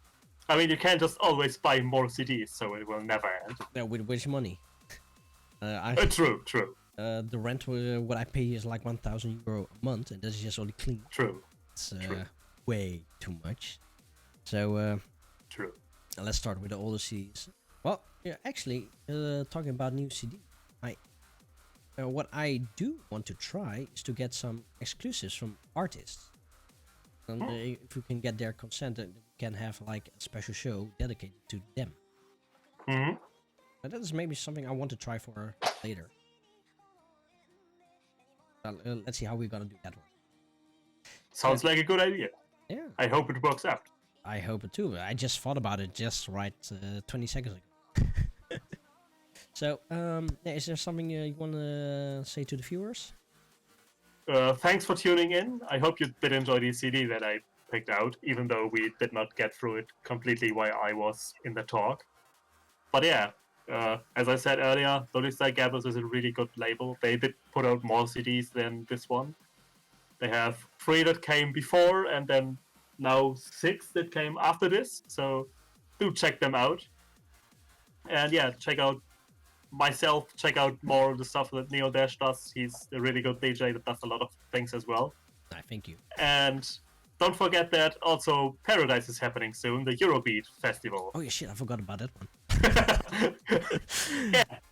Really there is a Deshima Sounds Eurobeat online event that you can also join in and watch and have a lot of fun with. Yeah, but there's no J-Core, there's only Eurobeat and Hypertechno. Yeah, but even then, that is fun. Well, actually, that is happening in, let me check, 4 days.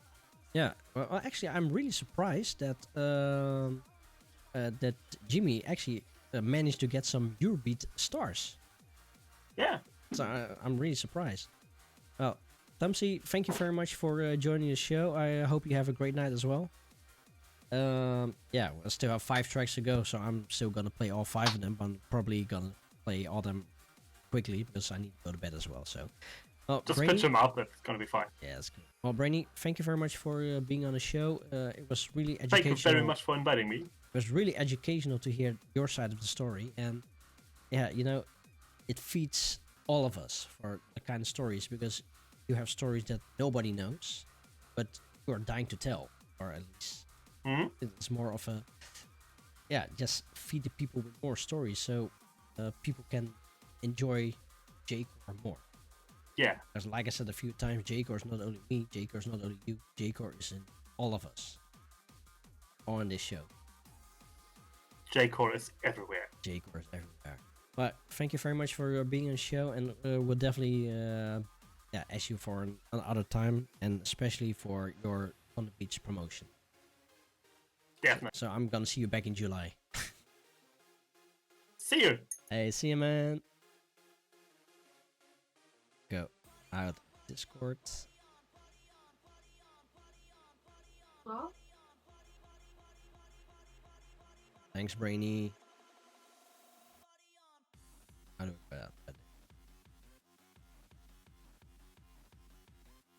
Okay. yeah, let's go to the next track. It's Twilight World by Dustbox. Yeah, and I do have a drink, so been talking way too long.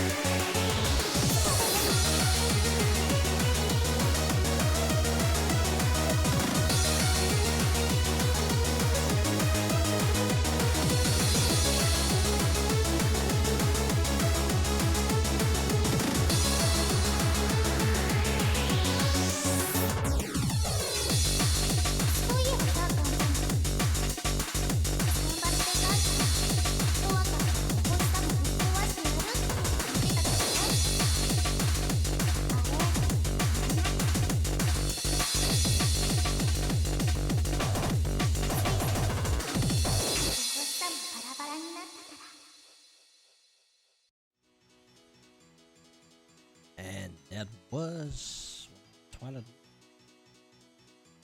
Yeah, Twilight World by Dustbox. Yeah, it's been an amazing journey so far. This is the third day that I'm streaming live for you guys with Jake Live.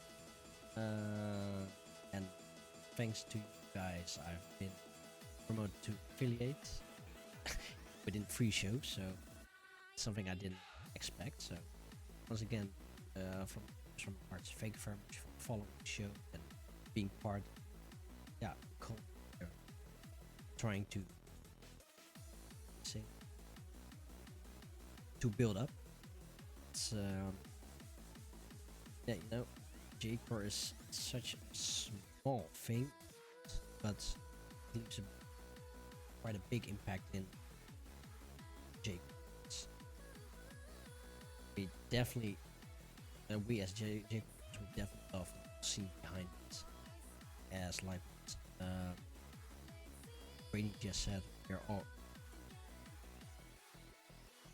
My mic is cutting off. Okay.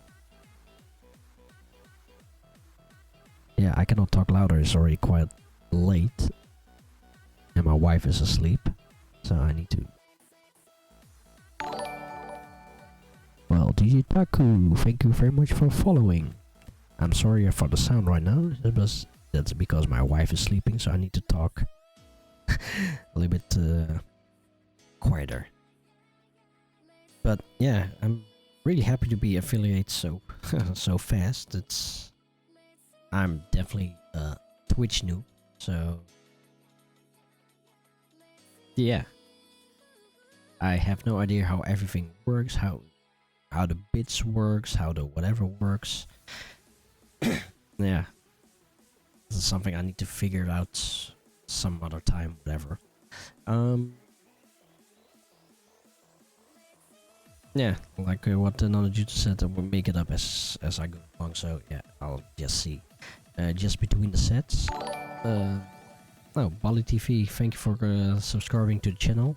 Yeah, I'm glad you're here as well. I've known you already for so long, and you're subscribing to my channel as well. So yeah, really awesome. Yeah, now I forgot what I wanted to say. Subs are better than dubs. Yeah, I'd rather go to Subway than dubstep. Subway, damn, hungry. Oh yeah, like what Bali TV. He used.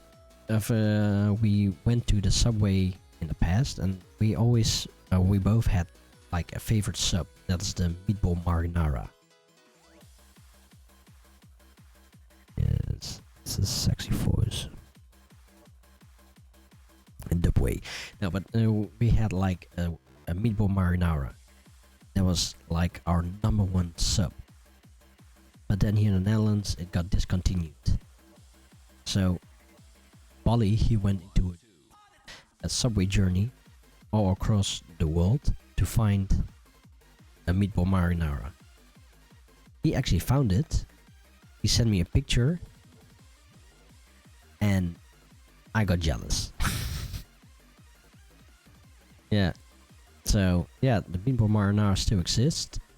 At least back then in the UK. Yeah, the meatball marinara is one of the main ones, but apparently it doesn't get sold that much over here. So, yeah, it's a pity. Yeah, they discontinued like already, what is it? 3-4 years? 5 years maybe? Damn, I'm hungry for a sub now. Subway's closed.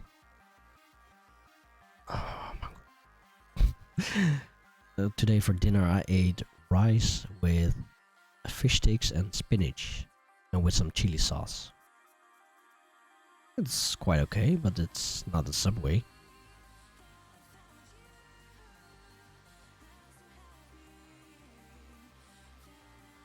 Now the Subway is still open, but only for pickup or delivery. At least here. Yeah, it's all crazy. Oh, by the way, if you haven't seen it yet, yesterday I uploaded a new mix on my YouTube channel down there. I don't have 100 subscribers there yet, so I need to work with a temporary link. But there are now 2 mixes online. One is the Sharpness Sound mix from 2 weeks ago, and there's the M-Neko Necology mix from last week. So, talk about M-Neko. Jackson had his birthday banger crew last Saturday. It was actually a fun time. There's awesome sets over there. I hope you guys also went to his live, because I had it on the background for several hours, so that's really cool. I think Jack is still here. Jack is it.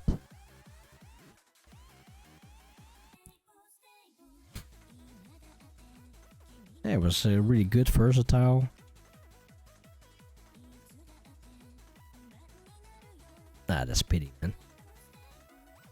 It's pity that he didn't store past broadcasts, but that means he needs to do a birthday banger set number 3.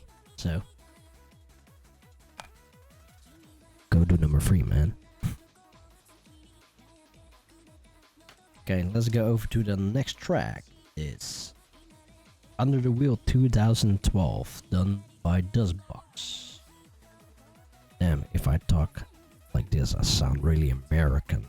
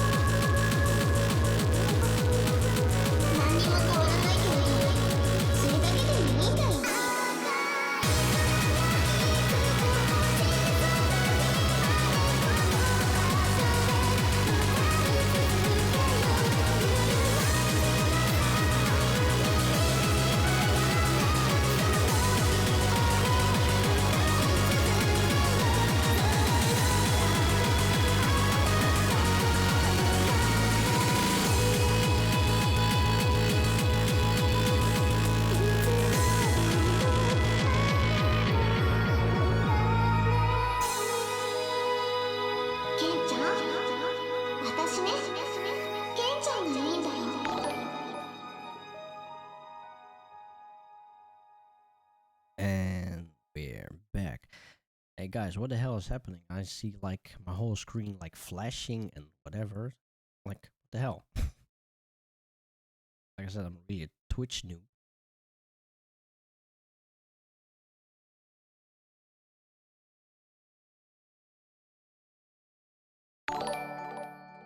Damn. Okay. Let me go back.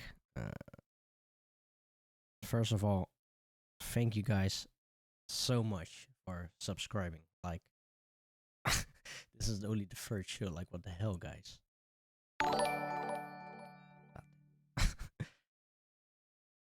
I don't even know where to start, guys.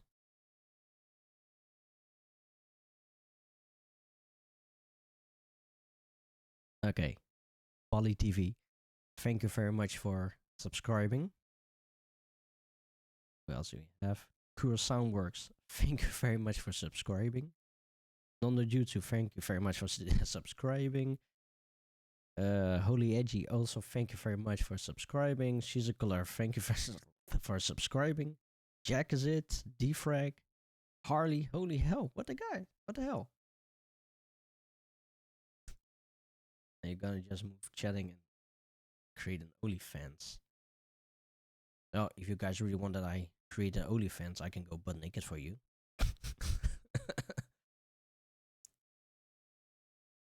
Yeah, I really have no idea how all these emotes work and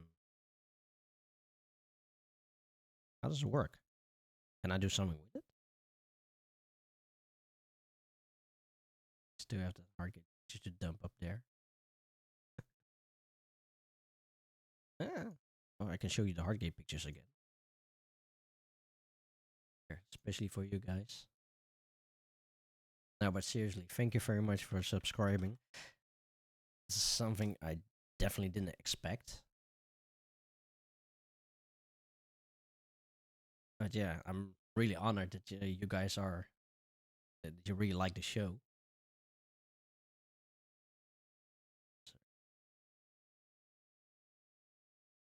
Yeah, I'm gonna show you a victory pose. Oh yeah. This is how I feel right now.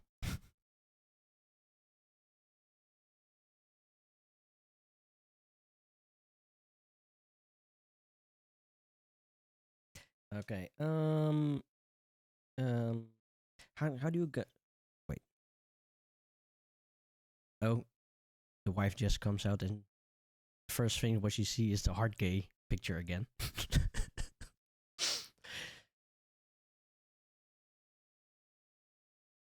Let's. Okay, music is off. So let's go back to DJ Kuro's J-Core mix. Let's see, we're now at number 19. Yeah. Since day one, I've been using his mixes for the background music. You should definitely follow Kuro Soundworks at Facebook. If you also can be part of his Patreon. I've been looking at his Patreon and I'm definitely gonna do it as well. Because yeah, gotta help a brother out as well. Kuro Rain J-Core mix number 19. So yeah, till now we already have 19 mixes out there from 55. He comes out with new mixes every now and then. So if you want some good J-Core mixes, you should definitely go to Kuro Soundworks. Just to make it easier for you guys.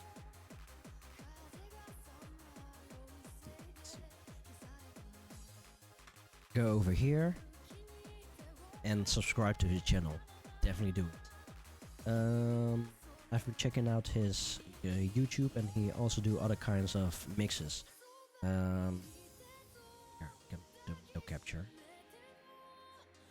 J-core, hardcore rave, other mixes, hardcore, hard dance, drum and bass, electro house, dance, trance, Eurobeat, chill, weekend dive, the 40k subscriber mixes, road to 2017 album mixes, event sets, and live stream sets. So yeah, this guy has been banging around already for since 2000 2014, I think, or even earlier than that. Let's see.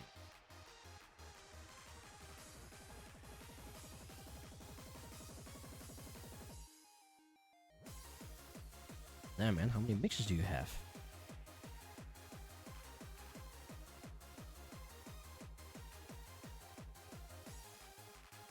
Oh, Kuro Soundworks has his 7-year anniversary tomorrow. It's really awesome. Oh, congratulations with your 7-year anniversary. Yeah, 6 years ago, this is his first J-Core mix. And also to put a cake on the icing, I have planned him in for a future show at Warp Zone Live. I check the date.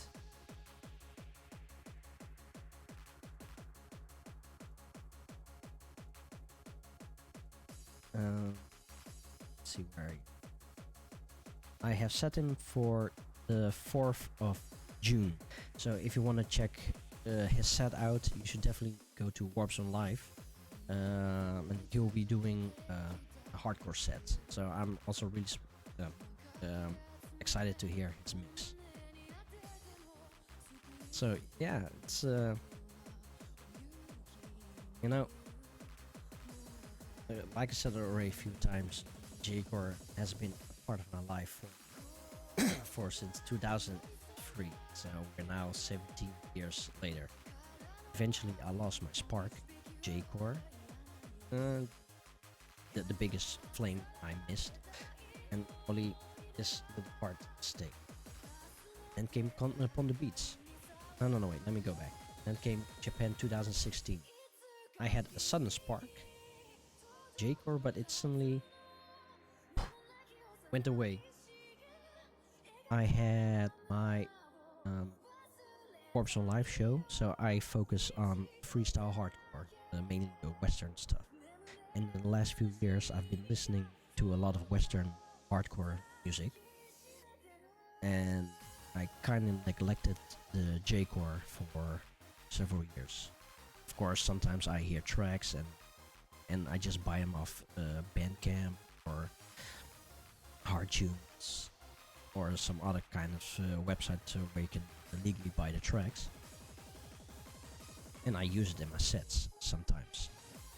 But as time came by, until last year, I noticed that I didn't do anything with J-Core anymore. Let's go back 2 years ago. 2 years ago, I already wanted to start the project J-Core Live. But somehow, okay, you guys probably know the story, am I gonna tell it again? I really wanted to do it, but somehow I probably got scared for something. I don't know why, but I directed everything to my work because my work is more important.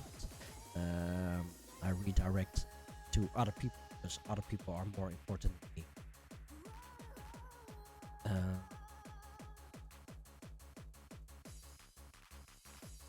Yeah, it was pretty hard to see myself, to neglect myself. So, what I did, I took the leap of faith 2 years ago, and I let a friend of mine, well, actually I designed this logo, but he made it better. So I had this logo for 2 years already. 1.5 years ago, I made a t-shirt, J-Core Live. 1 year ago, at FinCon, I wore a t-shirt, J-Core Live on it. But I didn't do anything with it.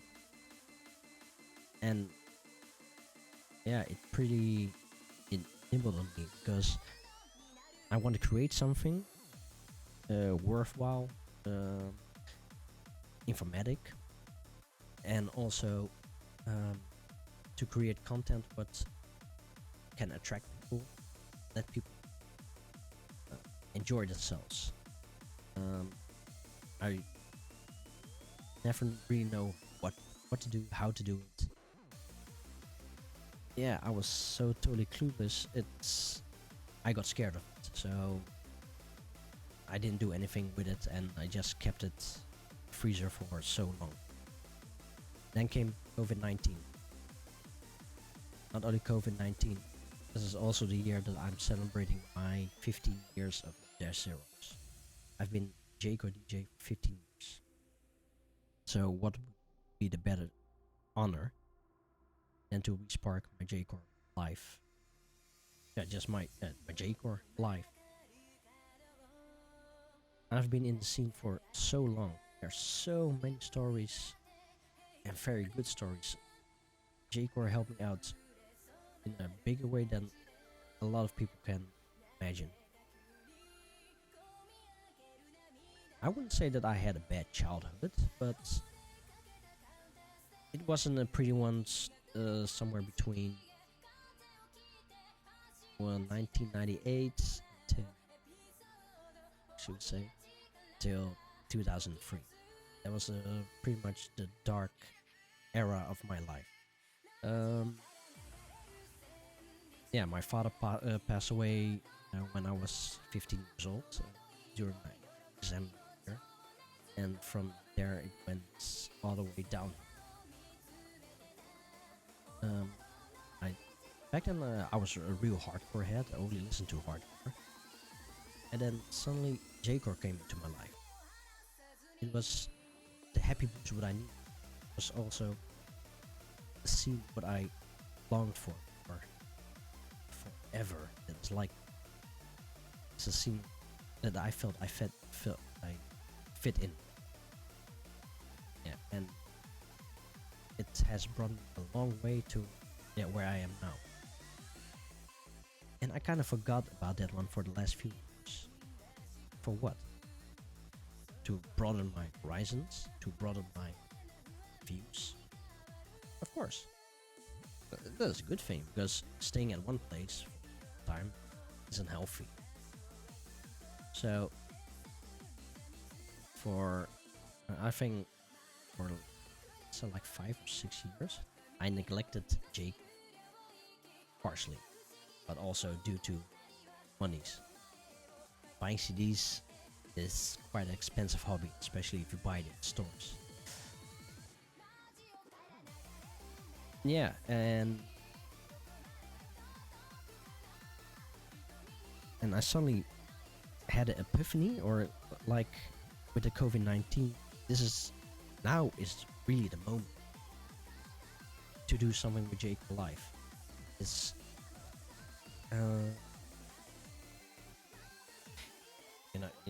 I'm gonna tell you guys something what I didn't even told my mom or most of my friends, and you guys are gonna be the fewer ones that's actually gonna hear some personal life from me. I don't really have like such a good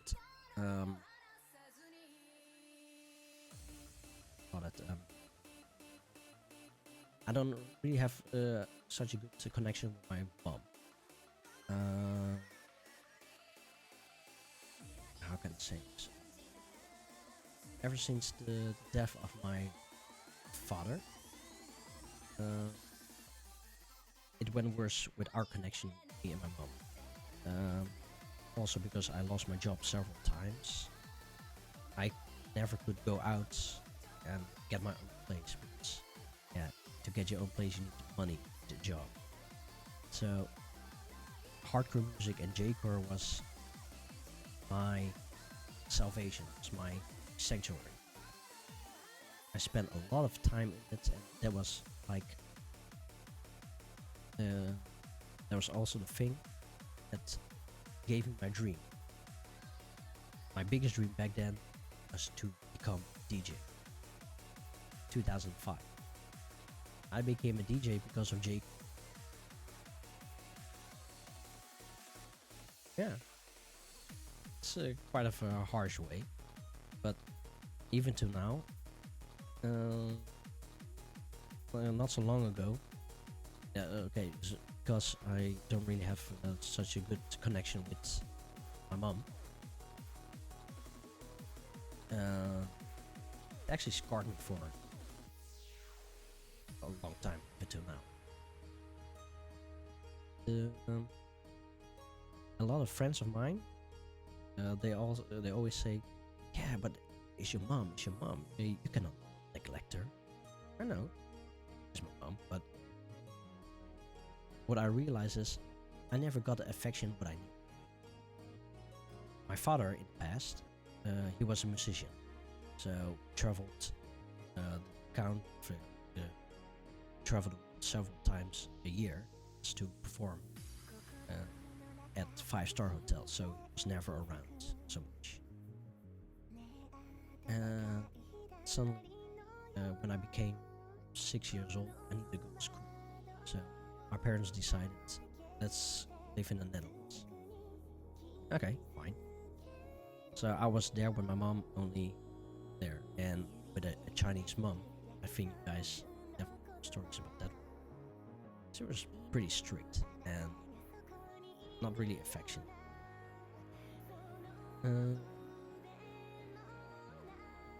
And when I was like 10 years, my father went to retirement from his overseas gigs, and he lived with us for the last few years. And with my father, I had such a connection. Played games together. He showed affection, whatever, and that's something I needed. And when my father passed away, that's the connection what I missed, the affection. So all the way from 1998 until now, I don't really get affection from what I needed. Never in my life I heard her say, "I love you." Never. Yeah. So that is like the life thing has been bothering me already for so. Yeah, okay, I'm not gonna tell all the details, but it is going so deep that I'm getting mental help for it. Yeah, and you know, of course, she's my mom, so. But there was a time that was even before our wedding that it almost went so fucked up that I just wanted to cut all the connections, and I don't even care about the heritage, something like when somebody dies and inherit stuff, inheritance. Yeah, I don't even care about it anymore. Like, fuck it, I don't even want you in my life. It's yeah, you know, like the toxic relationship. She is a toxic relationship. So yeah, cutting people is super hard. But the biggest problem is she don't have anybody else here in Holland. It's only me. Her parents, her family lives in Hong Kong, so she cannot just go there. And getting a house in Hong Kong really expensive.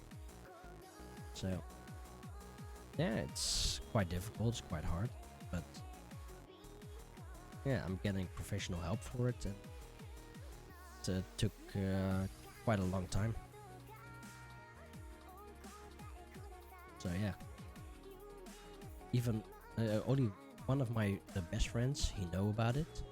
My wife knows it, and yeah, of course my boss, she knows it as well, because yeah, this is a problem I've been having already for us since 1998.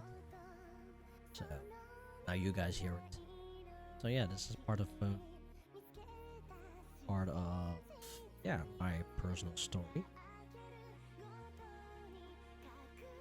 And yeah, like I said, with Jacob Life, it's something that I needed. It's just, oh no, wait, let me go back again. Because of what she did to me, the neglecting, it doesn't work on my confidence as well. Because I noticed in the last few years I have troubles walking to people and just start a conversation. I get Shy. Hi Bear here. 1002. Thank you very much for joining the show. Yeah, you just came upon one of my personal stuff. So, but welcome to the place. Welcome to Jake Online. Yeah. Where was I? Oh yeah, Jake. Was it Jake? Damn, I already forgot where I met with the story.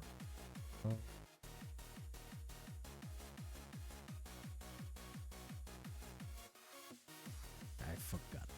Anyhow, oh yeah, talking to people. Somehow, I didn't dare to walk up to people and just have a conversation. I realized that like somewhere last year that it isn't healthy. So nowadays I step more, yeah, just be more in the foreground, just talk to people and have conversations with them, and yeah, yeah, just have conversations with them, just be more myself and be out there. So, and I noticed that with Jake Live, like 2 weeks ago, I felt kind of comfortable. Yeah, I felt kind of comfortable, and yeah, you guys are there. Yeah, okay, even though you are virtual, but yeah, somehow I can open up, and that's something that is a problem with me for a few years now. That I'm actually quite closed, and yeah, we don't have Turkish music over here. It's only Japanese. No, but you know, try. No, it's not that you're not physically in front of me, because if you were physically in front of me, I would open up to you guys, definitely. Yeah, Pon de Beats, you come there to party, not to have a really interesting conversation together. So yeah, thank you very much for supporting me, of course, and yeah, I will definitely try to do my best to create content for the years to come. Continue talking. I need to go to the toilet. Hey, I know this track. It's Kids Wars. Hey, Jackass, are you still here? Okay, I need to go to the toilet for taking a leak, so playing another track.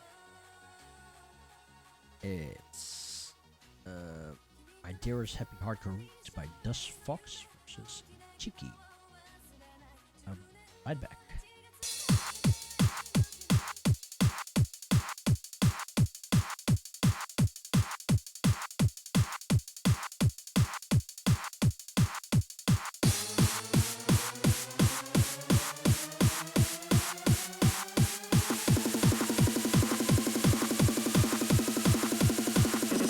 Disco Desert.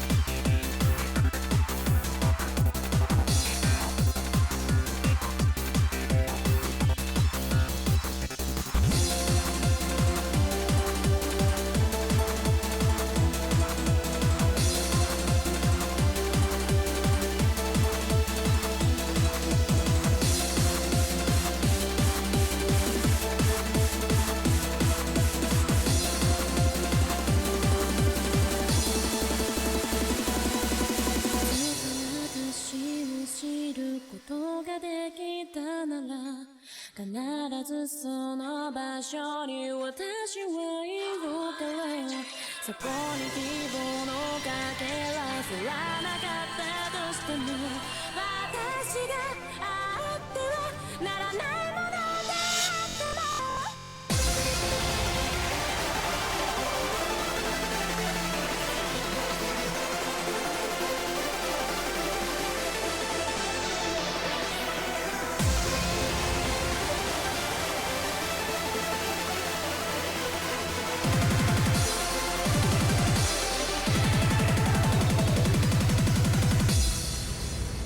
I'm your words.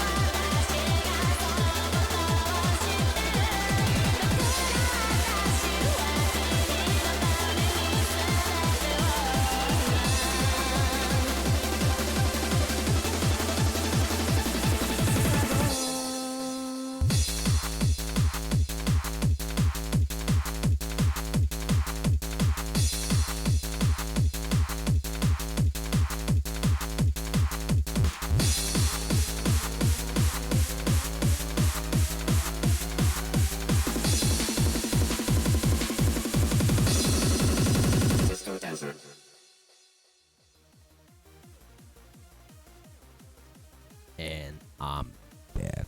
I'll be back. I am back. Yeah, it's so yeah, it's I just scrolled through the chat just now. Yeah, I have about 480 CDs. I've been collecting them since 2003, 2004. I forgot, and it took a while. Most of them are still sealed. Like this CD, and probably like 90% of my CDs, I never fully heard of it. I did scroll quickly through it and then never listened to it anymore. So yeah, that is also another reason why I started J-Core Live. It's because there's so many CDs back that I never listened to. Like, I don't know how many gems I missed throughout the whole years. I know for sure, definitely know that there are so many gems out there that I think is worth playing. This is a CD I never listened to. I have the CD since 2012. So yeah, everything is new to me, and the initial idea I want to do with J-Core Live is just have a small chatter and listen to the CD together. But yeah, let's talk about J-Core Live. When COVID-19 started, there was the time for me to just do J-Core Live and just go in my geradeaus and go straight on.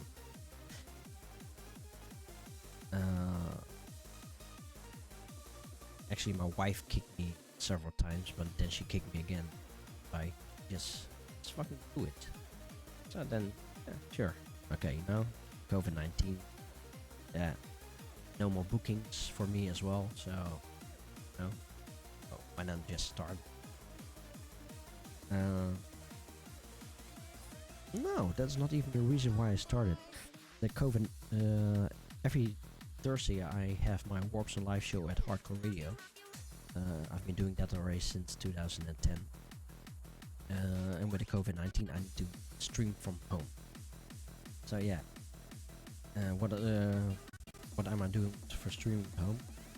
Buying microphone. Yeah, it already cost me a lot to buy a microphone out of. So yeah, and it's quite expensive if I don't use it several times, and then it's only for one time a week. and when the COVID-19 is all over, I'm probably never gonna use it, or then it's more like that way. And then I bought a boom arm just like a few days after, with, I call this a standard, it's a shock mount. So yeah, it became quite expensive. And probably like 2 days after, to make my life easier, I bought a Go XLR Pro. So for you guys, this is my microphone. This is the chat for Brain, or for when I ever have like somebody calling. This is the Kuro mix, and this is where record box is connected to. So yeah, even that also cost like quite a lot. So I think in 1 week time I invested like €450 only for Warp Zone Live. Now that is really expensive, only for maybe 2 or 3 months, 4 months. So that also gave me a motivation to start Jayco Live, the thing what I wanted to do already for 2 solid years. Now, like I said before, this logo I have for 1.5 years and never did anything with it. So yeah, this is the perfect moment to, if I already invested in gear anyway, so let's just do Jayco Live and just see where it goes. And yeah, like what I said already a few times, I didn't expect the first show to be, yeah, quite fully packed with a constant 20 to 22 viewers. That was the show with Boris Posma. He was the one introduced J-Core to the Netherlands, and I was lucky enough to see his article. You can also check his interview here on the YouTube link, so if you haven't seen that one yet, it's maybe interesting. It's I think 1.5 hour file. So yeah, so many memories came back, and I actually cried on stream, and that is a true story.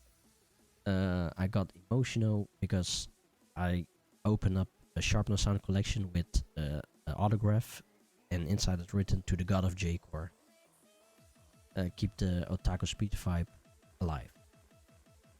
Yeah, a lot of people doesn't know how much that means to me, but yeah, no, I'm gonna show the CD anyway.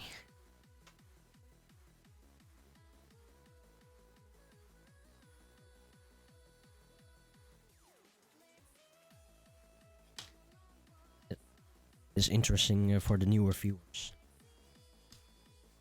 No, I'm not going to cry again.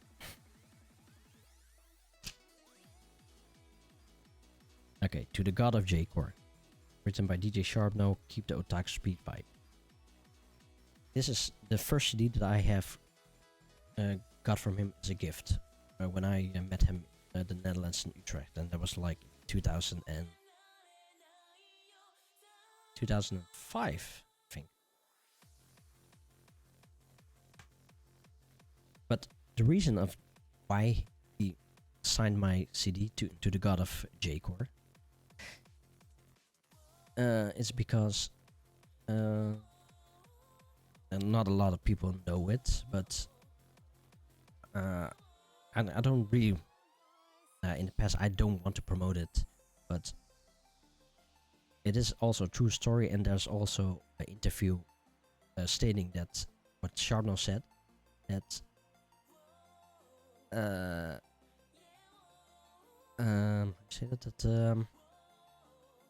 that I am the creator of the term J-Core.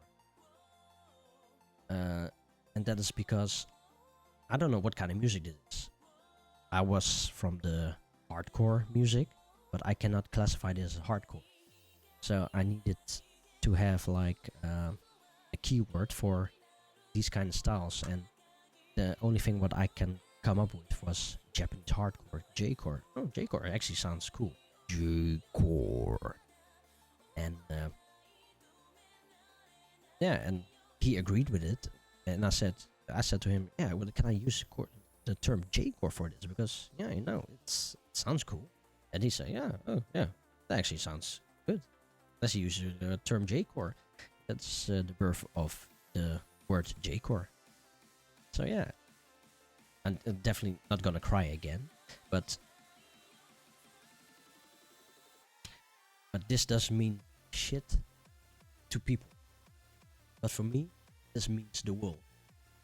Reason why I cried last time was more of a thought. Every time if I, well, Ultimate Kubi, thank you for following the show. Nice for you to drop by. I hope you're gonna have a lovely time over there. Yeah. Yeah. For you guys out there, I'm talking really soft because it's like, oh damn, it's 1:30 in the night and my wife is already sleeping. So, okay, to the God of J-core. This means the world to me because it shows me that I meant something to the world, and in a good way. Whenever I talk about it, I feel proud and yeah, that's awesome. I get mentioned for something like this. But last time, yeah, when I had the tear, I was just really thankful for that I mattered something in the scene, something. Just me as a person, just a small person that can create something big, and yeah, especially with the first show, it just reminded me for how far J-core came, as has come. Yeah, and I'm really proud that the Japanese hardcore scene, the J-core scene, it never died out. No. It only went straight on, kept evolving. And the best part of all, their music is even better than what Westerners produce.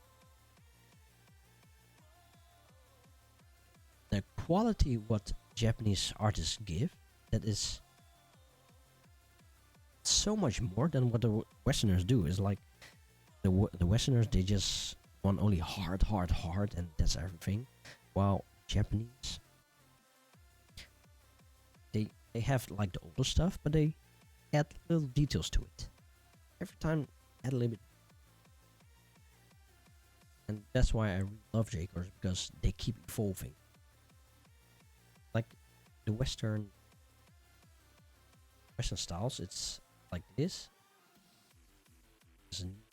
Every time something, and it's like a staircase going up.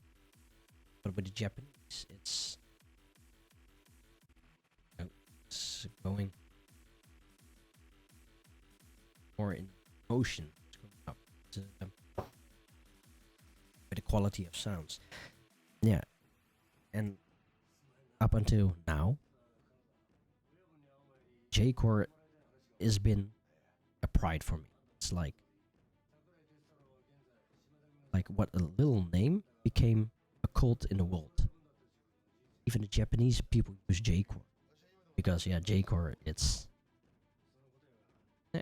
like what Shizuka said. It's a visual recognition. It's really an awesome feeling just being acknowledged by Sharpnote itself.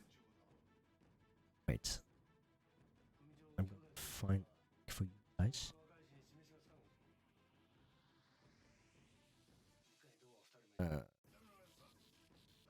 What was it called? Sharp.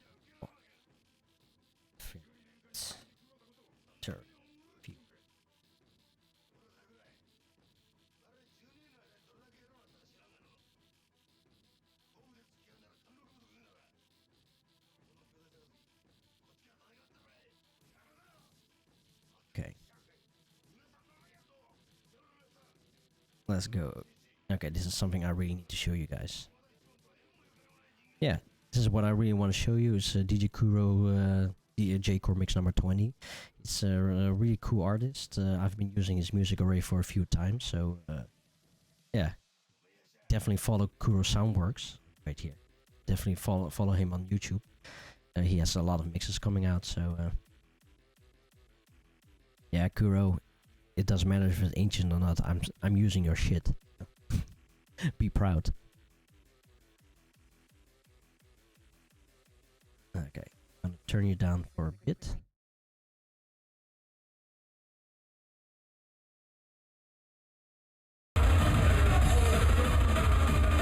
Oh, just as a background information, this is DJ Sharp now at a Finnish convention.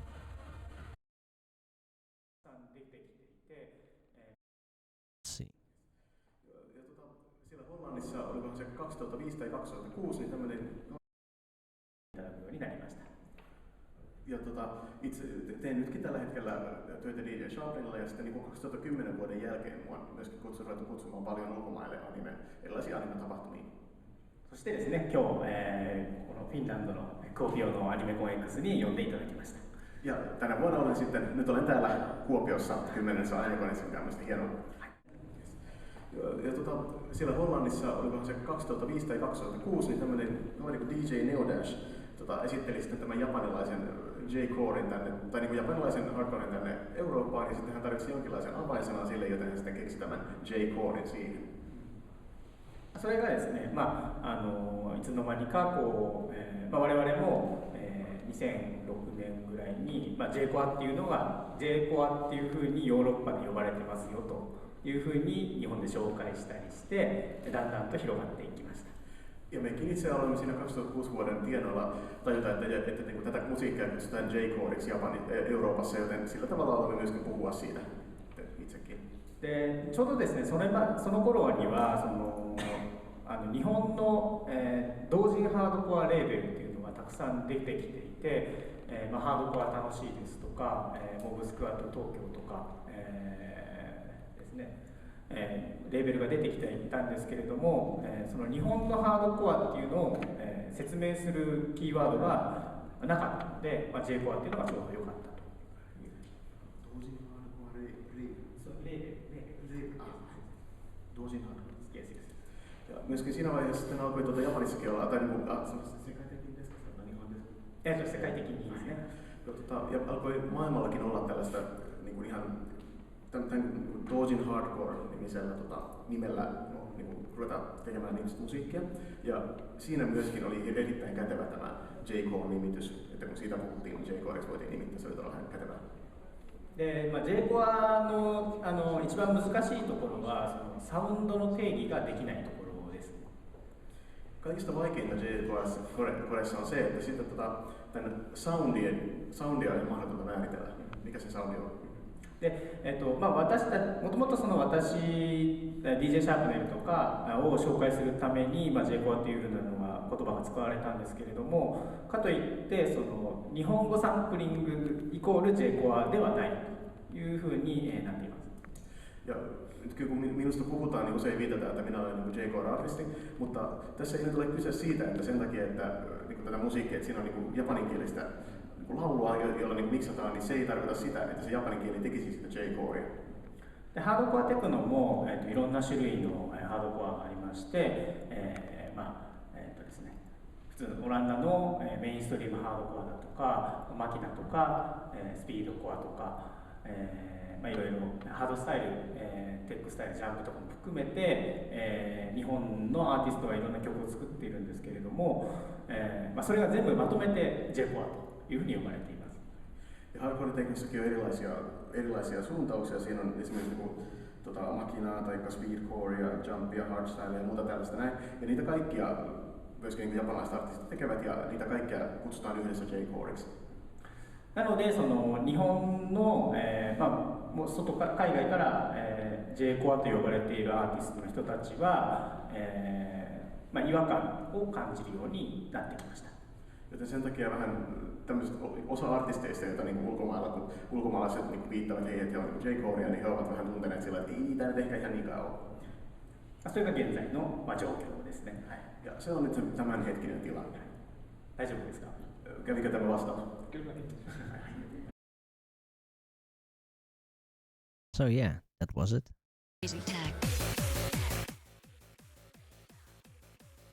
That is like, yeah, that is a real history lesson. Where's my mouse here? Yeah. The thing is, in the last few years, J-core has become a term for a music style, and that isn't supposed to be it. A lot of people think that the music what we're playing here, that this is J-core. So I think there was like some after this interview, and this interview was from 2012, that people call J-core for the music style what we are listening on this one. And a lot of people they tend to use this for their styles, and a lot of people nowadays and artists, they don't want to be called J-core because it's connected to the doujin styles, the happy stuff. But that is not what it originally should be. So yeah, this is maybe a little education for you guys. But yeah, after seeing that interview, yeah, and together with the autograph, it's like it's the ultimate combo. So when I got my tears and I saw this the autograph, it suddenly shifted me back to this interview what I saw since in 2012, and I don't know, it suddenly hit me. It's a moment of joy, of a proud moment, like I actually meant something for the world. So yeah, and like what Shizuka said, terms evolve and we grow as people with them. So yeah, that's really awesome.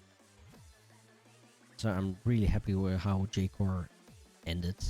I'm already not happy that I never got J-core up in the ground like what Pon de Beats did. So they beat me to it. So yeah, it's a fair game. They won the game. So I'm really happy that there's at least a J-core party here in the Netherlands. Yeah, it's almost 2 o'clock. Still have 2 more tracks to go. So let's switch over to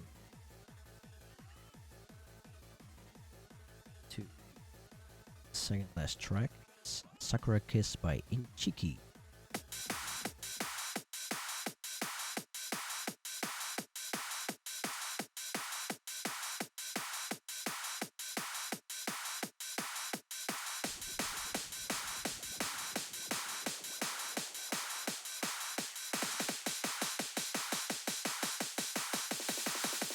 Kiss, kiss, fall in love.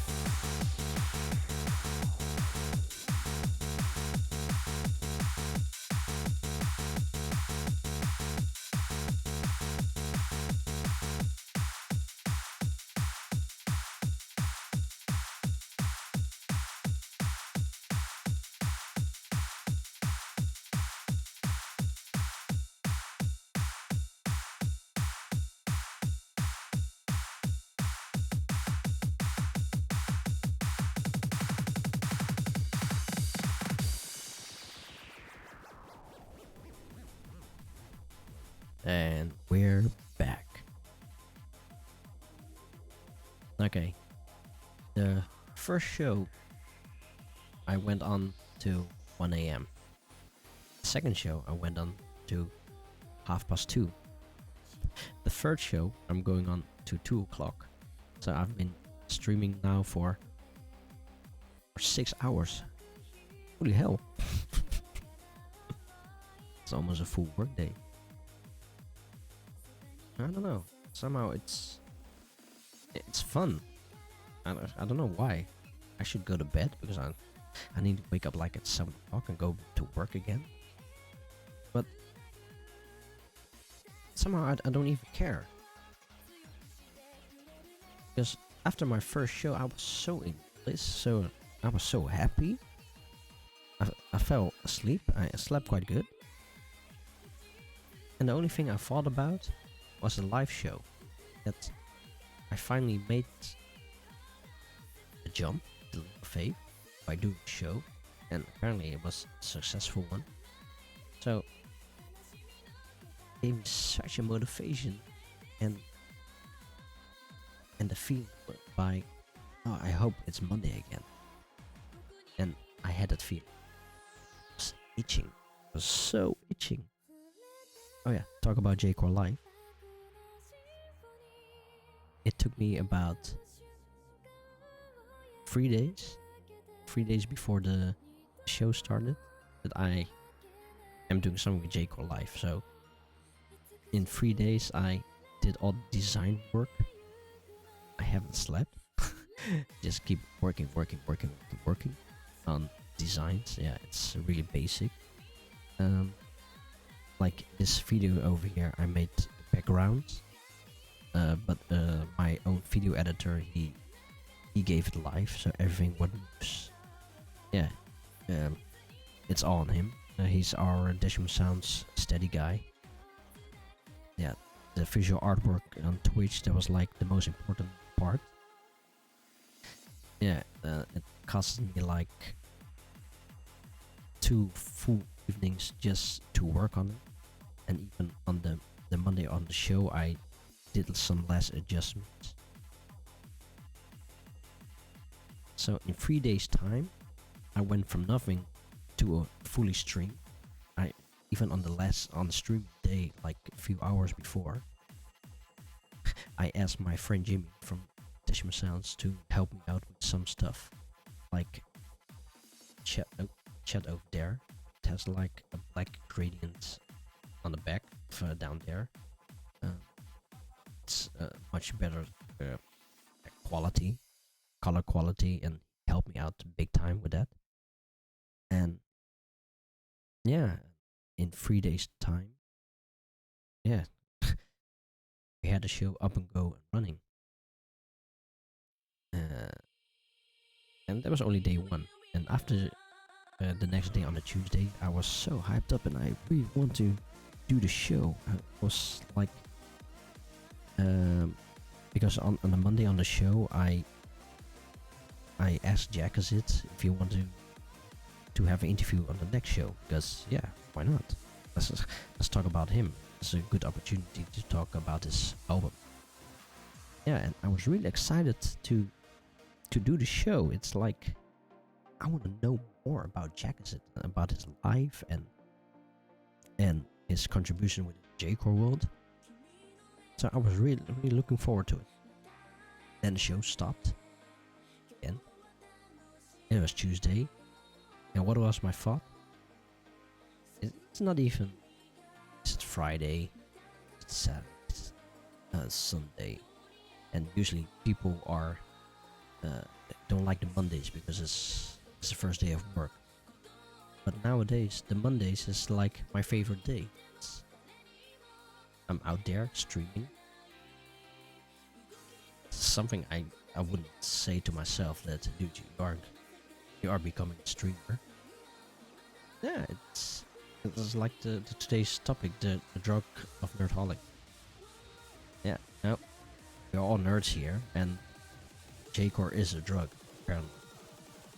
It's something you get hooked on. It's like my mentor and friend DJ Blake, he also said, I think I said the story before as well, but the moment he get out, and even if he has a little sniff, it pulls you all the way back in.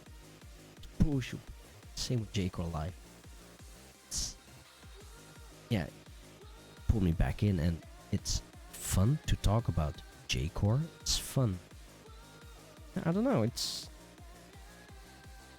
like I said, I expected to stream only like for 3 hours, and now we're already 6 hours online. What the hell? Yeah, and now I'm really looking forward to the Mondays, and I'm really looking forward to next Monday, because I managed to get the Speed Freak legend to the show. Let's know his story. So yeah. Okay, I cannot promise you guys that every show we're gonna have an interview, because yeah, even I do need my sleep sometime. But yeah, we have like 480 CDs in the back. We only covered 3 of them, so we still have a lot of time. So yeah, if you guys are up for it, keep following me for the next coming years. If you don't get fed up of me. If you haven't done so, I have like my Facebook, the J-Core Live NDX. That is the J-Core Live Facebook page. Down there is the Neodash Zerox page. So yeah, if you want to follow me with other kind of projects, bookings, you can find me there as well, sort of. Have the should recover the Twitter password. I think I should do that as well. So thank you for the tip, Shizzler. We have the YouTube down there is a temporary link until I get 100 subscribers, and I can change the link. I have an Instagram. I never used Instagram until 2 weeks ago, and now I'm gonna mainly use it for all my bookings and whatever. Oh, none due to the Speed Freak is like one of the first artists from Germany that rolled into the J-Core world. But before that, he is like one of the pioneers within one of the sub-branches of the hardcore scene. For the hardcore people among us, he's a real legend.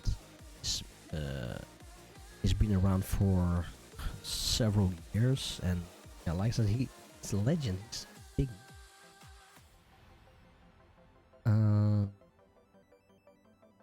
Okay, let's see. Also have I made a new Patreon. Yeah, it's, if you want to check it out, you can check it out. I have made some tiers down there, so you can also see yeah, what my dreams are and what I want to accomplish.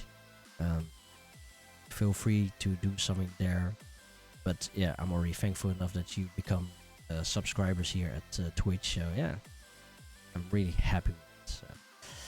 So. Yeah, what I'm planning to do. Now I'm working a crap. For now it's okay. It's like a Logitech C90 webcam. But I noticed that when I play at with the lighter background, then the autofocus doesn't work anymore. And also in the evenings, when I have the lights on, it's getting blurry. So yeah, I'm trying to save up for a better streaming camera, so then we can have better quality for in the future. Yeah, and some other kind of gear, so saving up for that. And what, yeah, so yeah, that's I would say just check it out if you're interested, and if not, no. Let's go over to, let's see, to Twitch down there. If you scroll all the way down, then you see my live. Yeah, whenever I go live, the schedule. You can see the J-Core live schedule. What time I'm going live. I hope the times are right. And you see the Instagram. So just yeah, as you can see, there are like the pictures what I'm gonna post for shows what I'm gonna have. Okay. Well, Holly thank you very much for tuning into the stream. I hope you had an awesome streaming session together with me and with the other J-Core Live fans. Yeah, stay safe and I hope to see you next week again.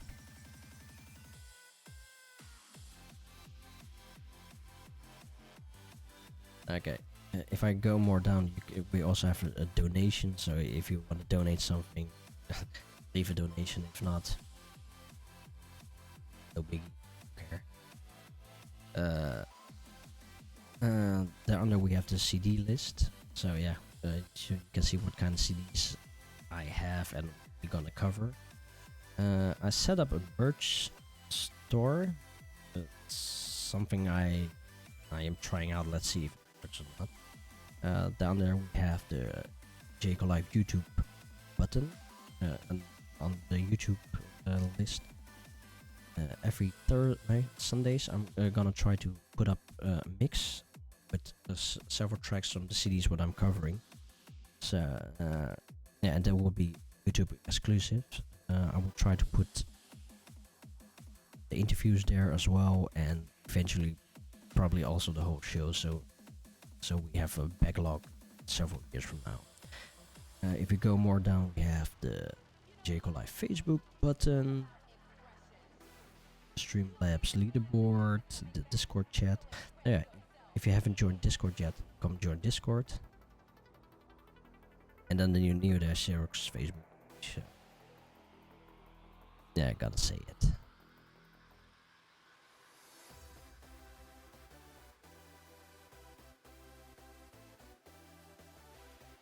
Ah, damn. I'm getting tired. How are you guys hanging?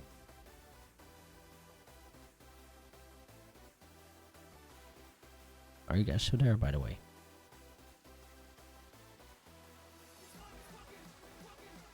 What are sleep schedules? Oh yeah, I've been wanting to ask you guys something. Okay, now I'm streaming only like every Monday for J-Core, but you guys will also be interested if I stream another day and then just have like a talk or a game session. I play games, whatever. Come watch and just hang out. I don't know if that's interesting or not, or I just stick to J-Core Live.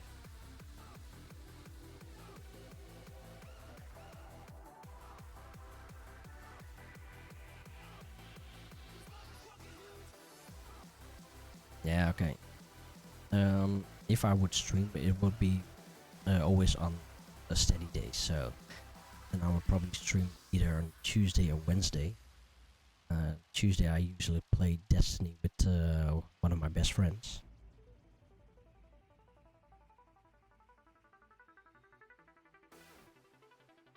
And maybe because I had like some kind of like on the Wednesdays I play games and just hang out.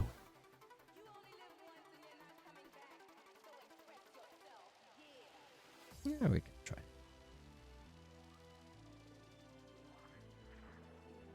No, can maybe try it for, say, a month. See if it's interesting.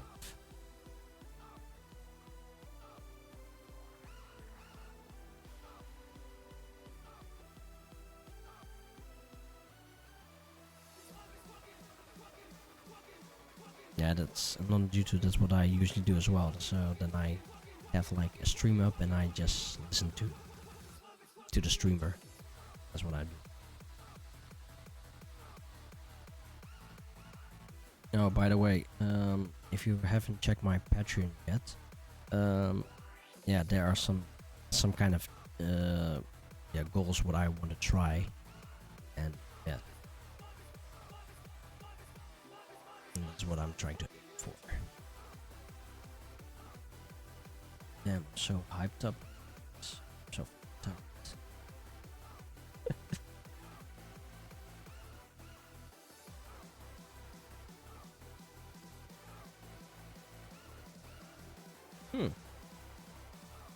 if I'm streaming now anyway, maybe I should bring back Warp some Stream Force. bring that back from the old closet. Because everybody's doing the festivals nowadays, so why shouldn't I do it?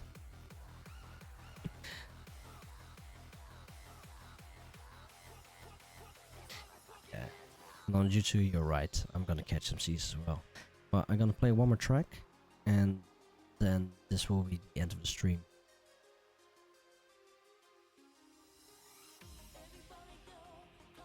Oh, DJ stream setup. Well, Shizuka, if you have like a show, hook.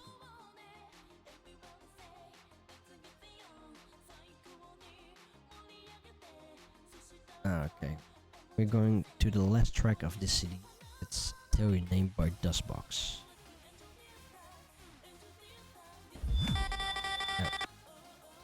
Song in the background now. Which one is it? You guys want to hear this track first?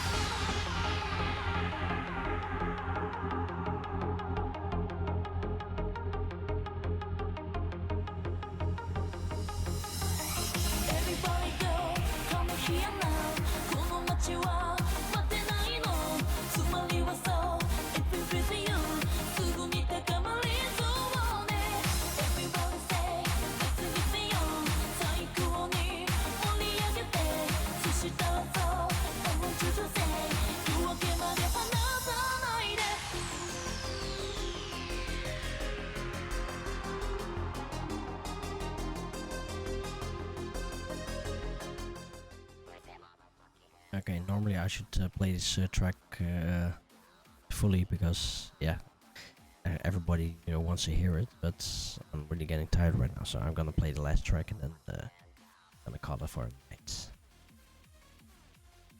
So the last one is Tell Your Name by Dustbox.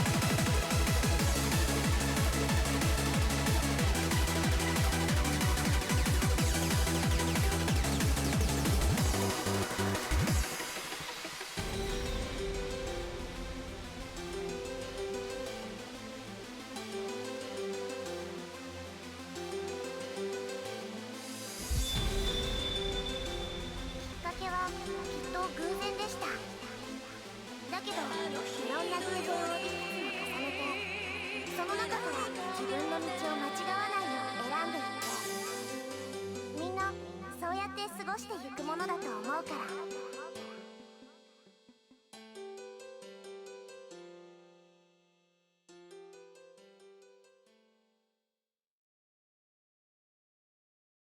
Yeah, and that was the whole session of the Drug of Nerdholic from the LGCD 004, the Lolistyle Gabbers.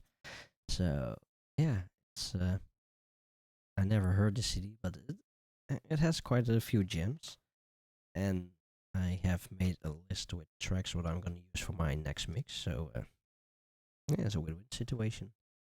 Now I need to find the time this week to make a mix, so it's gonna be fucked up. Anyhow, as you can see, I'm dead tired right now, so yeah, I'm gonna call it a night. Stream for more than 6 hours. It's like 3 hours more than I wanted to, but yeah, streaming is really fun, and yeah.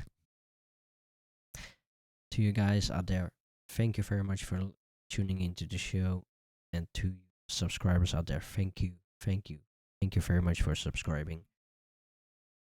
It really means a lot to me, and yeah, and today is also the day that this show became affiliate after 3 shows, so that's also an awesome achievement, and I cannot thank you guys enough for supporting this channel, supporting me, and yeah, it's like what I said in the beginning.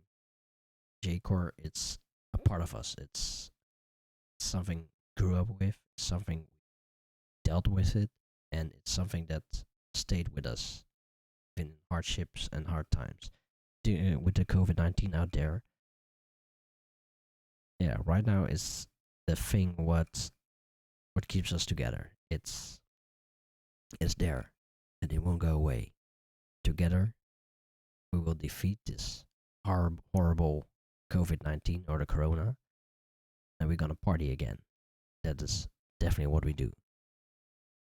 But till then, we are confined to being inside and having live streams. We have Shimamura doing his takeover stuff every Saturday or every Friday, so you also gonna check that one out. Pon de Beats is happening at the 11th of July, so you better check that one out as well. If you want to have your doses of J-Core, definitely go over to Kuro Soundworks at YouTube, because yeah, I've been using his mixes already for 3 shows now, and yeah, I'm gonna keep continuing using his mixes. So, and as long as I use his mixes, I keep continuing to promote him. So yeah.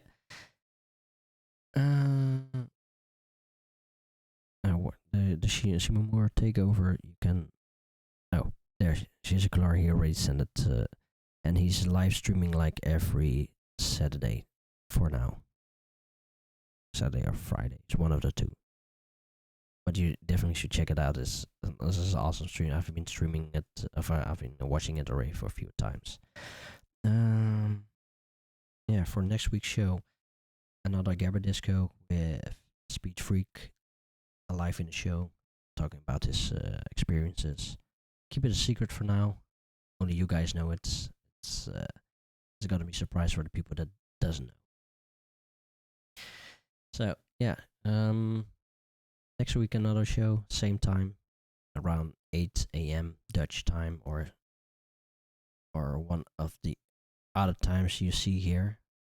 I hope it's correct. So it's time for me to catch some C's. As some final words, J-Core is live. J-Core is not only me, J-Core is not you, J-Core is all of us. We're in it, part of it, and that's who we are. These crazy times, stay safe, wash your hands, stay clean, and most of all, J-Core Live.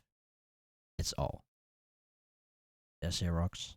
Oh, sorry. Neodash Zerox out. See you next week.